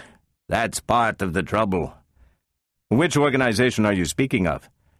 The Society for Humanity, they call it. He used to attend the annual conferences in New York. Villafranca did. Bunch of crackpots, but harmless. They don't like the machines, claim they're destroying human initiative. So naturally Villafranca would blame the machine. Don't understand that group myself. Does Capital City look as if the human race were running out of initiative? And Capital City stretched out in golden glory under a golden sun, the newest and youngest creation of Homo Metropolis. The European region. A. Area, 4 million square miles. B. Population, 300 million. C. Capital, Geneva. The European region was an anomaly in several ways. In area, it was far the smallest, not 1/5 the size of the tropic region in area, and not 1/5 the size of the eastern region in population. Geographically, it was only somewhat similar to pre-atomic Europe, since it excluded what had once been European Russia and what had once been the British Isles, while it included the Mediterranean coasts of Africa and Asia, and, in a queer jump across the Atlantic, Argentina, Chile, and Uruguay as well. Nor was it likely to improve its relative status vis-à-vis the other regions of Earth, except for what vigor the South American provinces lent it. Of all the regions, it alone showed a positive population decline over the past half-century. It alone had not seriously expanded its productive facilities or offered anything radically new to human culture. "Europe," said Madame Chagachovska in her soft French, "is essentially an economic appendage of the northern region. We know it, and it doesn't matter." And as though in resigned acceptance of a lack of individuality, there was no map of Europe on the wall of the Madame Coordinator's office. "And yet," pointed out Byerly, "you have a machine of your own, and you are certainly under no economic pressure from across the ocean." "A machine? Pah!" She shrugged her delicate shoulders and allowed a thin smile to cross her little face as she tamped out a cigarette with long fingers. "Europe is a sleepy place, and such of our men as do not manage to emigrate to the tropics are tired and sleepy along with it. You see for yourself that it is myself, a poor woman, to whom falls the task of being vice-coordinator. Well, fortunately it is not a difficult job, and not much is expected of me. As for the machine, what can it say but, 'Do this and it will be best for you'? But what is best for us? Why, to be an economic appendage of the northern region. And is it so terrible? No wars, we live in peace, and it is pleasant after 7,000 years of war. We are old, monsieur. In our borders we have the regions where Occidental civilization was cradled. We have Egypt and Mesopotamia, Crete and Syria, Asia Minor and Greece. But old age is not necessarily an unhappy time. It can be a fruition." "Perhaps you are right," said Byerly affably. "At least the tempo of life is not as intense as in the other regions. It is a pleasant atmosphere." "Is it not?" "Tea is being brought, monsieur.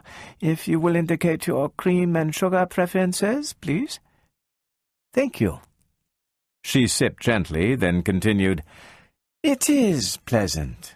The rest of Earth is welcome to the continuing struggle. I find a parallel here, a very interesting one. There was a time when Rome was master of the world. It had adopted the culture and civilization of Greece, a Greece which had never been united, which had ruined itself with war, and which was ending in a state of decadent squalor. Rome united it, brought it peace, and let it live a life of secure non-glory. It occupied itself with its philosophies and its art, far from the clash of growth and war. It was a sort of death, but it was restful, and it lasted, with minor breaks, for some 400 years. "And yet," said Byerly, "Rome fell eventually, and the opium dream was over." There are no longer barbarians to overthrow civilization. "We can be our own barbarians, Madame Chegachovska. Oh, I meant to ask you. The Almaden mercury mines have fallen off quite badly in production. Surely the ores are not declining more rapidly than anticipated." The little woman's grey eyes fastened shrewdly on Byerly. "Barbarians, the fall of civilization, possible failure of the machine. Your thought processes are very transparent, monsieur." "Are they?" Byerly smiled. "I see that I should have had men to deal with, as hitherto. You consider the Almaden affair to be the fault of the machine?" "Not at all, but I think you do. You yourself are a native of the northern region. The Central Coordination Office is at New York, and I have noticed for quite a while that you northerners lack somewhat of faith in the machine." "We do?" "There is your Society for Humanity, which is strong in the north, but naturally fails to find many recruits in tired old Europe, which is quite willing to let feeble humanity alone for a while. Surely you are one of the confident north, and not one of the cynical old continent. This has a connection with Alma, then? Oh, yes, I think so. The mines are in the control of Consolidated Cinnabar, which is certainly a northern company, with headquarters of Nikolaev.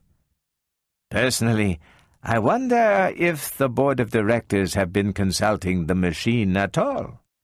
They said they had in our conference last month, and of course we have no evidence that they did not.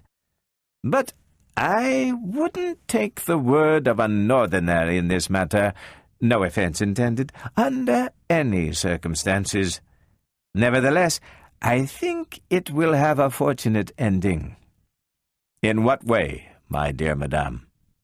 You must understand that the economic irregularities of the last few months, which, although small as compared with the great storms of the past, are quite disturbing to our peace-drenched spirits, have caused considerable restiveness in the Spanish province. I understand that Consolidated Cinnabar is selling out to a group of native Spaniards. It is consoling. If we are economic vassals of the North, it is humiliating to have the fact advertised too blatantly, and our people can be better trusted to follow the machine. Then you think there will be no more trouble? I am sure there will not be. In Almaden, at least. The northern region. A. Area, 18 million square miles. B. Population, 800 million. C. Capital, Ottawa. The northern region, in more ways than one, was at the top. This was exemplified quite well by the map in the Ottawa office of Vice Coordinator Hiram Mackenzie, in which the North Pole was centered. Except for the enclave of Europe, with its Scandinavian and Icelandic regions, all the Arctic area was within the northern region. Roughly, it could be divided into two major areas. To the left on the map was all of North America above the Rio Grande. To the right was included all of what had once been the Soviet Union. Together, these areas represented the centered power of the planet in the first years of the atomic age. Between the two was Great Britain, a tongue of the region licking at Europe. Up at the top of the map, distorted into odd, huge shapes, were Australia and New Zealand, also member provinces of the region. Not all the changes of the past decades had yet altered the fact that the North was the economic ruler of the planet. There was almost an ostentatious symbolism thereof in the fact that, of the official regional maps Byerly had seen, Mackenzie's alone showed all the earth, as though the North feared no competition and needed no favoritism to point up its preeminence. "Impossible," said Mackenzie dourly over the whiskey. "Mr. Byerly, you have had no training as a robot technician, I believe." "No, I have not." Well, it is, in my opinion, a sad thing that Ching, Ngoma, and Chegachovska haven't either. There is too prevalent an opinion among the peoples of Earth that a coordinator need only be a capable organizer, a broad generalizer, and an amiable person. These days he should know his robotics as well. No offense intended." "None taken, I agree with you." "I take it, for instance, from what you have said already, that you worry about the recent trifling dislocations in world economy. I don't know what you suspect, but it has happened in the past that people, who should have known better, wondered what would happen if false data were fed into the machine."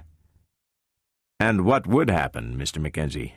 "Well," the Scotsman shifted his weight and sighed, "all collected data goes through a complicated screening system, which involves both human and mechanical checking, so that the problem is not likely to arise, but let us ignore that. Humans are fallible, also corruptible, and ordinary mechanical devices are liable to mechanical failure. The real point of the matter is that what we call a wrong datum is one which is inconsistent with all other known data. It is our only criterion of right and wrong. It is the machine's as well. Order it, for instance, to direct agricultural activity on the basis of an average July temperature in Iowa of 57 degrees Fahrenheit. It won't accept that. It will not give an answer. Not that it has any prejudice against that particular temperature, or that an answer is impossible, but because, in the light of all the other data fed it over a period of years, it knows that the probability of an average July temperature of 57 is virtually nil. It rejects that datum. The only way a wrong datum can be forced on the machine is to include it as part of a self-consistent whole, all of which is subtly wrong, in a manner either too delicate for the machine to detect or outside the machine's experience. The former is beyond human capacity, and the latter is almost so, and is becoming more nearly so as the machine's experience increases by the second. Stephen Byerly placed 2 fingers to the bridge of his nose. Then the machine cannot be tampered with. And how do you account for recent errors, then? My dear Byerly, I see that you instinctively follow that great error, that the machine knows all. Let me cite you a case from my personal experience. The cotton industry engages experienced buyers who purchase cotton. Their procedure is to pull a tuft of cotton out of a random bale of a lot. They will look at that tuft and feel it, tease it out, listen to the crackling, perhaps, as they do so, touch it with their tongue. And through this procedure, they will determine the class of cotton the bales represent. As a result of their decisions, purchases are made at certain prices, blends are made in certain proportions. Now, these buyers cannot yet be replaced by the machine. Why not? Surely the data involved is not too complicated for it. Probably not. But what data is this you refer to? No textile chemist knows exactly what it is that the buyer tests when he feels a tuft of cotton. Presumably there's the average length of the threads, their feel, the extent and nature of their slickness, the way they hang together, and so on. Several dozen items subconsciously weighed out of years of experience. But the quantitative nature of these tests is not known. Maybe even the very nature of some of them is not known. So we have nothing to feed the machine. Nor can the buyers explain their own judgment. They can only say, "Well, look at it. Can't you tell it's class such and such?" I see. There are innumerable cases like that.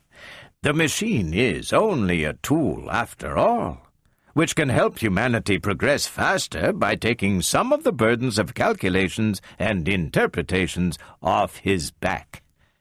The task of the human brain remains what it has always been, that of discovering new data to be analyzed and of devising new concepts to be tested.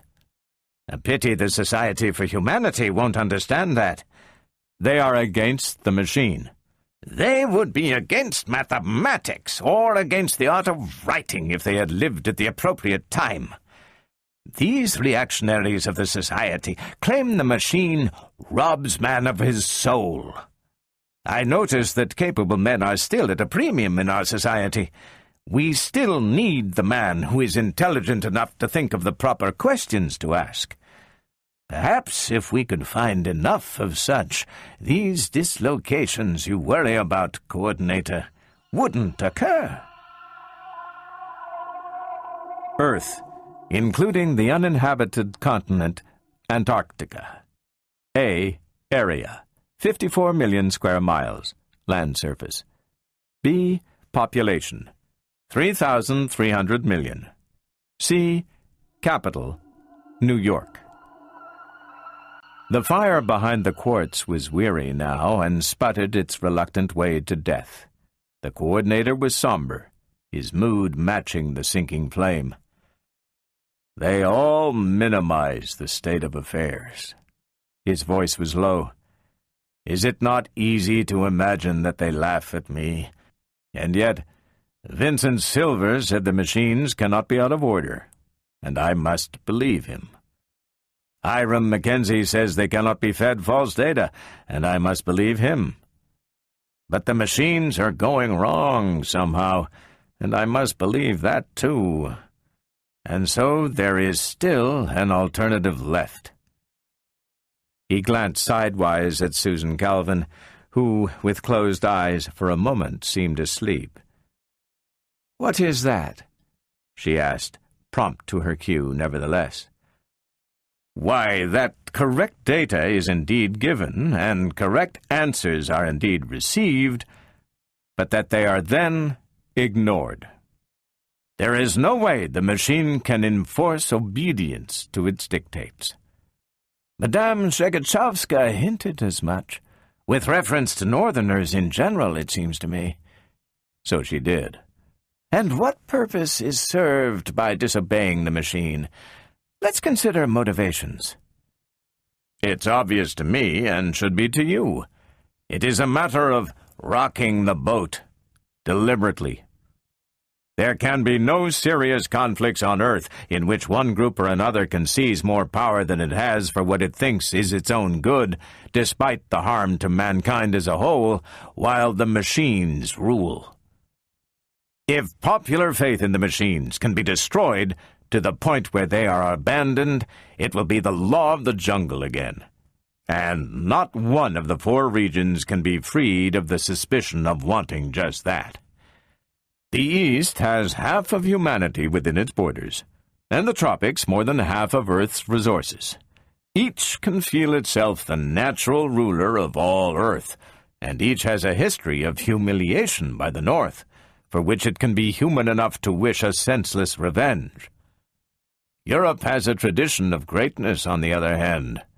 It once did rule the Earth, and there is nothing so eternally adhesive as the memory of power. Yet, in another way, it's hard to believe. Both the East and the tropics are in a state of enormous expansion within their own borders. Both are climbing incredibly.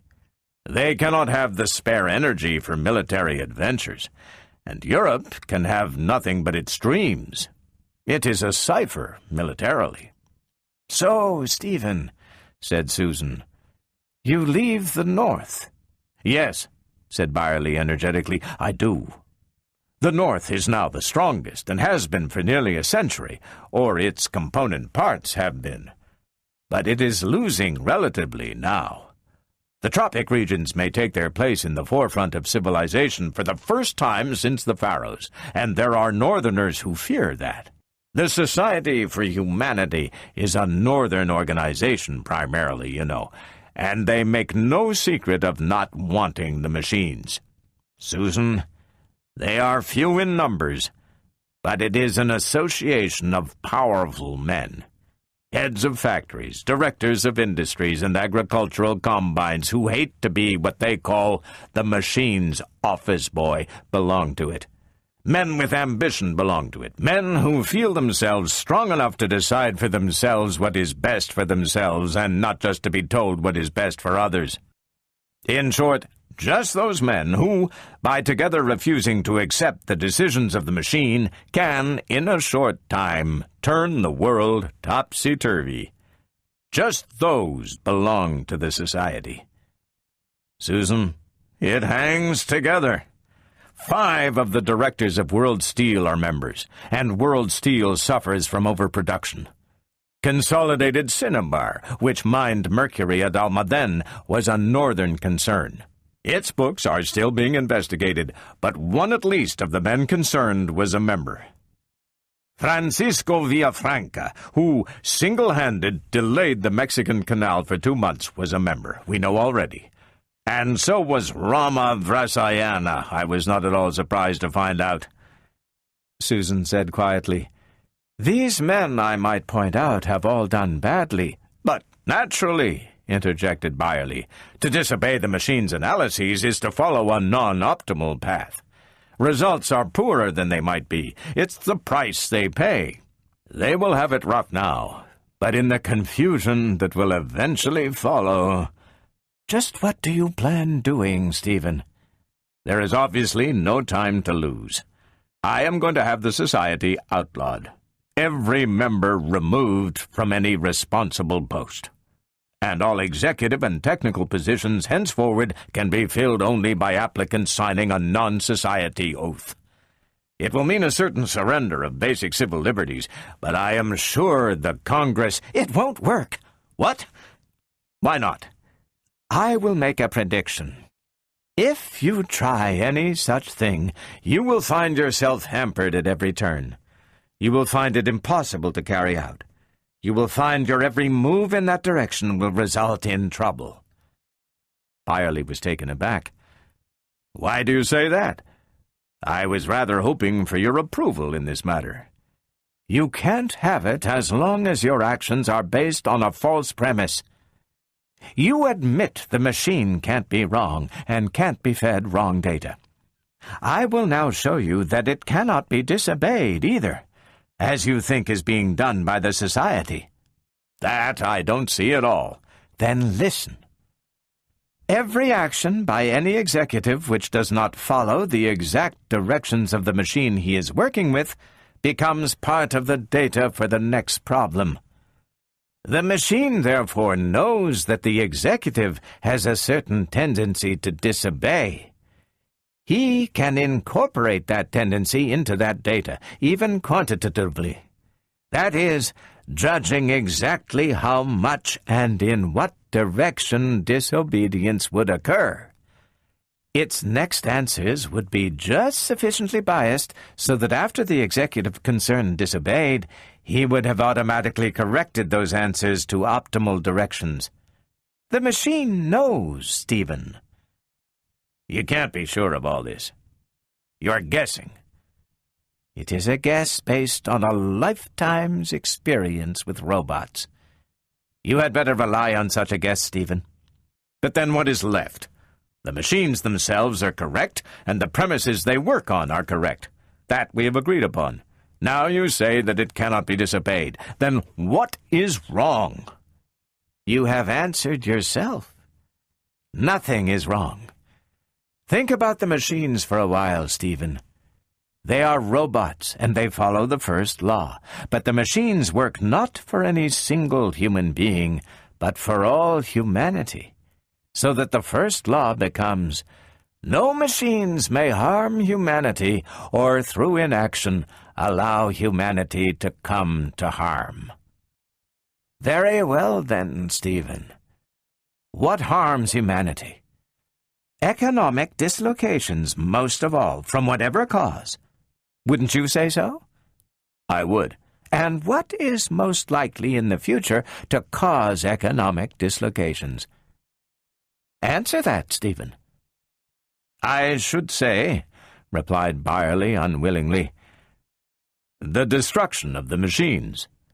And so should I say, and so should the machines say. Their first care, therefore, is to preserve themselves for us. And so they are quietly taking care of the only elements left that threaten them. It is not the Society for Humanity which is shaking the boat so that the machines may be destroyed. You have been looking at the reverse of the picture. Say rather that the machine is shaking the boat very slightly, just enough to shake loose those few which cling to the side for purposes the machines consider harmful to humanity. So, Vrasayana loses his factory and gets another job where he can do no harm. He is not badly hurt. He is not rendered incapable of earning a living, for the machine cannot harm a human being more than minimally, and that only to save a greater number. Consolidated Cinnabar loses control at Almaden. Villafranca is no longer a civil engineer in charge of an important project, and the directors of World Steel are losing their grip on the industry, or will. But you don't really know all this, insisted Byerly distractedly. How can we possibly take a chance on your being right? You must. Do you remember the machine's own statement when you presented the problem to it? It was, "The matter admits of no explanation."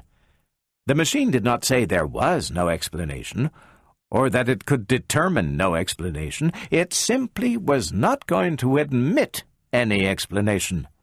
In other words, it would be harmful to humanity to have the explanation known, and that's why we can only guess and keep on guessing. But how can the explanation do us harm? Assume that you are right, Susan.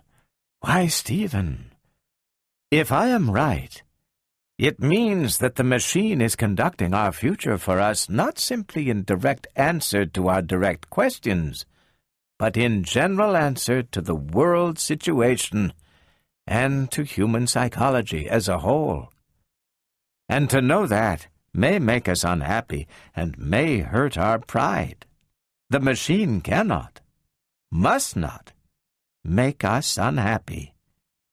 Stephen, how do we know what the ultimate good of humanity will entail? We haven't at our disposal the infinite factors that the machine has at its. Perhaps, to give you a not unfamiliar example, our entire technical civilization has created more unhappiness and misery than it has removed. Perhaps an agrarian or pastoral civilization, with less culture and less people, would be better. If so, the machines must move in that direction, preferably without telling us, since in our ignorant prejudices we only know that what we are used to is good, and we would then fight change.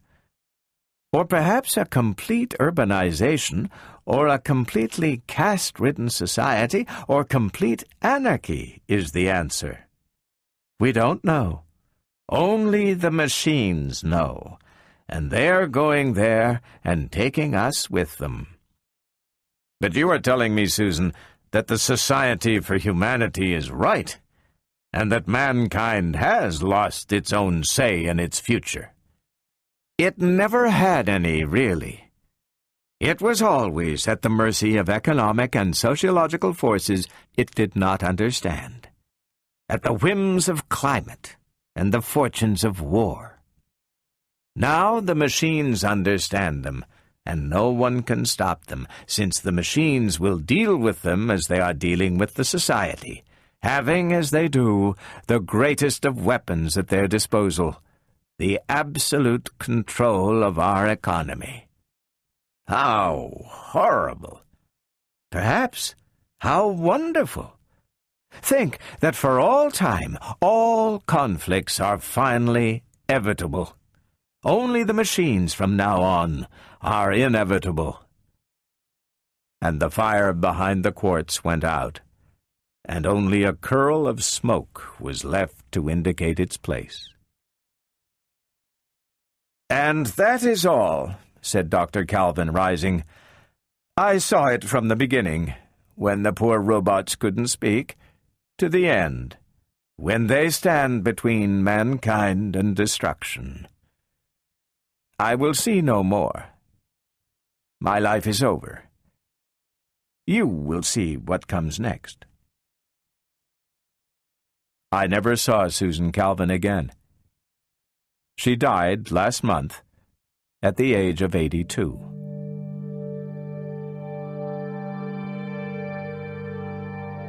I, Robot by Isaac Asimov was read by Garrick Hagan and is published by BBC Audiobooks.